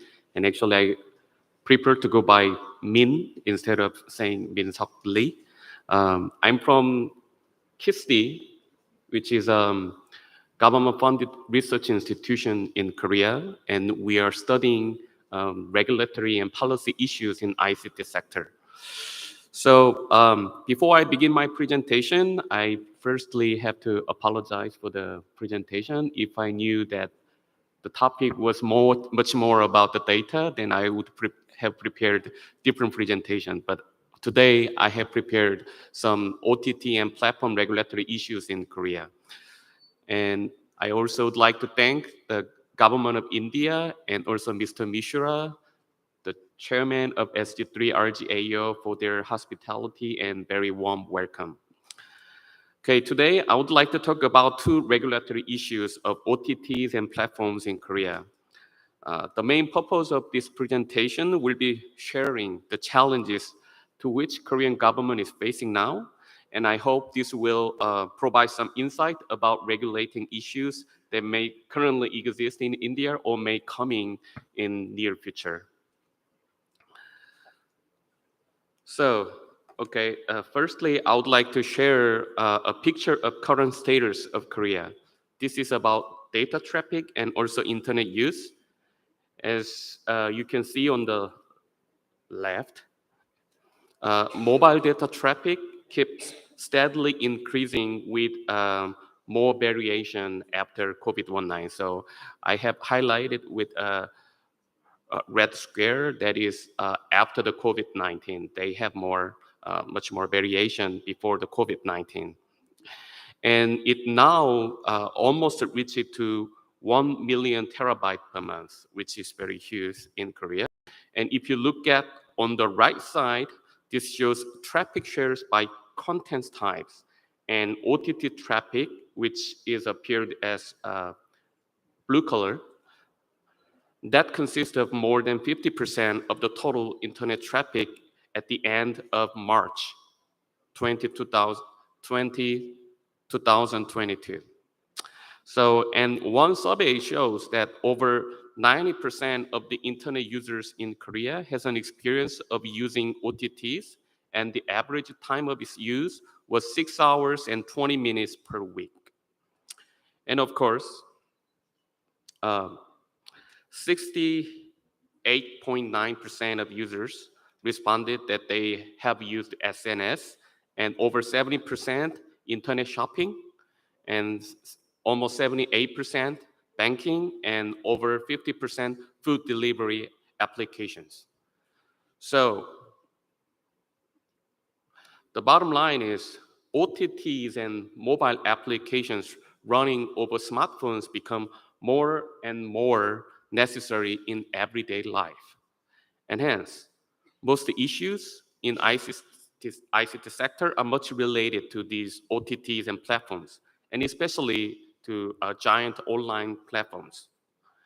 And among those issues, two issues seem very common in other countries, and they are, first,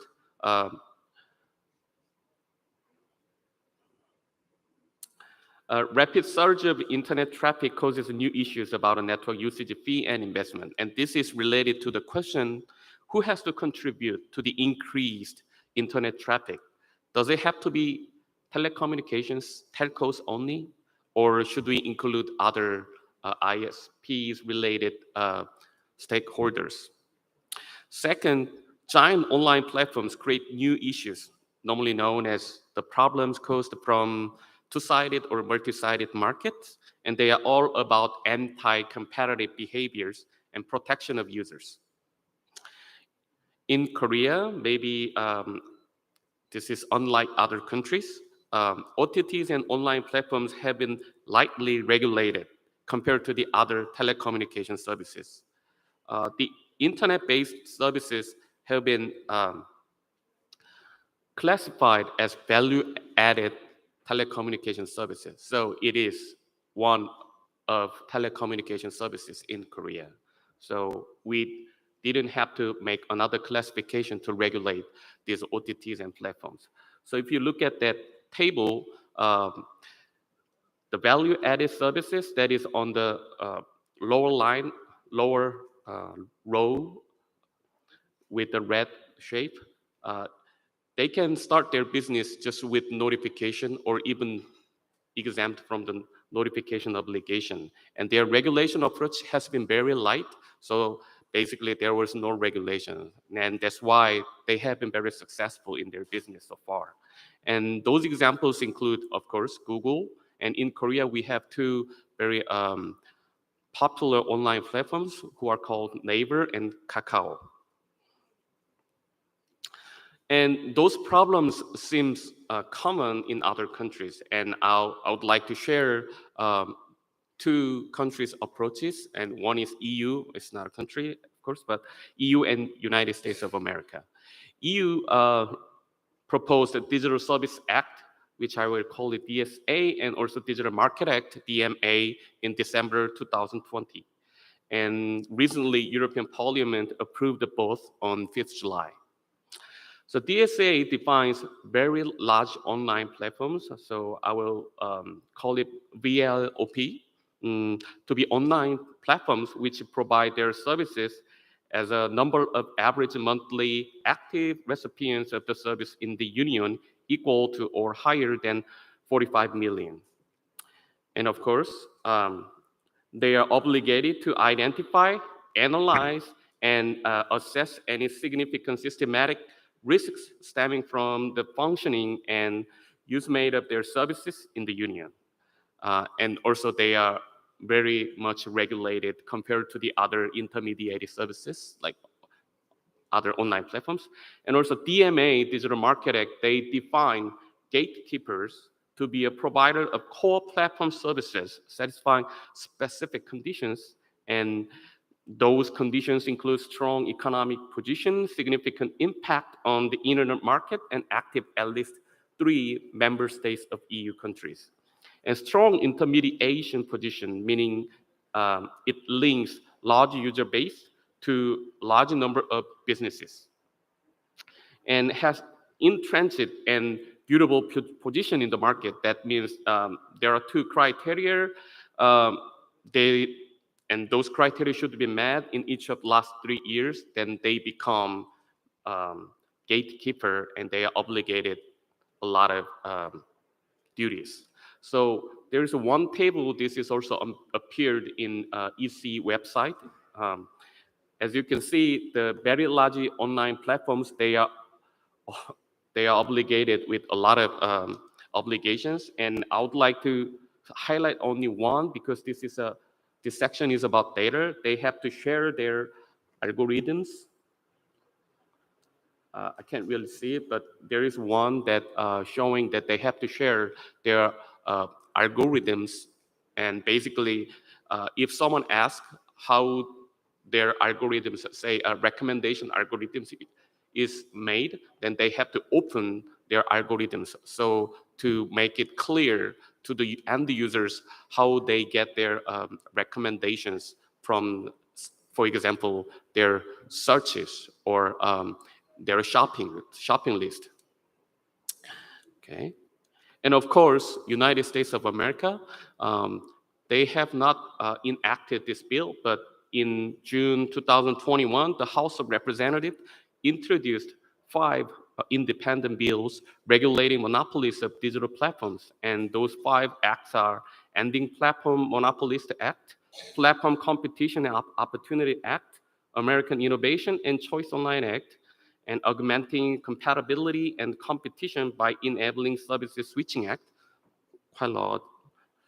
Merger Filing Fee Modernization Act. And those are some bills that aims to regulate giant online platforms, which are usually called GAFA, so Google, Amazon, Facebook, and Apple. And also there's one more say argument in United States that Fair Contribution Act that is already passed, and it requires FCC to study the feasibility of funding the USF through contributions supplied by the edge providers. And this edge provider has a specific definition, and they are search engine, social media platform, and streaming service on App Store and cloud computing services and e-commerce platforms. So basically online platforms. So they are trying to study the impact of levying some more burdens on online platforms about USF. So here are two issues in Korea, and they are much related to those regulations that is currently discussing in EU and USA. So one is in-app purchase. Those of you probably familiar with these terms, and IAP refers to additional purchase made within a mobile application. And for example, if you purchase emojis within SNS app, this is in-app purchase, right? And usually small amount transactions and useful upselling strategy for app developers. So basically, if you download an application, they probably it is probably free to download, but you have to pay more if you want to use like premium services or something else. So purchase can be categorized at least by 3 different types. So first type is in-app purchase using app market operator billing system. So for example, if you are download your app in Google Play Store, and if you are going to buy a emoji on application using Google's billing system, then this is one category. And second category is you are still using in-app purchase, but you are using billing system of the third party. But this transaction is still happen within the same app. There is another type that is you are making your purchase and you are using outside link and you are using third-party billing system. So in 2020, we actually made an amendment on our Telecommunication Business Act, which governs all the regulations in telecommunication sectors, including those online platforms. And that amendment actually prohibited app market operators like Google Play Stores and also app stores of Apple's. They force a specific purchase mechanism to their app contents providers. So if you are an app developer and if you are used to Google Play to share and distribute your applications, you have to use one billing mechanism that is provided by app market operator, say Google and Apple. So that was actually prohibited, and it was in 2020. So it aimed to prevent blocking outlink purchase option by app market operators. So basically, just what I told you, if you are going to purchase in-app applications, then you have to use the billing system that is provided by app market operators.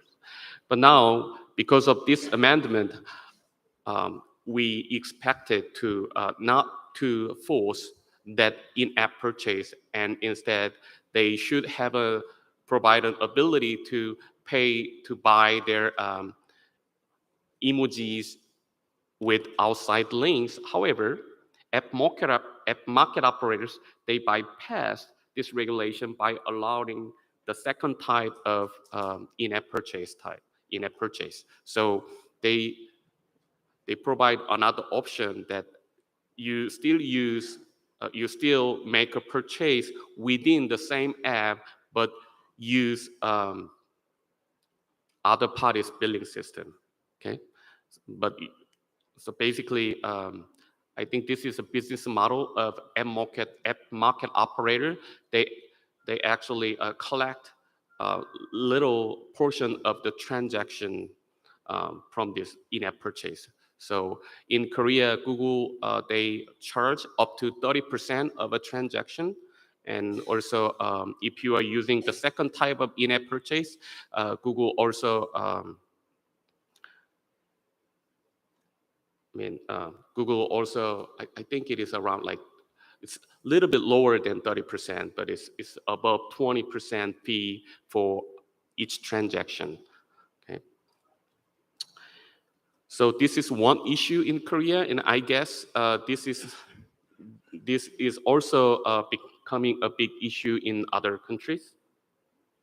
Okay, and another issue that have been very hot in Korea is about SK broadband versus Netflix issues. So Netflix, as you know, is a giant global streaming platform, not in just Korea, worldwide. And SKB, which is SK broadband, is just one ISP in Korea. So paid users increased from approximately 80,000 in 2016 to approximately 5 million in 2022, and these are the users of Netflix. And hours of watching Netflix has been increased more than 6 times over the last 2 years. And Netflix data streaming traffic occupied about 4.8% of Korea's total internet traffic at fourth quarter of 2020. So this actually happened, started to happen in 2020. So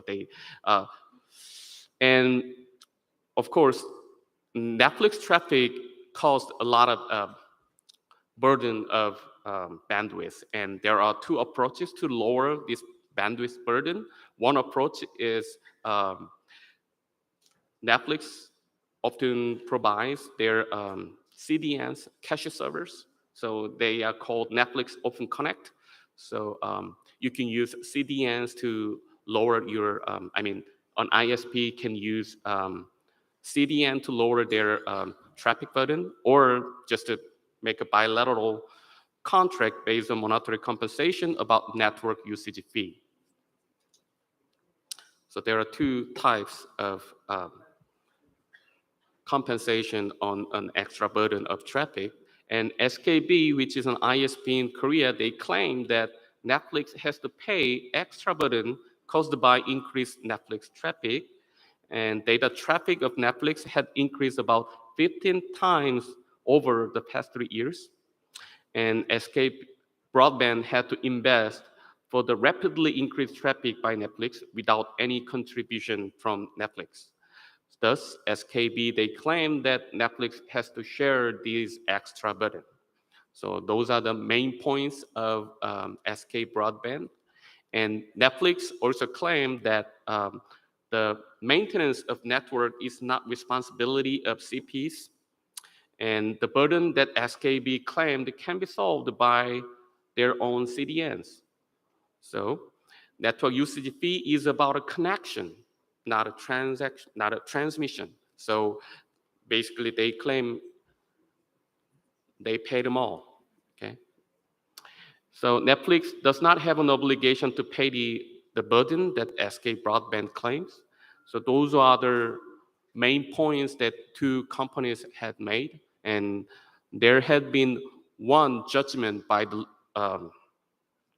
court, and their first decision was made on June 2021, last year, in favor of SK Broadband. So they said that the court said regarding the obligation that Netflix had claimed that they do not have that obligation, the court clarified that it is not true that they don't have an obligation. So it does not mean that Netflix has an obligation, but it just says it is not true that they don't have an obligation. So it's kind of vague decision from the court. And the second trial is still going, and I believe the decision would come out maybe September or October of this year. So those 2 are the regulatory issues. So one is in-app purchase, and the second are the conflict between ISP and international CP. And those 2 challenges actually raises some regulatory questions. And as I told you in the earlier of the presentation, that one is who and extent to what operator should bear the burden of increased internet traffic, and the other is basically what must be levied or what must be regulated to maintain a stable network to protect end users. And those are the two regulatory challenges in Korea. And these are all my preparations, and thanks for your listening. Thank you. You want to take questions? Yeah, Mr. Lee. So you've described that in-app purchase and their case of Netflix versus the access provider. Now, these are responses to specific situations that have arisen, right? I want to know if you would like to share what the Korean government's approach is towards OTT regulation in general. That means if there's an integrated law being brought in, or there is a thinking towards governance, so that people know the rules before they play, rather than they play and then get to know the rules. So I understand that it's an evolving situation, but would you like to share something about what the Korean government is thinking? Maybe I understand your question. Maybe I misunderstand your question, but the point made by Netflix was whether they have to pay more once it is turned out that the traffic has been increased because of their contents. Okay, so that actually. So my question was not about Netflix. It was about whether an integrated law is what degree of law. Integrated law. Is that something that the Korean government is thinking about? No, actually, there was no law regarding those transactions. So okay. So thank you. Thanks. Yeah. Yeah. Thank you very much. Thanks a lot.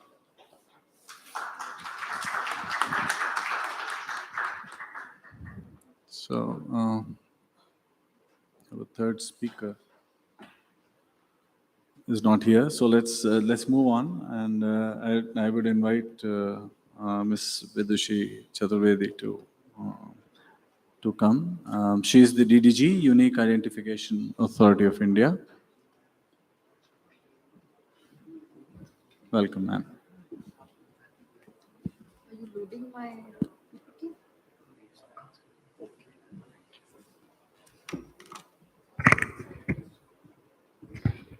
Good afternoon to all the dignitaries on the panel and all experts and dignitaries in the audience. At the outset, I would like to thank the organizers for giving me this opportunity to be here amongst you. Well, I congratulate ITU for holding this workshop and inviting the views and opinions of experts across areas and fields and disciplines. Thank you. As all of you had heard in the morning, Aadhaar has revolutionized the life of the common person. And the biggest objective that we have met through Aadhaar, the digital identity, is ease of living and ease of doing business. These are the two objectives that we have helped in furthering. I have a PPT which will do a basic outline of the framework within which we function.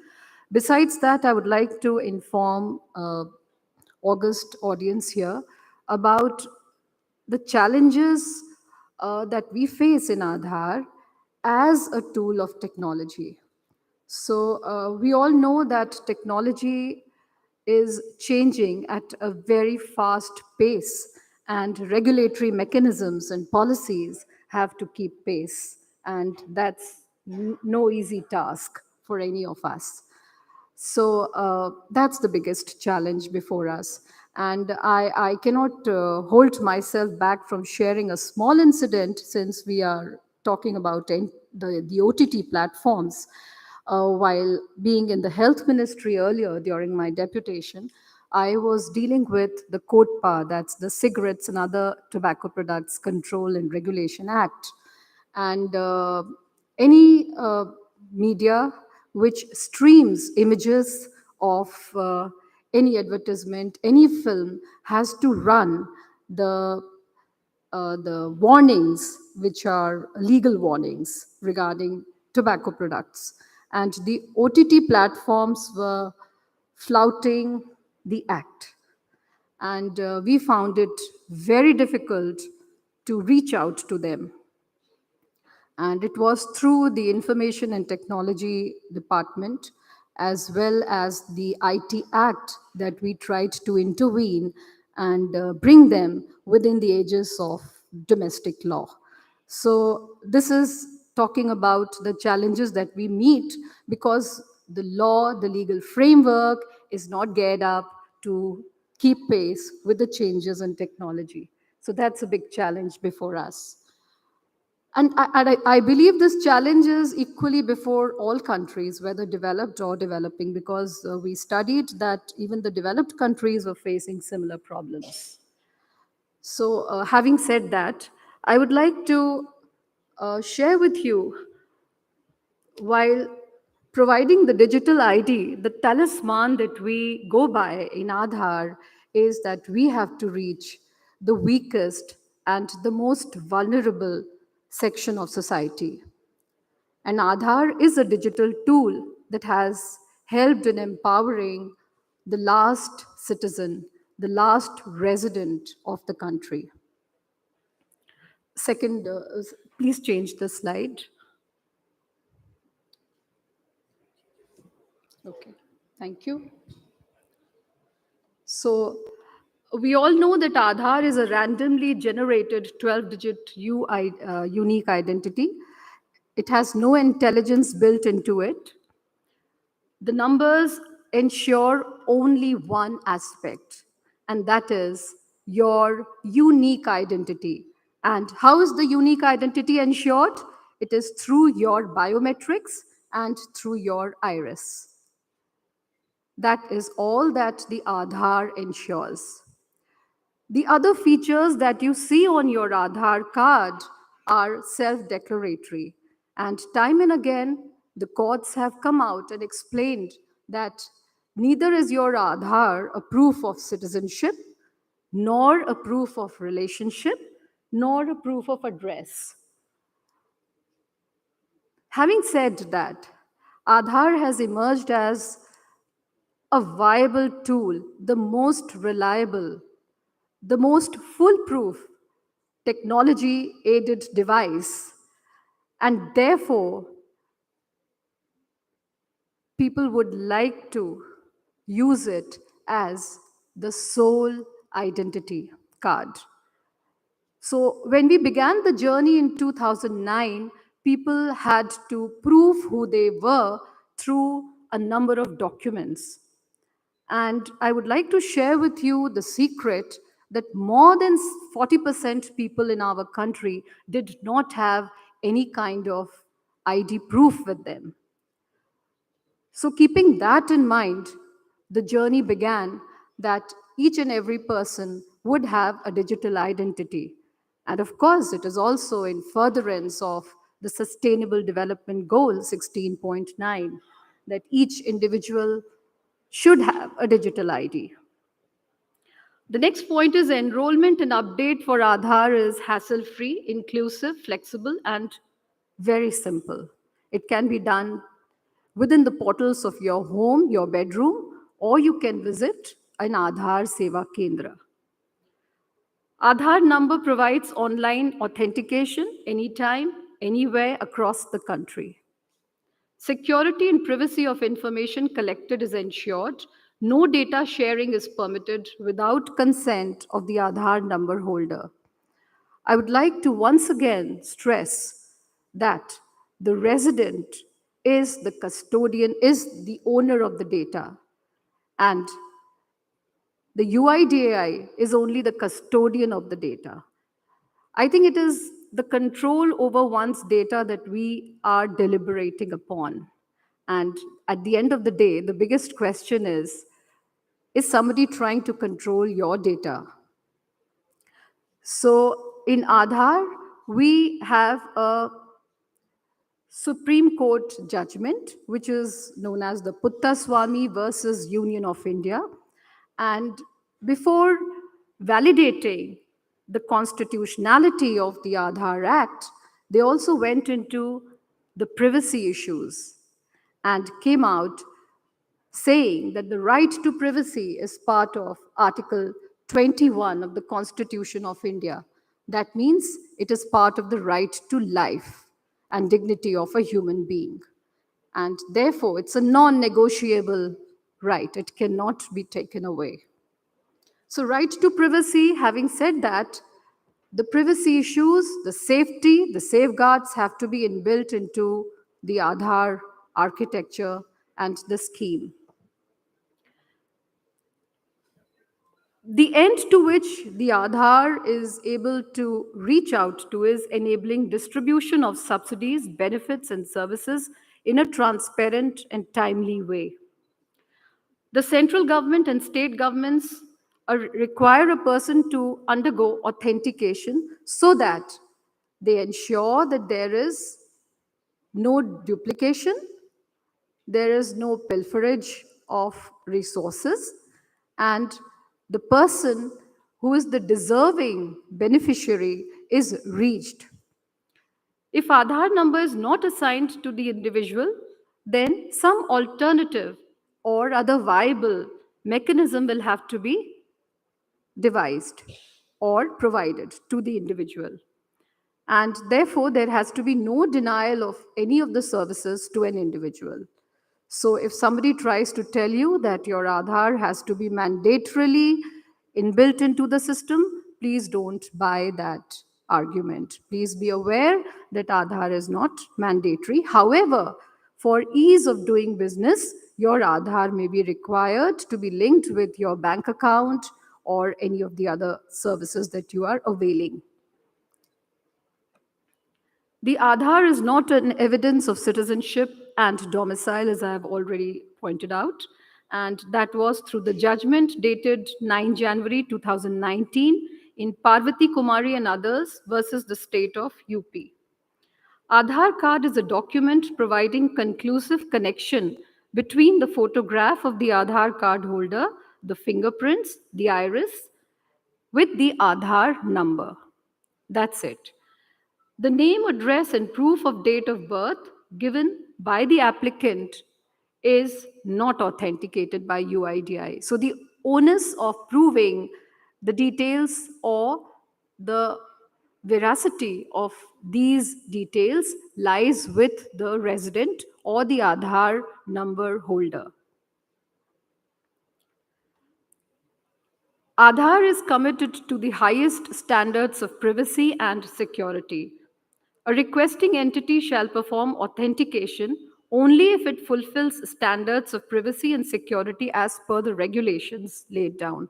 So when an entity approaches us to become the authentication user agency, then we run through the mechanisms that they would be providing and ensure that they have the safeguards and the security features inbuilt into their system. In terms of Section 44B2, the central government has notified that the Aadhaar authentication for good governance, Rules 2020 and Rule 3 will provide for the following purposes for which voluntary Aadhaar number authentication will be allowed. So initially, we have the welfare services, whereby an entity will have to notify under Section 7 of the Aadhaar Act. So if there is a welfare service like, say, the Janani Suraksha Yojana or the public distribution system, they all are notified under Section 7 of the Aadhaar Act. For other entities, if they want to onboard the Aadhaar, they will come under 44B2 and they will have to ensure the following three: usage of digital platforms to ensure good governance, prevention of dissipation of social welfare benefits, and enablement of innovation and the spread of knowledge. So you see that Aadhaar has made a very robust framework. It is a legal framework as well as a technology-aided framework to ensure that it is committed to highest standards of privacy and security. The Aadhaar number holder shall be informed of the alternate means of identification and shall not be denied. I have already said that. So mandatory authentication of an Aadhaar number holder provides for provision for any service shall take place if required by law made by Parliament. The obligations of UIDI under the Aadhaar Act 2016, security and confidentiality of records under Section 28. So it provides for ensuring security of identity information and authentication records stored in the Central Identities Data Repository, which is CIDR. There is a statutory obligation on UIDI, its employees, any agency that maintains the CIDR, that they shall not reveal any information stored in CIDR or authentication records to anyone. So there is a restriction on sharing information as per Section 29 also. And the core biometric information of an individual is sacrosanct. It cannot be shared under any circumstances. So that is what gives so much of trust to the resident, that the data is safe and secure and will not be misused. The disclosure of information. There are provisions which provide for disclosure only under certain circumstances. What are those circumstances? Section 33 of the Aadhaar Act says that only a judge of the High Court can order disclosure of information, and that too only on giving an opportunity of being heard to the Aadhaar number holder. So the Aadhaar number holder's data cannot be shared unless the Aadhaar number holder has also been given an opportunity to be heard, besides giving an opportunity of being heard to the UIDAI. And in the interest of national security, again, it has been provided for. So the procedure is extremely cumbersome. So it means that it cannot be, provided off and on. With that, I come to the end of the PPT, but there are other points that I would like to make is that the standard that we have to follow, besides talking about technological framework, is to reach to the last resident, to the last citizen, and be able to be of use, of benefit to her or him, as Gandhiji had said, that the talisman is that is your policy, is your functioning making a positive impact in the life of the last citizen, the most vulnerable section of society. I would request the study group to take into account the IPCC report while finalizing their deliberations. And I was also here during the first session, and the carbon footprints point is well taken, and it has to be noted and given due deliberations while finalizing the points. I think that's all that I have for sharing.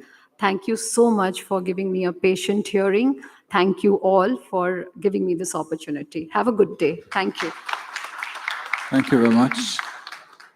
Just an observation and a sure. question. Thanks, first of all, for explaining the framework very clearly, that that's what Aadhaar does and does not do. But in actual use, people make use of it as they would. They don't care about your framework. Like, for example, you said that there is no, Aadhaar doesn't act as proof of residence. But in practice, it does. It's the best proof of residence. Ladies and gentlemen, I can tell you anywhere they will accept readily Aadhaar as a proof of residence. So in practice, it works, even though your framework says that that's excluded, right?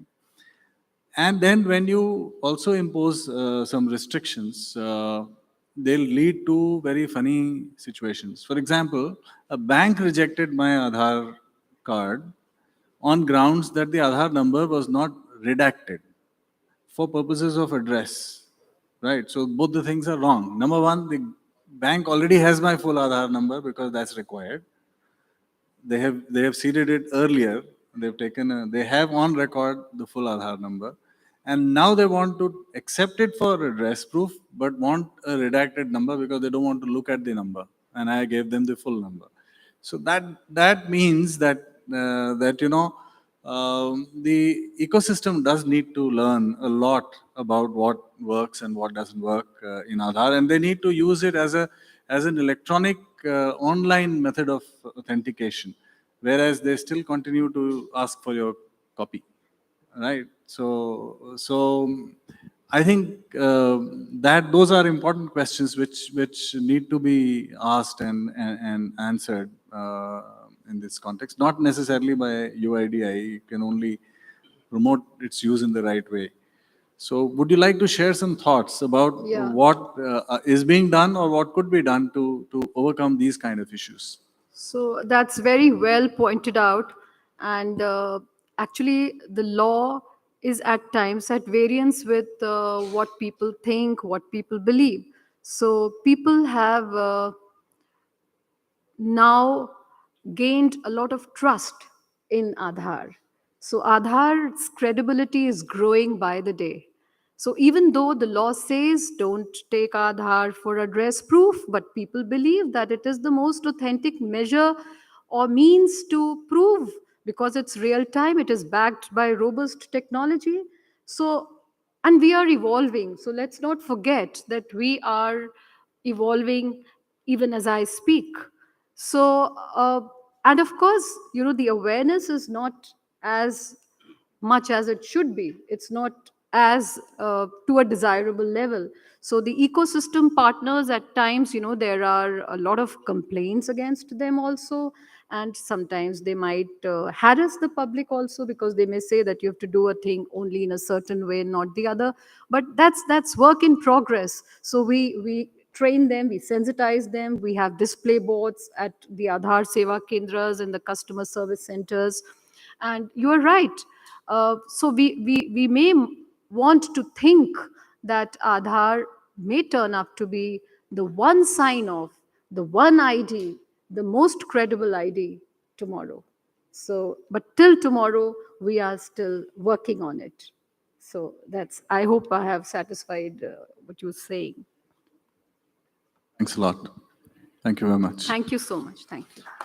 I would now like to invite Dr. Rachna Gulati, Head of Public Policy India, Google, for her presentation.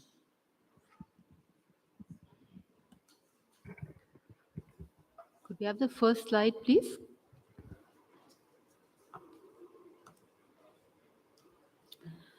So before I begin, let me at least say how delighted I am to be here. It's like being back home. I'd also like to greet all the distinguished delegates from ITU and the Government of India, my fellow panelists, and our esteemed moderator. I think this is an extremely important discussion and it's a very contemporary issue. And this issue has become a subject of global importance. It actually has momentous implications, both for the future of digital services and also consumer welfare. If you don't mind, can you operate the slides from there? Is it okay? If you can move to the next slide. You want me to click from here? Thank you. Today, as we speak, there are several parallel innovation trajectories maturing rapidly. So we are all aware, the audience over here, of 5G networks, Internet of Things, Web3, artificial intelligence, AR, VR, etc. Now, these innovations are actually going to change the nature of telecommunications, communications, and digital services. They're also going to change the way in which consumers interact with these services. There are new concepts that are emerging, which are going to form the basis of communications in the future. So these are zero trust, decentralized ecosystems, data-centric communication networks, immersive reality, M2M. All this means a huge change from a consumer point of view.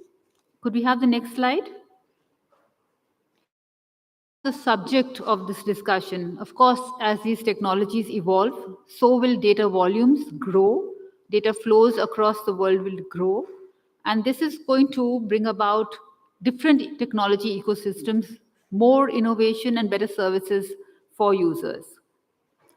Governments as well as enterprises across the world are recognizing the opportunity for leveraging such data for innovative and inclusive use cases, including for the provision of public goods and boosting data-driven innovation across socioeconomic sectors. However, with the increased global volumes of data comes the risk of potential harms to consumers, a topic which definitely dominates policy conversations across the world today. And this translates into efforts towards online content moderation and safety for users, legislation directed at bolstering data protection and safeguarding online privacy, strengthening of data security norms, protecting users' physical security in the event that risks from an online scenario actually translate into the physical realm, measures to build trust in new technologies, otherwise the uptake of new technologies will slow down, and there is a lot of consumer interest legislation prioritizing disclosure and awareness of risks. Next slide, please.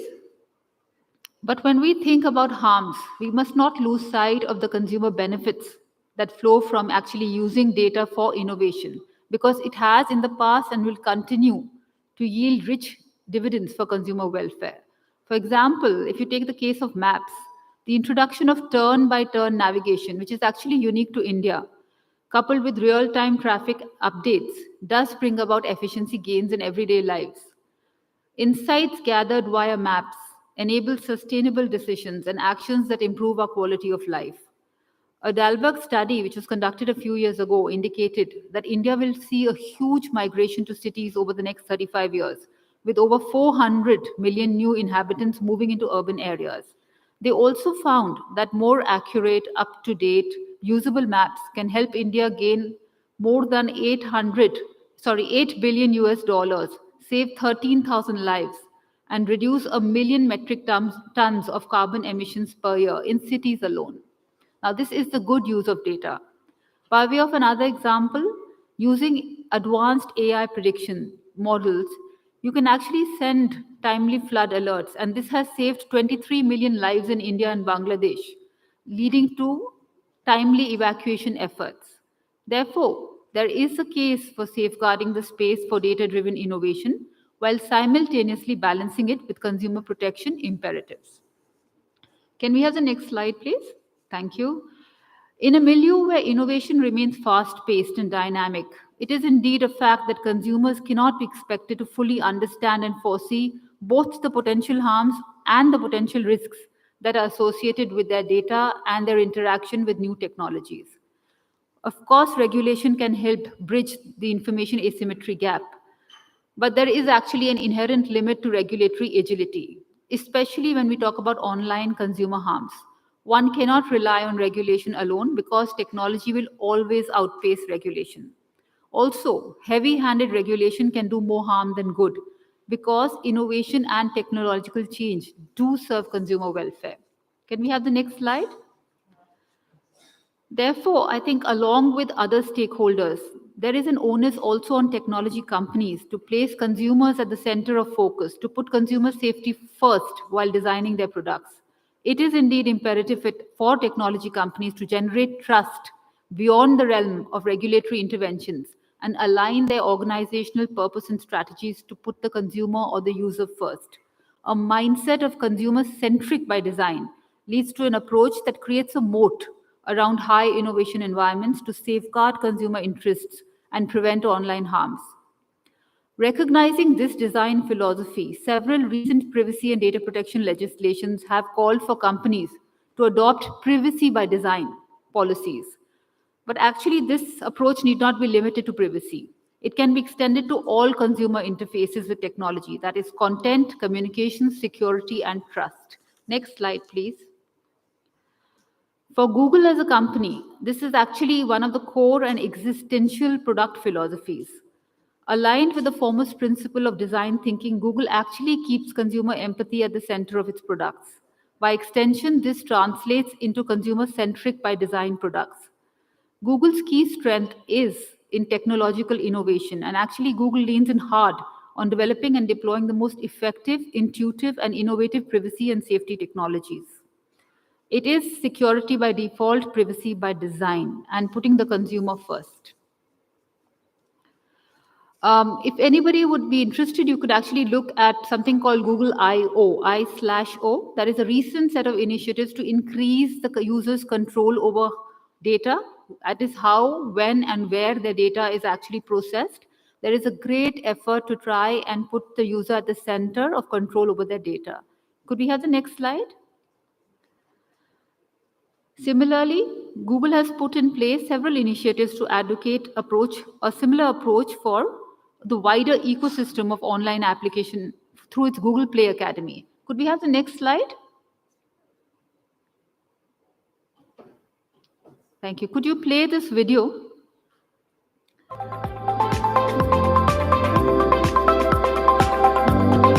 Hi, my name is John Markov, and I lead the Android Security Developer Relations team here at Google. I'm also the creator and maintainer of Jetpack Security, a library that helps developers easily and safely encrypt data at rest in their applications. I've learned a lot from working with developers over the years, and one of the largest challenges they face is security. That's why we launched Security by Design on Google Play Academy. In these courses, we outline best practices for encryption, data integrity, and how to integrate security into your app development lifecycle. This is part of our mission to make Android the safest mobile operating system in the world. We want to help developers proactively protect against threats, mitigate risk, and save time. Please let us know in the comments if you enjoyed the course. Also, let us know if there's any other security and privacy topics that you're interested in. Thank you, and happy learning.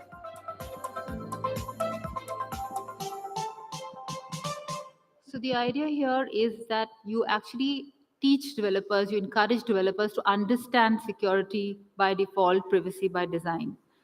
But another very important thing that we understand is the importance of consumer awareness and education, especially given the millions of new users who access the internet for the first time every year, especially post-pandemic. And countries across the world are confronting the problem of misinformation and fraud. We need to empower especially very young users and new users, vulnerable users. It's interesting that in India, it's often the children who actually are the guides to the internet for parents and grandparents. And that is why we have this concept called the Safer with Google campaign, which was launched a couple of years ago. And it's actually focusing on awareness amongst this user segment, that is the children. If I've shared some links with you, have a look at them. There's this really interesting game called Interland, which is actually done in coordination with Amar Chitrakatha and Tinkle. And it's called the Be Internet Awesome campaign. So if you could just play this next video on the next slide. It's just We can tell you many things about the internet. This internet, Be Internet Awesome class में सिखाया था. So kids, how do we stay safe on the internet? We don't share our personal details. जैसे देखो, school के email पर भी लोग spam करते रहते हैं. दीदी, स्पैम नहीं, scam. Stamp. You won the lottery 10,000 rupees. This is 1000% fake. Believe it or not, हमने आपकी कुछ बातें सच में सुनी है. जैसे कि don't talk to strangers, Ishan. इससे तो मैं फू करके उड़ा दूंगा. Reported. अब हमें एक advice they, never tell your password to anybody. Not even to your sister. बच्चे जितना समय इंटरनेट पर बिताते हैं, ऑनलाइन सेफ्टी उनके लिए उतनी ही इम्पोर्टेंट हो जाती है. गूगल का बी इंटरनेट ऑसम प्रोग्राम और इंटरलैंड गेम उन्हें इसके बारे में एक मजेदार और इंटरैक्टिव तरीके से सिखाता है, ताकि वो हर दिन सेफ्टी और कॉन्फिडेंस के साथ इस ऑनलाइन वर्ल्ड को एक्सप्लोर कर सकें. Be internet awesome. Thank you. Can we have the next slide? So I'm just going to leave you with some more resources. My whole idea is that the burden or the responsibility of keeping users safe, making good use of data and being responsible about it is shared by all stakeholders, governments, regulators, the technology companies themselves, and of course, consumers. Thank you. Thank you very much, Dr. Gulati. I have just one question for you because we've already run out of time. You mentioned that technology evolves very rapidly and that regulation can't keep pace. You said that technology companies therefore have a responsibility in this regard. So would you like to elaborate on this, please? Yes, I think that's a good question, and that's exactly the point that I was trying to make, because actually, no matter how much you try to regulate, technology will keep evolving. So the idea is, how does a technology company react? You educate consumers, you educate the developers, you actually hold hand, you capacity build. And if you talk about something like the Play Store, what you try to do is ensure that consumers are safe by making sure that some basic level of security and privacy has been built into the design of any platform. So I think my basic point, again, repeatedly, is joint responsibility. Thank you. Thank you very much. We've actually run out of time, but perhaps we can extend it by a few minutes and take a couple of questions because I saw some people interested in asking. Actually, we are now running out of time. Yeah, we have run out of time. We have to close. So we can close. Yes, please. Okay. Thank you. So thank you very much. Thank you so Maybe over tea, some of the guests would be here, and you can do that. Thank you very much. Thanks a lot. Just wait for a minute. May I please call upon officer trainees to present mementos Hello. to the dignitaries on the dais, to the moderator and the panelists, please. Come.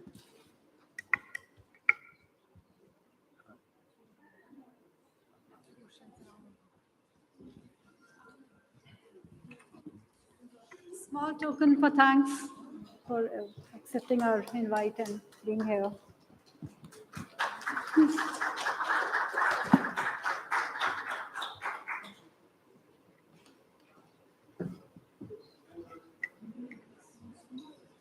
Thanks.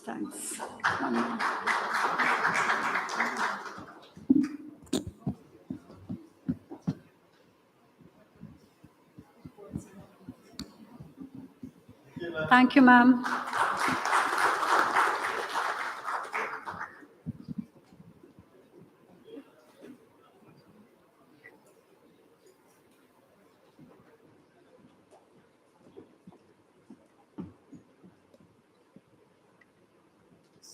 Thank you, Ms. Vidushi.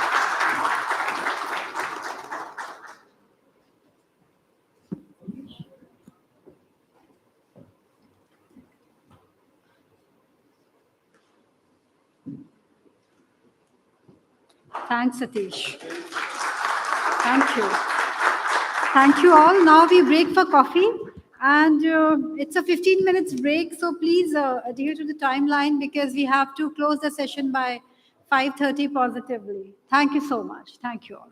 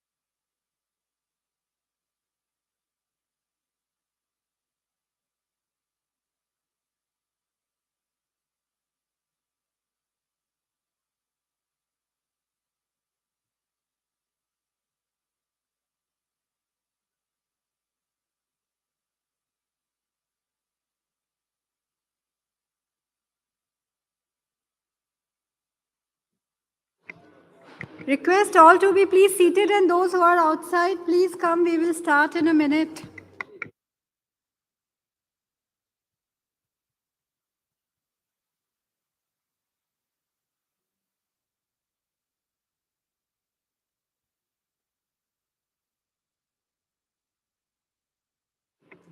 Request all those who are outside to please come inside. We are about to start in a minute. Thank you.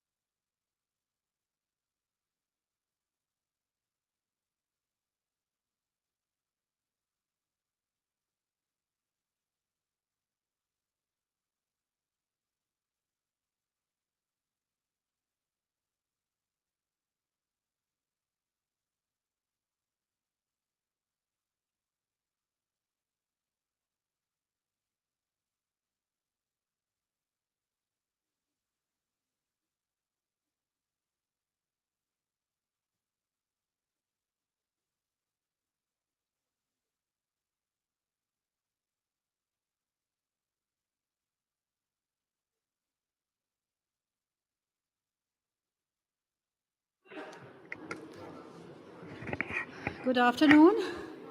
Now we will start the fourth session, which is on regulatory, economic, and policy aspects of ICTs pertaining to digital health.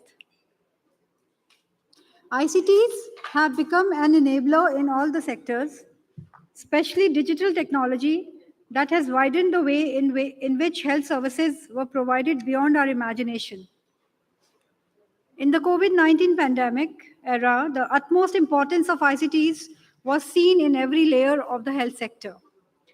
Digital technology has proven to be a lifesaver, and with proper tapping of the same, we can unleash the real potential of digital health. This session will enable discussions on the policy and economic aspects of digital health. May I invite moderator Dr. Harpreet Singh, scientist and head Division of Biomedical Informatics, ICMR AIMS, Computational Genomics Center. Dr. Singh. One more chair. Now I would invite upon the speakers Dr. Tavpritesh Sethi, Associate Professor, IIT Delhi. Welcome, please. Dr. Sameer Pujari, Project Manager, World Health Organization. Dr. Sameer Pujari. Is he coming or is he doing online? Online? He will be joining us online. Dr. Andrew Lin, Professor, Jawaharlal Nehru University. Please. I would like to welcome our moderator and the panelists with a planter.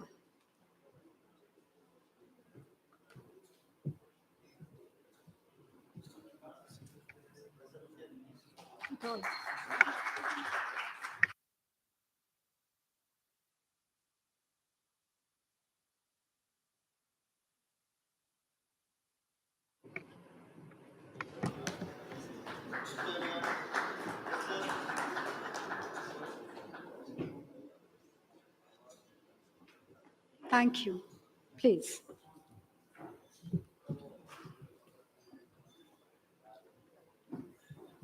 Welcome.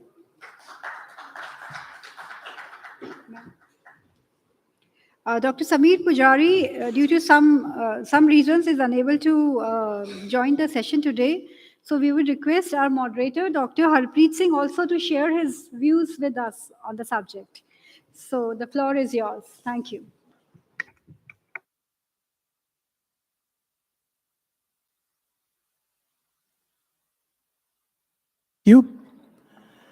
Is it audible? Yeah, perfect. So as it has been introduced, my name is Dr. Harpreet and I'm scientist at the Indian Council of Medical Research. My primary area of expertise is in developing accessible data systems, which is absolutely required if we want to talk about digital health ecosystem or digital health research ecosystem. So this session, and I suppose it is the last session, so we try to make it more interesting. So this session is on regulatory, economic, and policy aspects of ICT pertaining to digital health. And for wider benefit of audience, digital health is the use of, this is a comprehensive information, comprehensive, what you call definition, which I've compiled from multiple definitions, is the use of ICT in healthcare, services, delivery, and equally important, research. The first reference of digital health in PubMed database dates back to 90s. So this concept is not new, but it attracted attention, particularly in the COVID area, where a lot of apps, lot of online consultations, this picked up. So the topic for today's discussion is very pertinent and important from the public health perspective, as we are seeing an exponential rise in digital health services and data sources, which necessitate the need to look at regulatory, economic, and policy aspects so as to enhance, first thing, accessibility of the digital health systems. Second thing is outreach. Acceptability is a very big issue in digital health. And then so that the benefits of digital health can reach to the wider sections of the community, not just confined to metros or a niche section. So at the end of discussion, we should see some of the major challenges and a roadmap for reaping the benefits of digital health systems. So as the introducer just introduced that we have two experts which are representing two different domains of digital health. We have Professor Andrew Lin, who is an active researcher and an academician. Professor Lin works in the area of computational biology and cyber infrastructure, particularly developing high-performance infrastructure at the university. Professor Lin also worked as director of the university's Communication and Information Services facility during the establishment of National Knowledge Network, where he simultaneously established infrastructure for e-learning.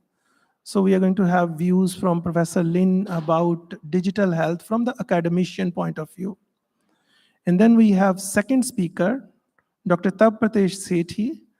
He's a medical professional with strong expertise in artificial intelligence, a rare combination which we see. Dr. Sethi is working on computational medicines and has built artificial intelligence-based solutions for ICUs, COVID-19, and antibiotic resistance. Dr. Sethi is founding head of Center of Excellence in Healthcare at IIT Delhi, IIIT Delhi, sorry. Dr. Sethi worked as visiting faculty at Stanford for 2 years. He is a fellow of DBT Welcome India Alliance and Kavli Foundation of National Academy of Sciences, USA.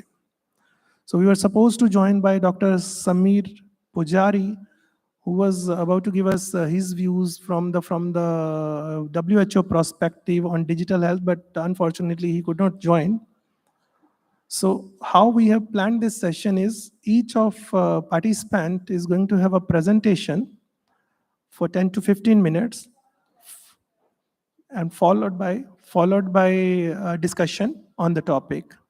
So before that, we'll open the session for the comments and feedback. So may I request now Professor Andrew to make a presentation on the topic.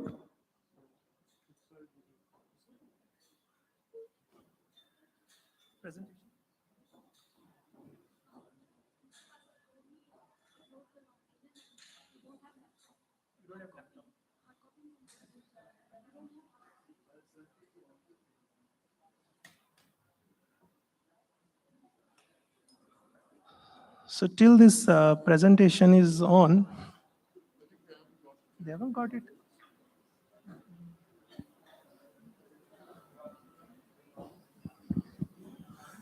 So let me give you a brief, different view from the digital health perspective.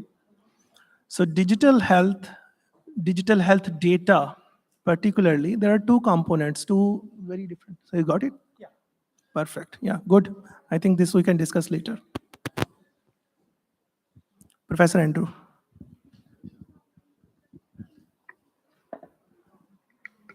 Hello. Yeah, thank you. Okay, my present. For PPT, forward, backward. Is there any mouse? Yes.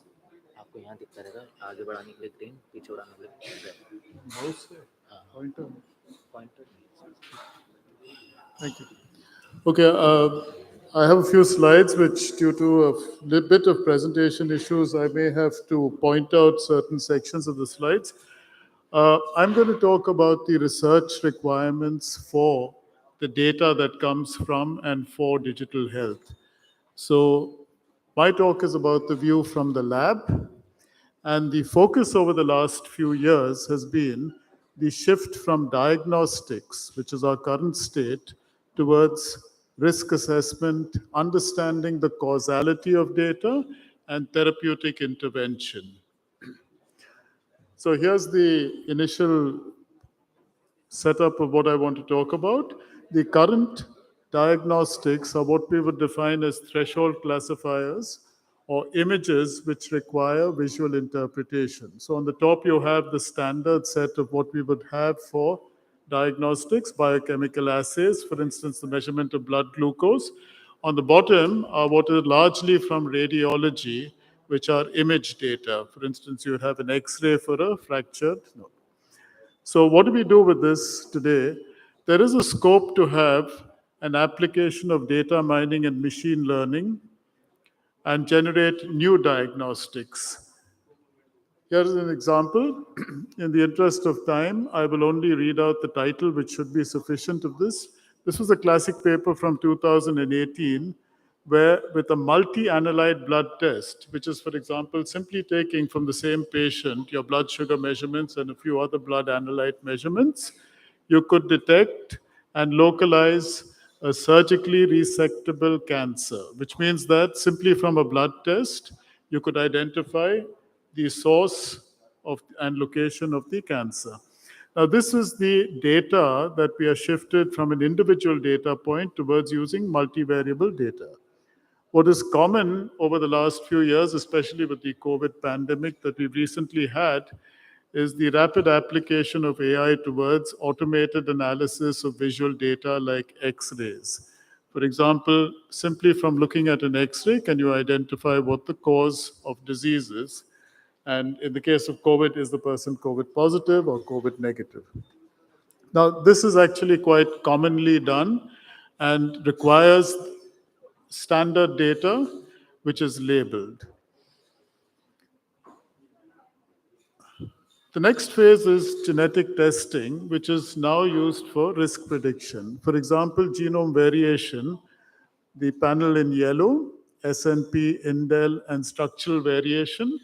Now, these are used for disease detection, risk prediction, early stage detection, for example, breast cancer. It's already in place today. The BRCA analysis is a panel of genes which is useful in detecting and predicting the risk for breast cancer. Now, the area that our students of today are interested in is to look at areas of genomics from epigenetics and from transcriptomics. For example, epigenetics could involve being able to detect changes which don't necessarily mean mutations but are involved with aging. This is an example of transcriptomics. Again, because the slide is a little crowded and we don't have a pointer, I'll just look at the title. But in the middle, you have a bit of patterns that come up. What exactly does this do? This identifies the source of cancer from a blood test by sequencing the transcriptome of one of the blood cells, which is the platelet. And you can identify, at the bottom, you have the kind of choices that are there. One predicts the early stage of the cancer, the type of cancer. So the title is, the cancer is a tumor-educated platelet. And by sequencing this information and identifying from the patterns, you can classify the type of cancer. So these are areas that we call a liquid biopsy. And these are the areas of research that most of the modern or students coming out or working in the labs are looking at identifying for future use. My own research is to use these variations. Again, there are 4 panels over here. Essentially, if we have the structure of a protein, a mutation will cause a change in the structure, and that may be causing disease. In diseases such as neurodegenerative diseases, a mutation in a protein, which could be a risk towards something like Alzheimer's, can be understood by calculating the physical chemistry of the protein's ability to accumulate or aggregate. That's the second panel on the top right. Now, the same algorithms that are used in Google Map or for the network analysis popular with social network analysis have been used in bioinformatics to identify or understand the importance of components responsible for interacting. I've just put them together as network-based modeling, and we can use them for similarities and differences. There are a lot of these networks, and this is what we do in the research lab. We need the data that I talked about. It could be simple measurements. It could be genetic data, which is largely coming up in the last decade. And it could be radiological or image-based medical data. And then we have these kind of models and methods that we can apply. And we are looking at identifying the cause of the disease and therapeutic intervention. So this is what has been happening in the labs in the last 5 to 10 years. And what are we looking forward to with the reference to a newer aspects of the digital health ecosystem? So the newer aspects come in with what is commonly termed big data. And I'm putting it down in an English sentence as correlating an individual's lifestyle attributes, provides additional control variables for prevention and cure of disease. Before I get down to the disease, I'll just describe why this kind of work is useful for being able to identify policy. This is a paper that was published from my group in Malaria Journal about 8 years ago. And essentially, the idea is that can we identify from various data types, in this case, socioeconomic, epidemiological, and geographical features, can we put them down to a map and can we identify hotspots or predict hotspots for the origin of a disease? This was malaria. And can we also go way beyond this to identify which of these features is responsible for causing the disease? So here are some of the features. I'll read them out. Socioeconomic or population, child population, literacy and workforce population. Epidemiology is the annual parasitic index, slides collected and examined. And some of the geographical features are settlement, forest cover, water bodies, rainfall, relative humidity, and temperature. Now, the reason is that geographical features becomes very important because malaria is spread by a mosquito. And therefore, if you have geographical features that support the mosquito, one would think that that is the hotspot area. So we're looking for humidity, rainfall, pools of water, etc. Now, surprisingly, when we built these hotspots, the strongest predictor was actually what is called workforce prediction, workforce participation. So essentially what this means is that if you do not have enough labor for construction activities in the area that has other parameters useful for distributing mosquitoes or for mosquito growth, you have migrant labor, and you also have bad water management in constructions, and the migrant labor bring in malaria, and that is the hotspot spark. So we could identify this. So you see, why is this important for this kind of an audience? When this kind of research is put in place, the policy decisions are not necessarily at the level of treating the disease, but at the level of preventing the disease. So policy is now shifted towards management of migrant labor and management of the health of migrant labor to prevent epidemics in cities. In the case of this particular case of malaria. Now, this was an old paper of about 10 years ago. So when we're looking at modern data, we are looking at things that come in from wearables. This is one of the do-it-yourself kits from a company called MySignals that a student of mine plays with. It essentially takes a point of care data. It has everything from EEGs, ECGs, there's a glucometer and other things that are plugged in. There's even a snore meter, etc. And you get real-time data that comes in. On the left, I've listed out a few of the kind of data types that are interesting to add over here. Dietary habits, activity measurement, fitness parameters, stress levels, and environmental conditions. Why are these useful? Because this adds in additional data that you can also use with data mining and machine learning and with the other kind of algorithms that we use to find a relationship between the environmental factors, lifestyle, and risk assessment. So you get them and correlate them to your data. So this puts together into the overall setup that we have. Within the lab, we have a set of methods, and we handle and access and implement them on data that is generated from the living system. And now when we add to it additional data, we can use these as predictors, and there is a lot of link that comes in where we can add in these parameters as additional parameters towards identifying causality. Now, let me close with the view from the lab. The digital health ecosystem that we are talking about is the infrastructure that supports the transformation from an organization-centric healthcare model to a patient-centric model. These are two definitions that are taken from a standard website, which is the TIGA Healthcare Technologies in this case. Now, the infrastructure also that we are looking at, the components are telehealthcare, wearables, health analysis, visualization, mHealth, and wellness. The point that I want to bring across is the last point on this slide. Analysis protocols are driven by data management and artificial intelligence applications, both of which are being adapted to handle big data, to shift data healthcare from therapy towards prediction or delay the onset of disease. And it's these kind of analysis protocols developed in the lab that need access to data. So I will pause at this stage and wait for Q&A for other things. Thank you very much.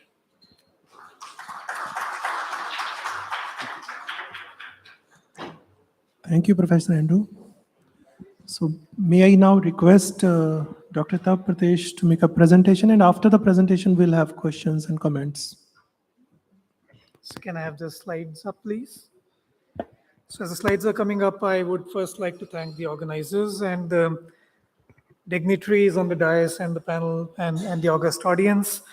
I've been listening to the talks, and the theme that we've been discussing today is basically the standards and the need for standards in the digital ecosystem that is evolving in all fields, including healthcare.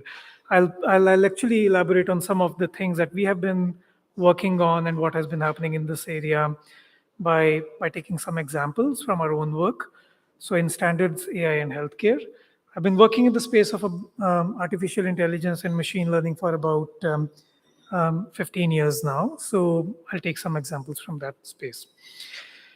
But before I go there, I'll just like to show this slide. This slide is, the article is dated March of 2020, right when the COVID was actually, it was still not announced as a pandemic by the WHO. And the title says an AI epidemiologist sent the first warnings of the Wuhan virus. We had still not named it as the COVID-19 or the HCOV or the SARS-CoV-2. But there was a company, the Blue Dot algorithm, essentially, which had sent out early warning about the spread of such a pandemic. How were they able to do so? Because they had, at the back end, data systems that allowed the mining of these data to understand how the flights data were reporting things about passengers getting sick and so on. And the interesting thing about this is that the Blue Dot company, the founder is Dr. Kamran Khan. It's a Canadian company who is a pediatrician, which again brings the point that essentially the field, digital health, needs both the IT infrastructural capabilities as well as domain expertise along with AI. And it's not coincidental that they published this. Essentially, they have been publishing it, similar studies in the Lancet about the Zika virus. Also, they've done studies on Ebola. The point that I'm trying to make here is that without data, healthcare data at the population scale, which is available in standards that can be mined, AI in healthcare will not take off. And essentially, I think that's where the discussions in digital health space are happening. We see a lot of emphasis on different standards in the syntactical space, in the semantic space, and also the domain expertise space where we need to bring in these standards into effect. We also worked in this space way back in about 2013, where we published a paper in the Lancet Global Health, where we looked at about 200,000 patients' data collected in a format that was a standard format that made use of the ICD standards at that time. And we were able to look at the patterns across India about what do patients in India go to OPDs with, OPD outpatient departments with. So what are the patterns that actually we see at a bigger scale across India? So what ails India was the question that we were asking. And again, this was a question that we could answer because of data that was standardized. And we saw some very interesting patterns across the age groups, how the merging of diabetic and circulatory systems happened, and also how, I'm not having a pointer, but also how the reproductive age group brought together some changes that were only being seen at the population level. So from our lab, this was the first possible use of artificial intelligence algorithms to understand population level health. Since then, we have come a long way, and we know that digital is the way going forward. This is an old report from PricewaterhouseCoopers, I think 2018 report before COVID, and it said that already 59% of patients in India are using some form of digital health. This number, I believe, will be much higher now with the COVID and the transformation that has happened. So I'll speak about some more examples from our work in large data sets, big data, AI, and how it can enable intelligent medicine. So this is a project that we call the Safe ICU project. And this is being done with the All India Institute of Medical Sciences, New Delhi, in the Department of Pediatrics. The question here is that ICUs generate a lot of data. Every patient who gets admitted to the ICUs, they get plugged onto these machines, the heart rate, pulse rate, oxygen saturation, respiratory rate. And these abide some standards, the HL7 standards and so on. Yet, these data are lost in most of the centers in ICUs across India and the world. So our ICU, which is which is an 8-bedded ICU, generates about a gigabyte of data per day, routinely generated and routinely lost. Once we put in the standards and the implementations of warehousing these data, we were able to build from the ground up, and we were able to warehouse about 1.7 million patient hours of continuously monitored data in this ICU from the ground up, which enabled us to build the quality initiatives in the ICU, such as which baby is in the right oxygen saturation range, how is the antibiotic usage in our ICU, and so on, which could not have been done without the use of the digital standards such as the HL7, FHIR, and so on. And then we can get predictive, not just putting quality initiatives, but also predicting which baby or child is going to crash in the next few hours. That's what we did. So essentially, you can see that the red line is the point at which the baby or the child actually is detected with a disease like shock or sepsis or an infection. The black line is where we try to predict that this child is going to go into sepsis or shock in the next 24 hours. And we were able to do this with different modalities of imaging, text, and time series. Again, the point that I'm trying to make is that medical data are all heterogeneous at this point of time. And there are many standards for imaging, for example, DICOM standards, time series follow their own standards, text, we are having evolving standards and so on. But there is a need for bringing together a unified platform where these standards can actually play a plug and play role and can be brought together for clinical decision making. These models generalize beyond a certain ICU. So here we show in more than 200 ICUs across the US and India, our models are able to perform in cardiac, cardiothoracic, surgical, medical, neuro ICUs, and so on. The next example that I'm going to make is about COVID-19. So COVID-19 has generated a lot of data around the globe, and this includes research data sets. We have something called FAIR data, findable, accessible, interoperable, and reusable standards for research data. But guess what? These data are really not fair because we cannot easily, in a machine-readable format, take two data sets and say that we can combine these 3 different COVID data sets and make an inference about the pathogenesis or patterns for COVID, even though they are fair by definition. So we are creating a COVID-19 data commons toolkit where we use standards such as the SNOMED CT. We combine them with state-of-the-art natural language processing models, which are the transformer-based approaches, which are the state-of-the-art in AI, to really figure out what data sets can be tendered together, so to say. And again, the same can be done for hospital data. We use the standards which are specified by the government of India, which is NDHM, the National Digital Health Mission. Now it is ABDM, the Ayushman Bharat Digital Mission, and so on our platform. This platform is available online from our lab. It hosts AI solutions which predicts strain emergence, evidence from literature, which is evidence flow. All these are peer-reviewed published studies. And Vaccine, which makes use of optimization algorithms for vaccine distribution across the states of India. This is the snapshot of the platform called the Integrated Federated Health Platform. I'll skip some of this because I know we are running out of time, but what I'm trying to say here is that because there are standards put into place in data sets, such as the genomic data sets, we are able to build AI models and approaches which have actually enabled on-the-ground decision-making. So this is an example from our work where we used state-of-the-art language models, the same models which predict which word is coming up next in your email on Google or on Google search. So we use those to really read the virus genome sequence just as words in the sequence, and then basically understand patterns across 17 different countries more than 3 million sequences read by our models across 17 different countries. And then we were able to find what are the patterns in these sequences which are predictive of surges of COVID-19 in the future, up to 2 months ahead of time.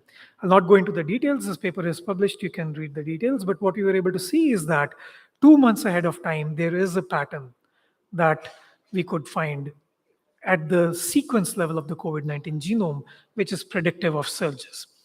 At the back end, it actually fits with the evolutionary properties of the virus. We were able to show this is true for many different countries, statistically significant, and we built a platform for a dashboard on our platform for predicting case surges. And this platform actually showed all the 4 case surges that happened in India up to 2 months in advance. It's called Strain Flow, and this is the paper.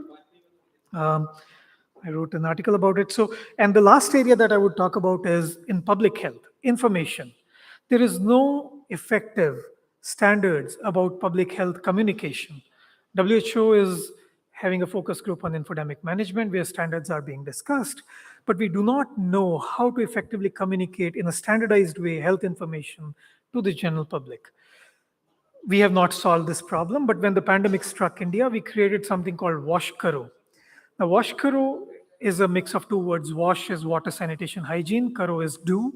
So do wash, essentially for bringing right information to the right people in the right format at the right time.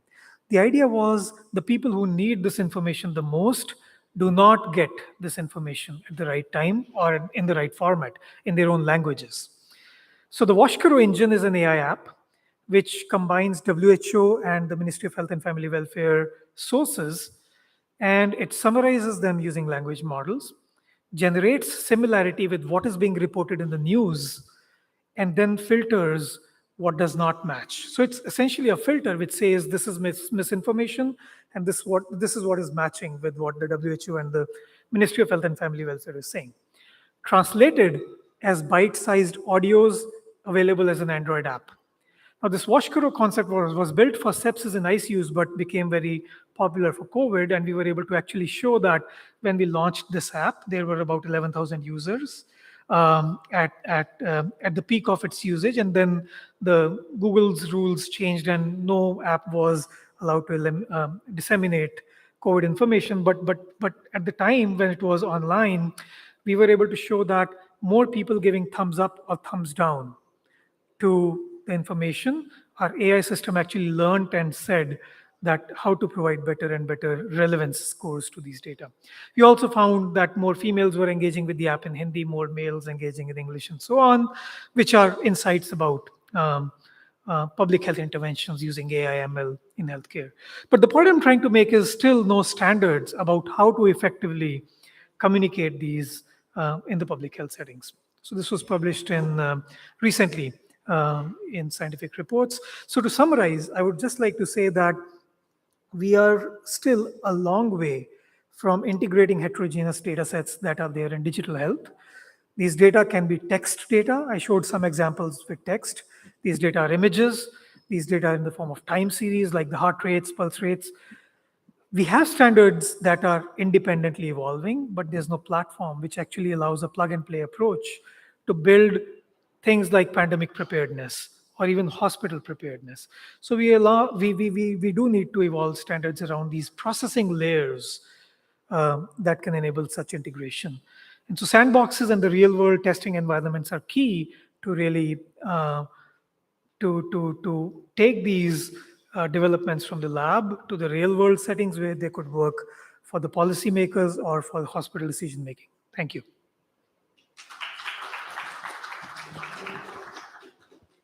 Thank you, Dr. Tapradesh.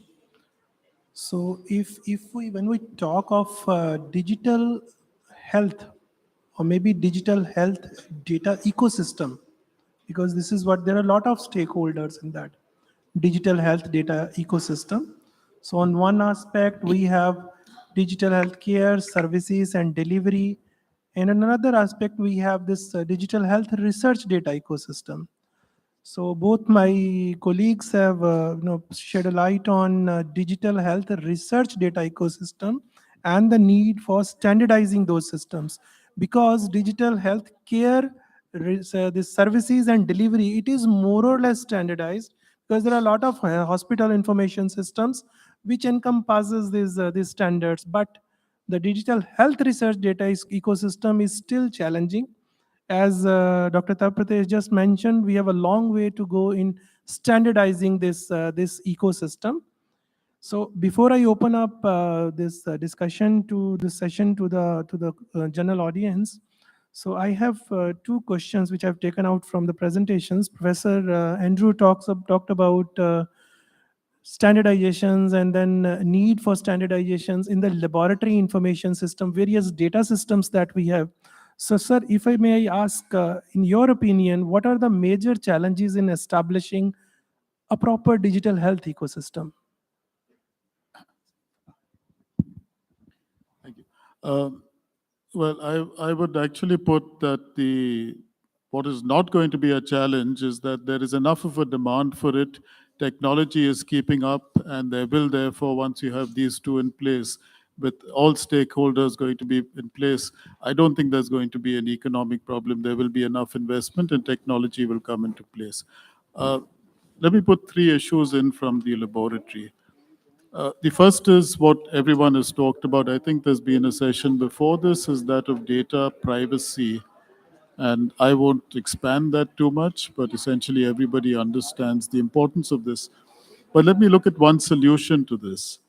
In rare diseases, people who have the rare disease are too few in number for government policy or for other things to work at the level of someone to invest in them. So essentially, they have to help themselves. So what has happened over the last 20 years is that the rare disease communities have formed using the power of networked systems to be able to form portals that are unique to that particular rare disease. And the experts that link in at the back end can talk to each other, and the data is freely shared within that closed community. So this is one solution also that comes in with for data privacy, because closed communities become useful and the data is shared within them. The second aspect is that of data accessibility for research.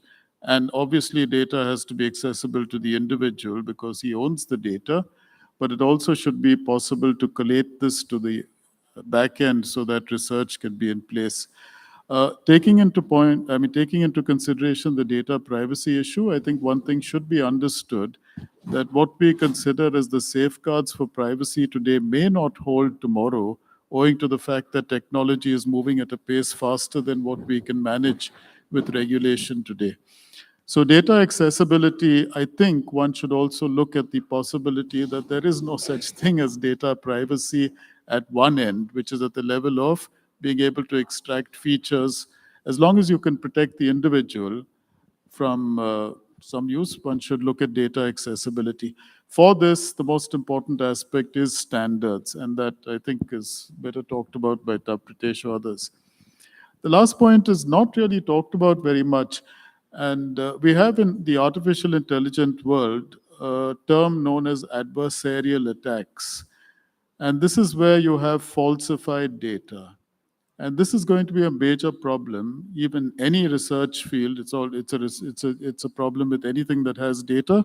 It's also going to come in badly or big with digital health. Now, it could be because of malicious use, it could be because of mischievous use. But when you have data that is corrupted or data that is fabricated, that's going to be one of the issues. So I'm bringing these 3 points from the research perspective. Again, I do not think building the infrastructure is going to be a problem. But why I bring in these points is that regulation and policy is going to, at one stage or the other, control data privacy, data accessibility, and you should be able to have some regulation also to prevent malicious or mischievous corruption of this kind of data. So how much of a brake we put with regulation or policy on data privacy and accessibility, I think will be one of the major challenges that come in with building this digital health ecosystem. Thank you. Well said, sir. Yeah, thank you. So, Dr. Sethi, I have one question which I've taken out from, because you have emphasized on standardization of different data systems.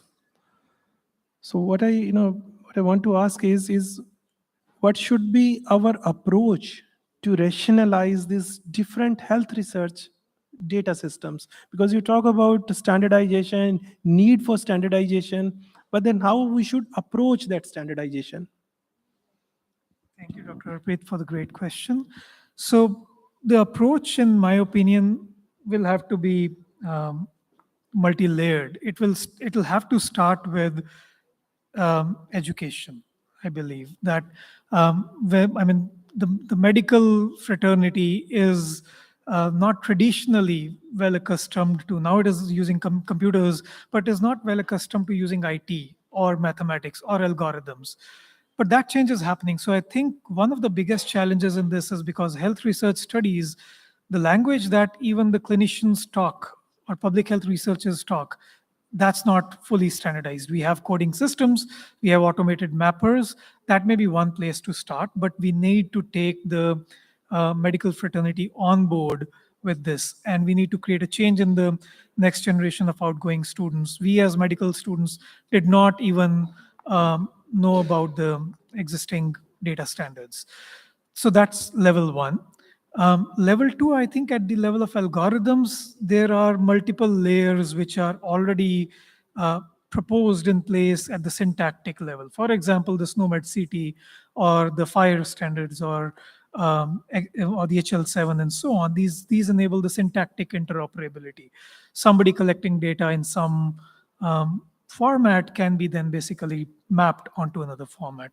However, there is semantic interoperability. Does the mapping ensure or guarantee that the meaning is preserved or not? And that's a slightly higher form of interoperability, where I think that's where the language models come in.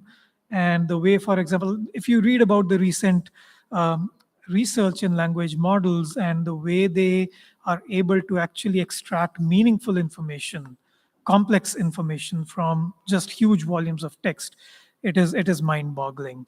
So I think that the language models will have some role to play in understanding of the complex, diverse, large data sets and extracting meaning out of them, which will basically go a little bit towards semantic interoperability.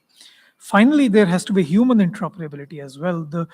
And that's the toughest layer to crack, because we know that even two doctors may not agree on the same diagnosis, and the inter-observer agreement is maybe 60% in most of the cases. So how do we achieve that is the next level. But I think that may be an approach that could be taken. Thank you. I agree with Dr. Sethi. He has actually put up a roadmap for how to introduce standards in the digital health ecosystem. I just want to share one story with you. Just 2 days back, I was presenting at a meeting which was participated by approximately 500 doctors from a very prestigious medical college. And at the end of the presentation, I asked that how many of you know about HL7? No. How many you know about SNOMED? No. So this is something that we need to put up at the policy level, at the regulation level, maybe introduce some courses or 2 credit or 4 credit courses on health informatics or health information exchange to the young clinicians, so that this culture of generating structured data source should start right in the beginning. So now I think we should open the floor for audience for any question, any specific question. Yes, please.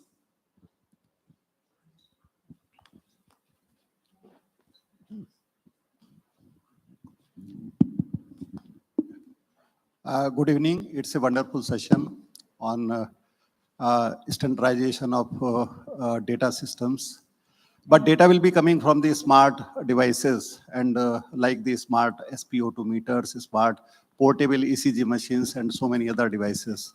And these devices are being used by the various the individuals, as well as will be used mainly in the rural India in futures. ICT standards as well as the EMI standards, they are already in place. Whether the to monitor the quality of these devices, is there any standards released by National Accreditation Board for Health or National Digital Health Mission, and the policy, any policy released by the government? Thank you.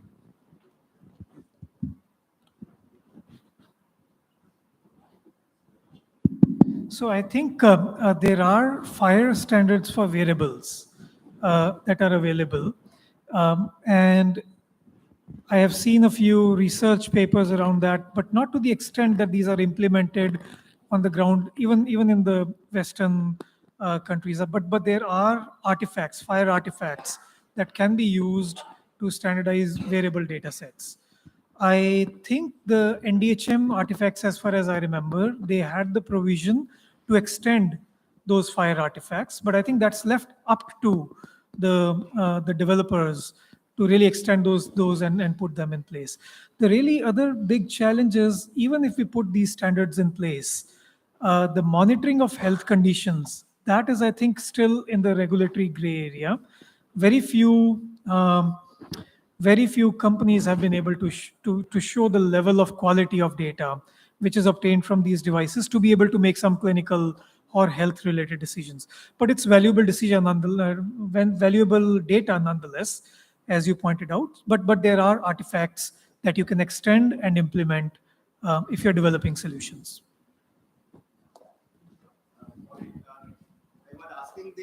For monitoring the quality of these devices. The quality of those devices. Yeah, and the test labs available in the country or across the globe for monitoring the quality of smart devices which are being developed, like the portable ECG monitor or the SpO2 monitor or the this smart thermometer. Because if the temperature is not correct, whether the ICT standards are good and they will be transmitting the same temperature, but the body temperature is not correct, then it will not give the correct prediction. Yeah. That's a great question. I'm not aware of quality of device standards, but that may be my limited knowledge. Yeah. Okay. So, sir, No, thank you. There are multiple agencies which are looking at it. And two such agencies is, one is this Department of Health Research, which has initiated a program, Health Technology Assessment. So where these devices and various products are evaluated from their implementation. And then the second is BIS. They have initiated, but again, we are not very much aware of those developments. Thank you. My question. Sorry, can I just make a short comment? See, the wearables are largely at the level of the consumer, and to my knowledge, there's no real regulation on the production aspect and quality standards.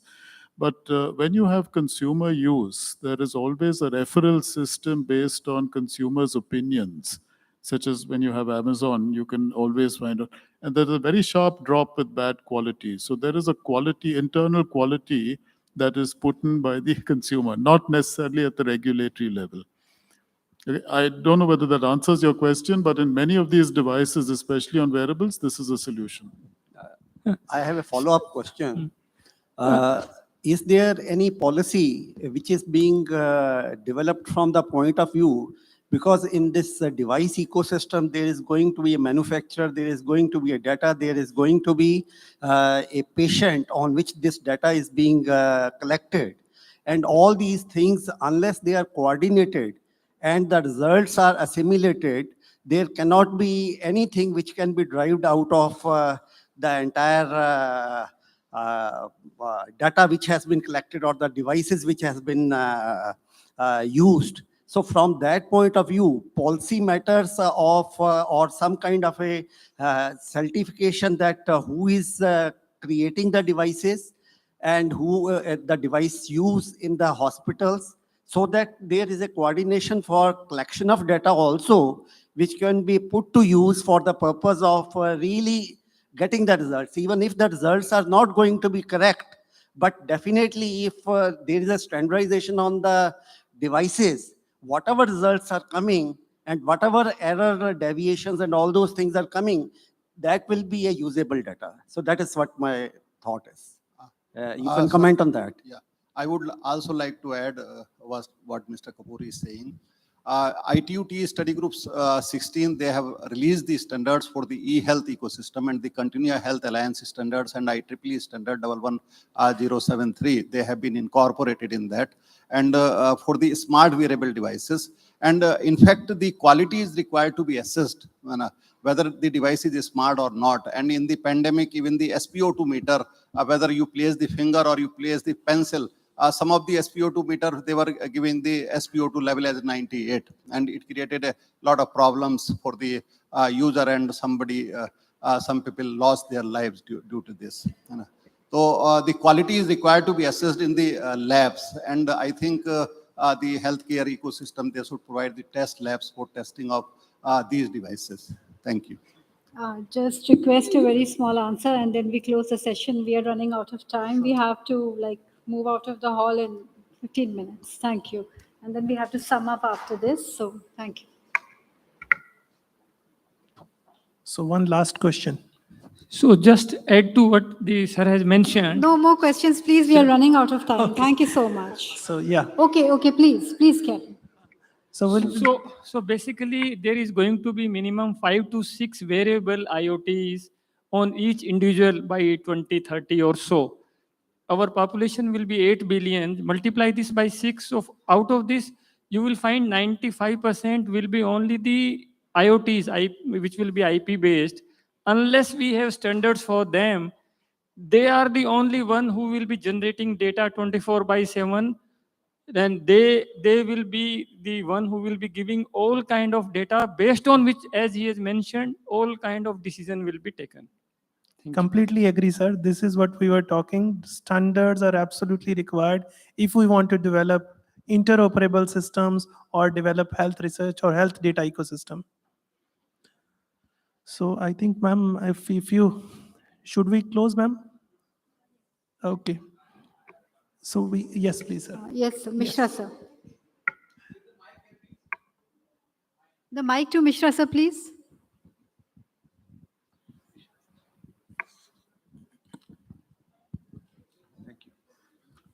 Thank you. I can, of course, I have to speak after, say, this panel say, closes. But then I could not restrain myself from especially thanking the 3 scientists and doctors and professors here.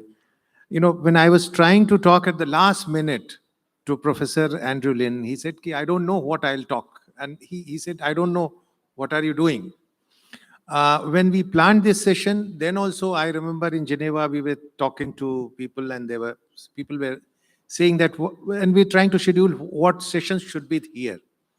I can only say that your question and answer session very clearly has laid down the maybe takeaway for me when I am presenting this to outcomes of this. We'll be making a summary and we'll be presenting it to the 3-day meeting, which will happen. Perhaps we'll take away, and we have got some very, very valuable inputs from all of you, all 3 of you. And I'm really thankful to the moderator. He has simply summarized, and then the 2 speakers. So really, really very thankful to you. And I have got a lot of, in fact, this, I would say that I assure you that this would start some of the study groups our friend Mr. Sushil Kumar has mentioned. Some work is going on, but then nobody knows what is happening elsewhere. It has to be shared.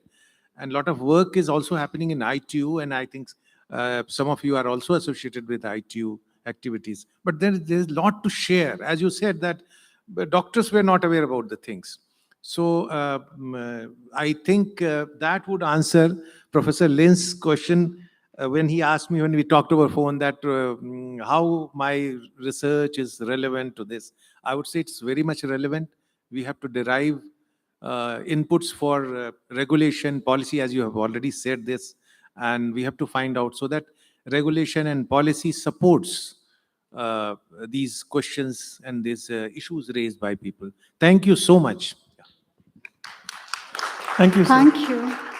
I would just request DG and NICF, Mr. Pandaji, to kindly present mementos to our distinguished panelist and moderator. Mr. Panda.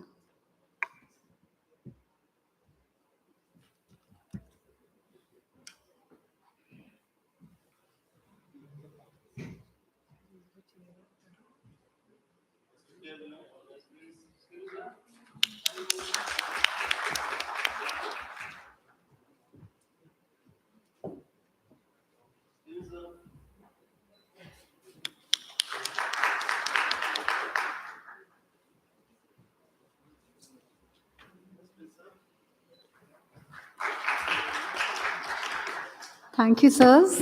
Thank you. Now, we have the concluding remarks. I would invite Mr. Shailendra Kumar Mishra, Chairman, ITUT SG3 Regional Group for Asia and Oceania. Mishra, sir, for the concluding remarks.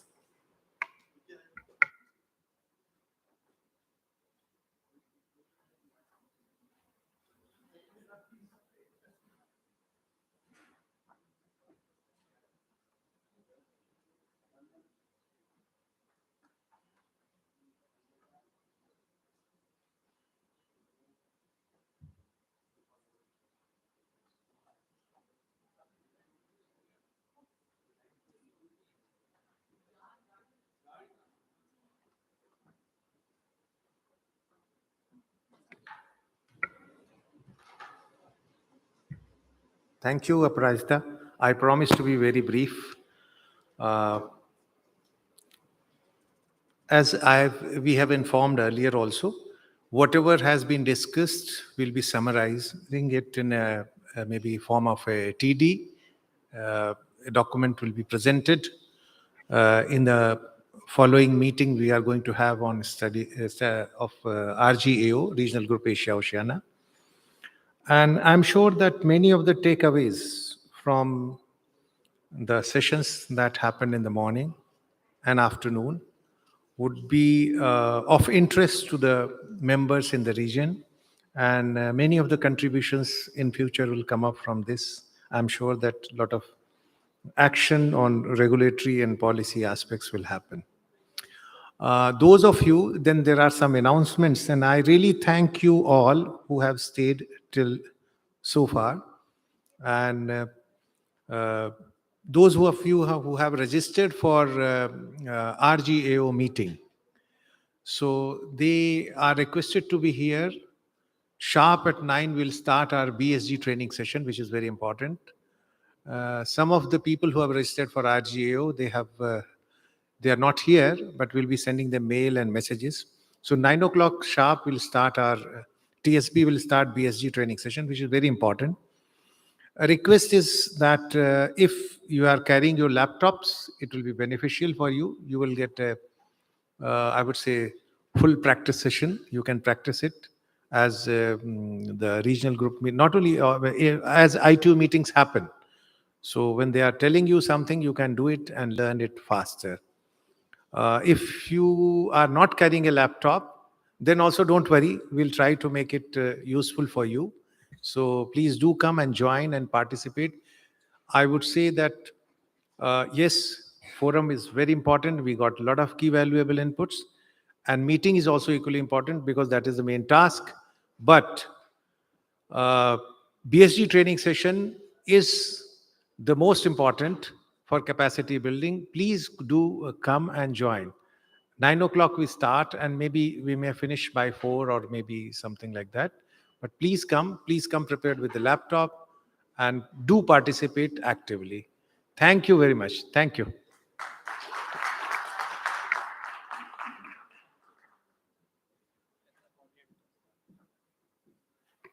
Thank you, sir, for a very brief and consolidated summing up. We are right on time, so we close for the day. And tomorrow the session starts at 9 a.m. Thank you all. Thank you.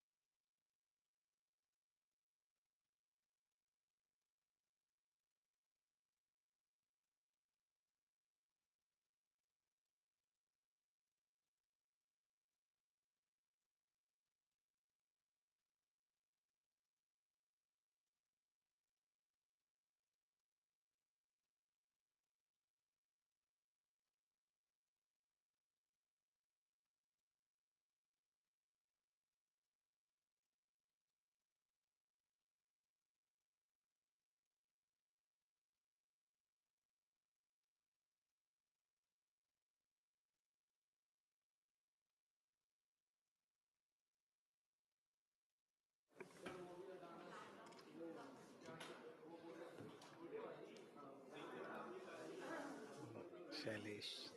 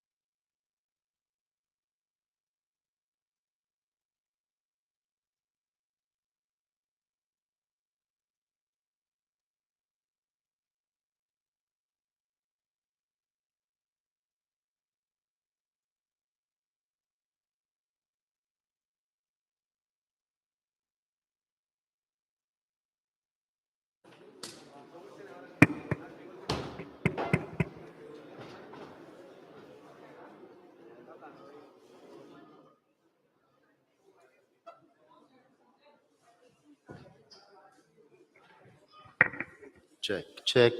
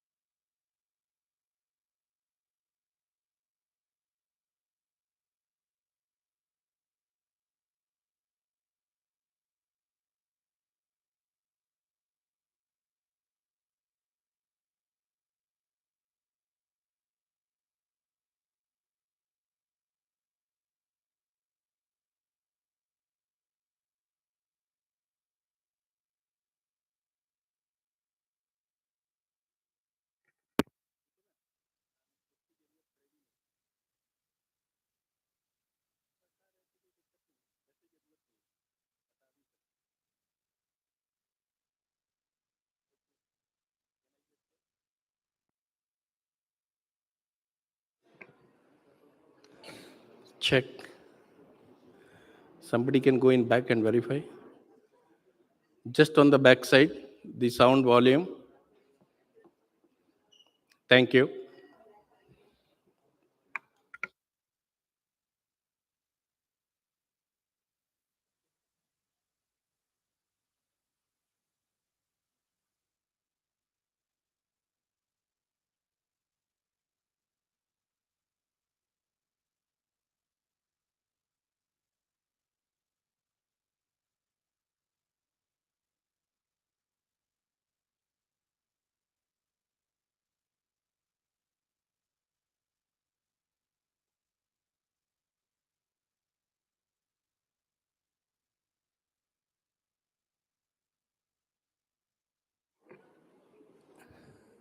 Can you run the videos, please?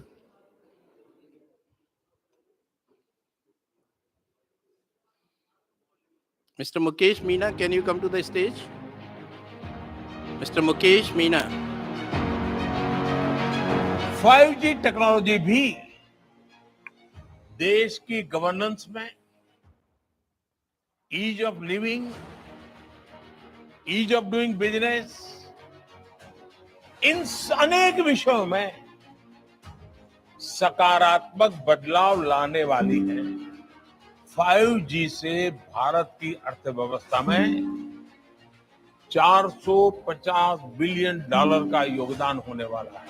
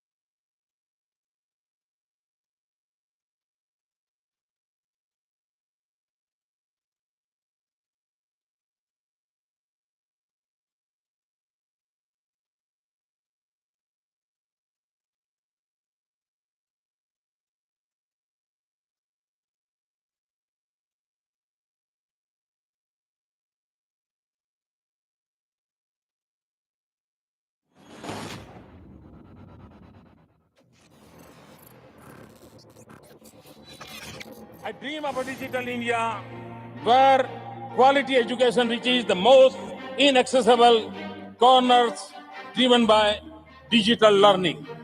I dream of a digital India where quality healthcare collaborates right up to the remotest region powered by e-healthcare. I dream of a digital India where farmers are empowered with real-time information to the connected with the global markets. प्रधानमंत्री जी के इसी vision से हुई शुरुआत। Digital हो गया India मेरा, गई निराशा, हुआ सवेरा। कोरोना संकट जब आया, पूरा संसार बड़ा घबराया। डिजिटल इंडिया की स्कीमें संग रही और साथ निभाया।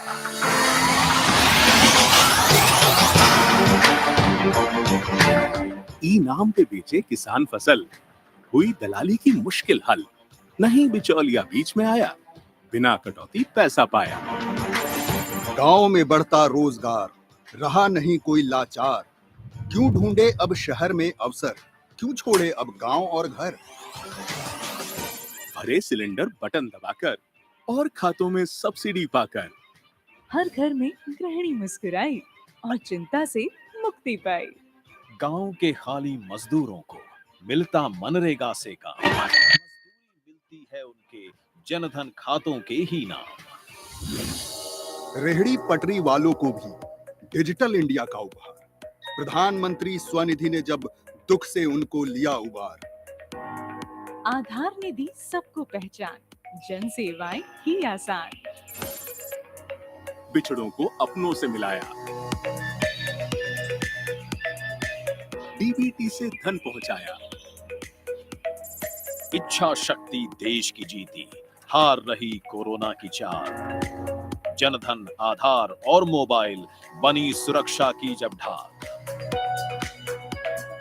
ऐसे वक्त में डिजिटल इंडिया रहा देश में सबके साथ। Prime Minister Modi ji's vision is to transform people's lives using digital technology.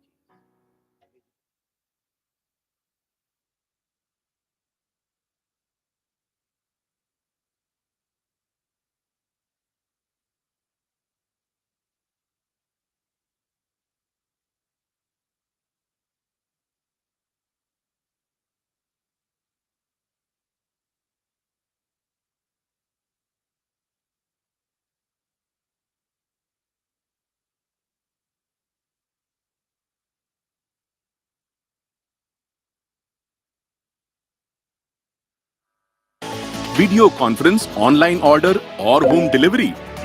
Lockdown में भी रहे tension free.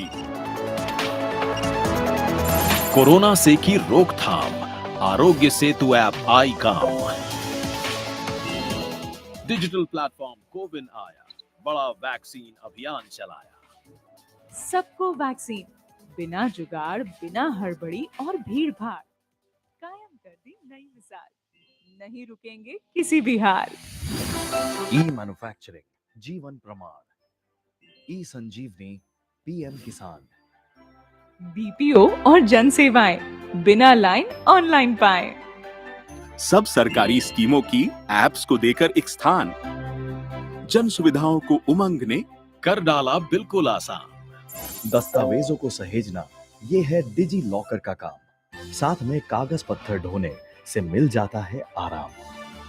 Government e market place पे टेंडर से मिलते ऑर्डर, छोटे व्यापारी को भी मिलती पारदर्शिता संग डगर। जीएसटीए ने सरल करे वस्तु सेवा कर भरना, व्यापारी ने छोड़ दिया अब अनुपालन से डरना। टोल्स के ट्रैफिक से देकर फास्ट टैग ने आजादी, इमरजेंसी में राहत दी, रोकी वक्त की बर्बादी। नमस्कार। As we celebrate Azadi Ki Amrit Mahotsav and 75 years as an independent India, we also celebrate the last 7 years of Digital India and the empowerment and the inclusion that Digital India unleashed across the country. Looking forward to India at 2047, when India will be 100 years as an independent nation, I can forecast and I hope technology and digital India will fully deliver on the vision that our Honorable Prime Minister holds dear to him, which is Sabka Saath, Sabka Vikas, and prosperity for all Indians. DG बुनाई पाकर बुनकर सहेज लेते DG धरोहर जल्दी होते उनके काम मिलते कला को नए आयाम भेदभाव के बिना पाटती हर एक पुरानी खाई को। पीएमजी दिशा अपने अजियारों से धोती हर काली परछाई को। इस माटी की गौरव गाथा डिजिटल इंडिया भी गाए, हर वंचित तक अपने लाभों को पहुंचाती ही जाए। हर चेहरा मुस्कान भरा हो। हमने देखा है सपना।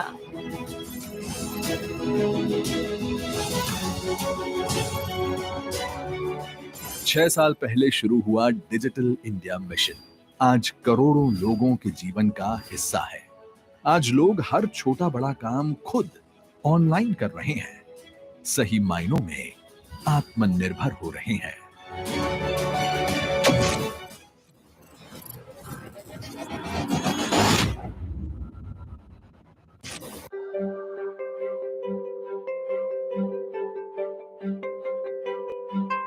India is home to over 18% of world population, that is 1.4 billion people, and the largest democracy with diverse religions, cultures, languages, challenges, and opportunities as well. India has experienced that digital transformation is not a destination, but a multifaceted, complex journey that requires collaboration between many diverse stakeholders. India, my country, and we all Indians believe in the philosophy of Vasudhaiva Kutumbakam, a Sanskrit phrase meaning that the whole world is one single family.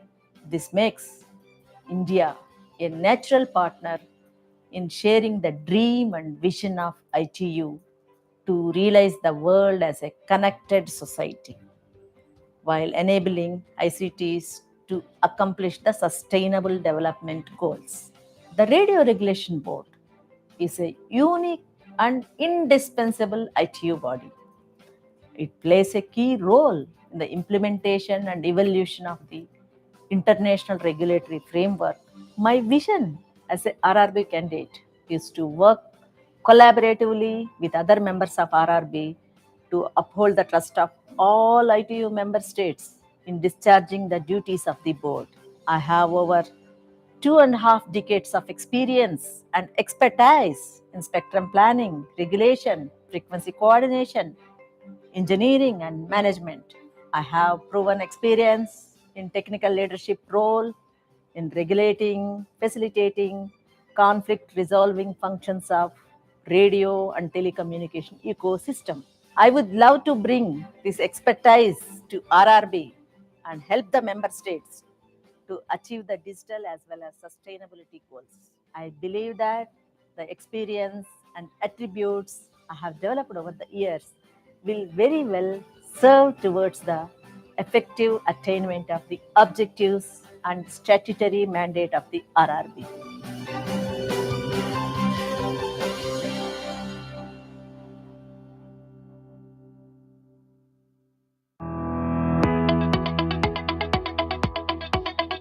Digital ecosystem is becoming a foundation for businesses, governments, communities, people to connect seamlessly and share information.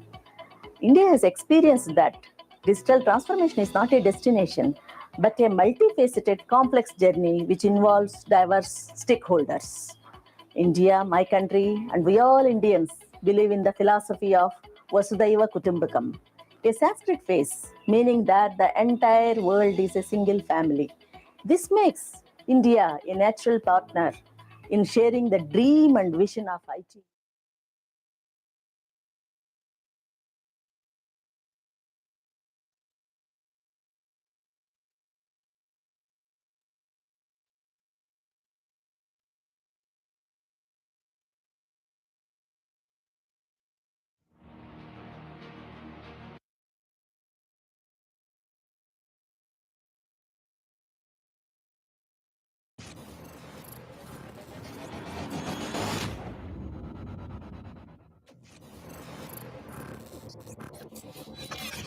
I dream of a digital India where quality education reaches the most inaccessible corners driven by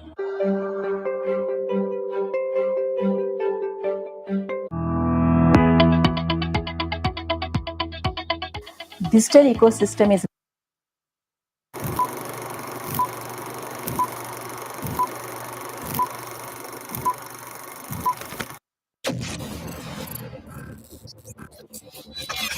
I dream of a digital India.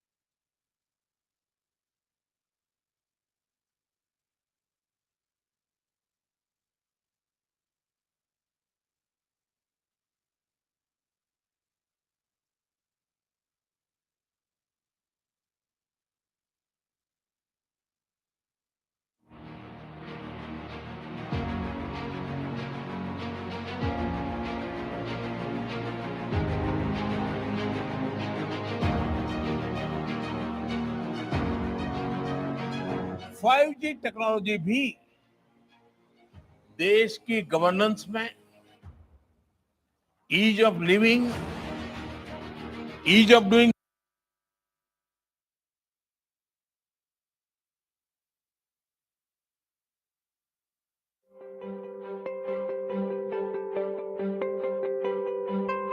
India is home to over 18%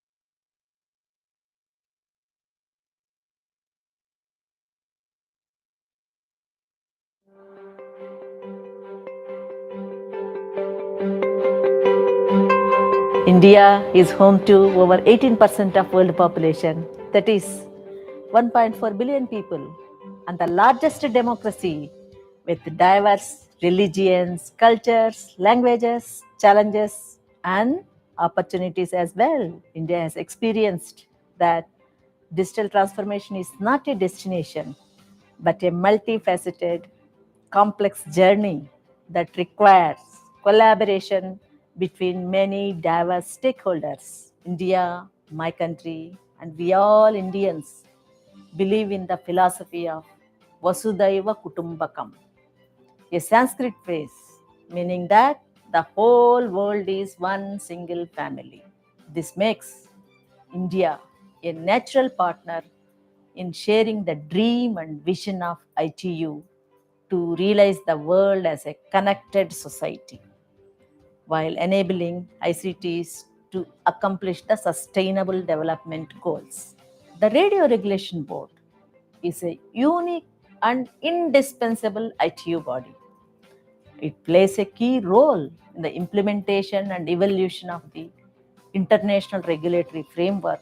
My vision as a RRB candidate is to work collaboratively with other members of RRB to uphold the trust of all ITU member states in discharging the duties of the board. I have over 2.5 decades of experience and expertise in spectrum planning, regulation, frequency coordination, engineering, and management.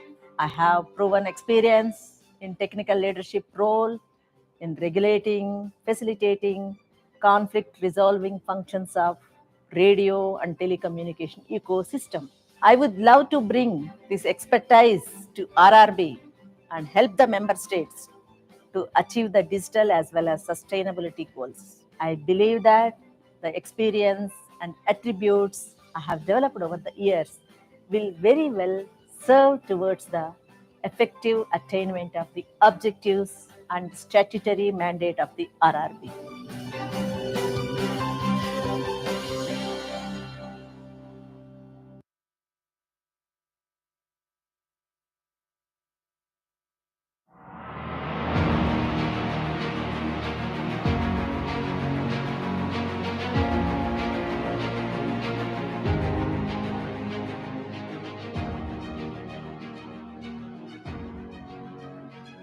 Five G technology भी देश की governance में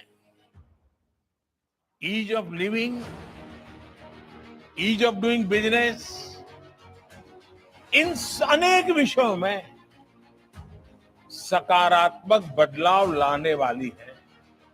5G से भारत की अर्थव्यवस्था में $450 billion का योगदान होने वाला है।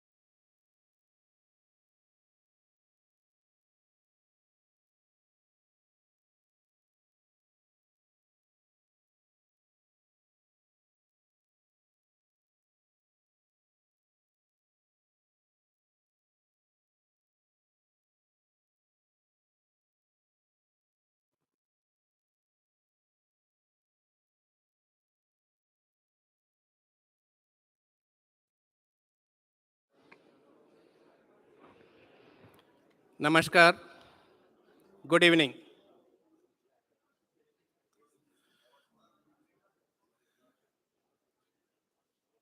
Kindly be seated.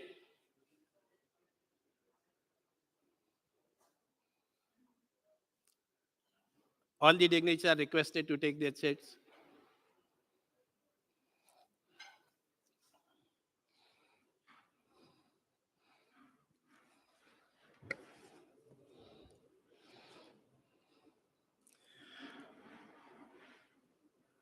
This is very important event for all of us due to multiple reasons. The first reason is this is being hosted in the honor of our Indian candidature for the member of Radio Regulation Board of the International Telecommunication Union in the form of Ms. M. Revati.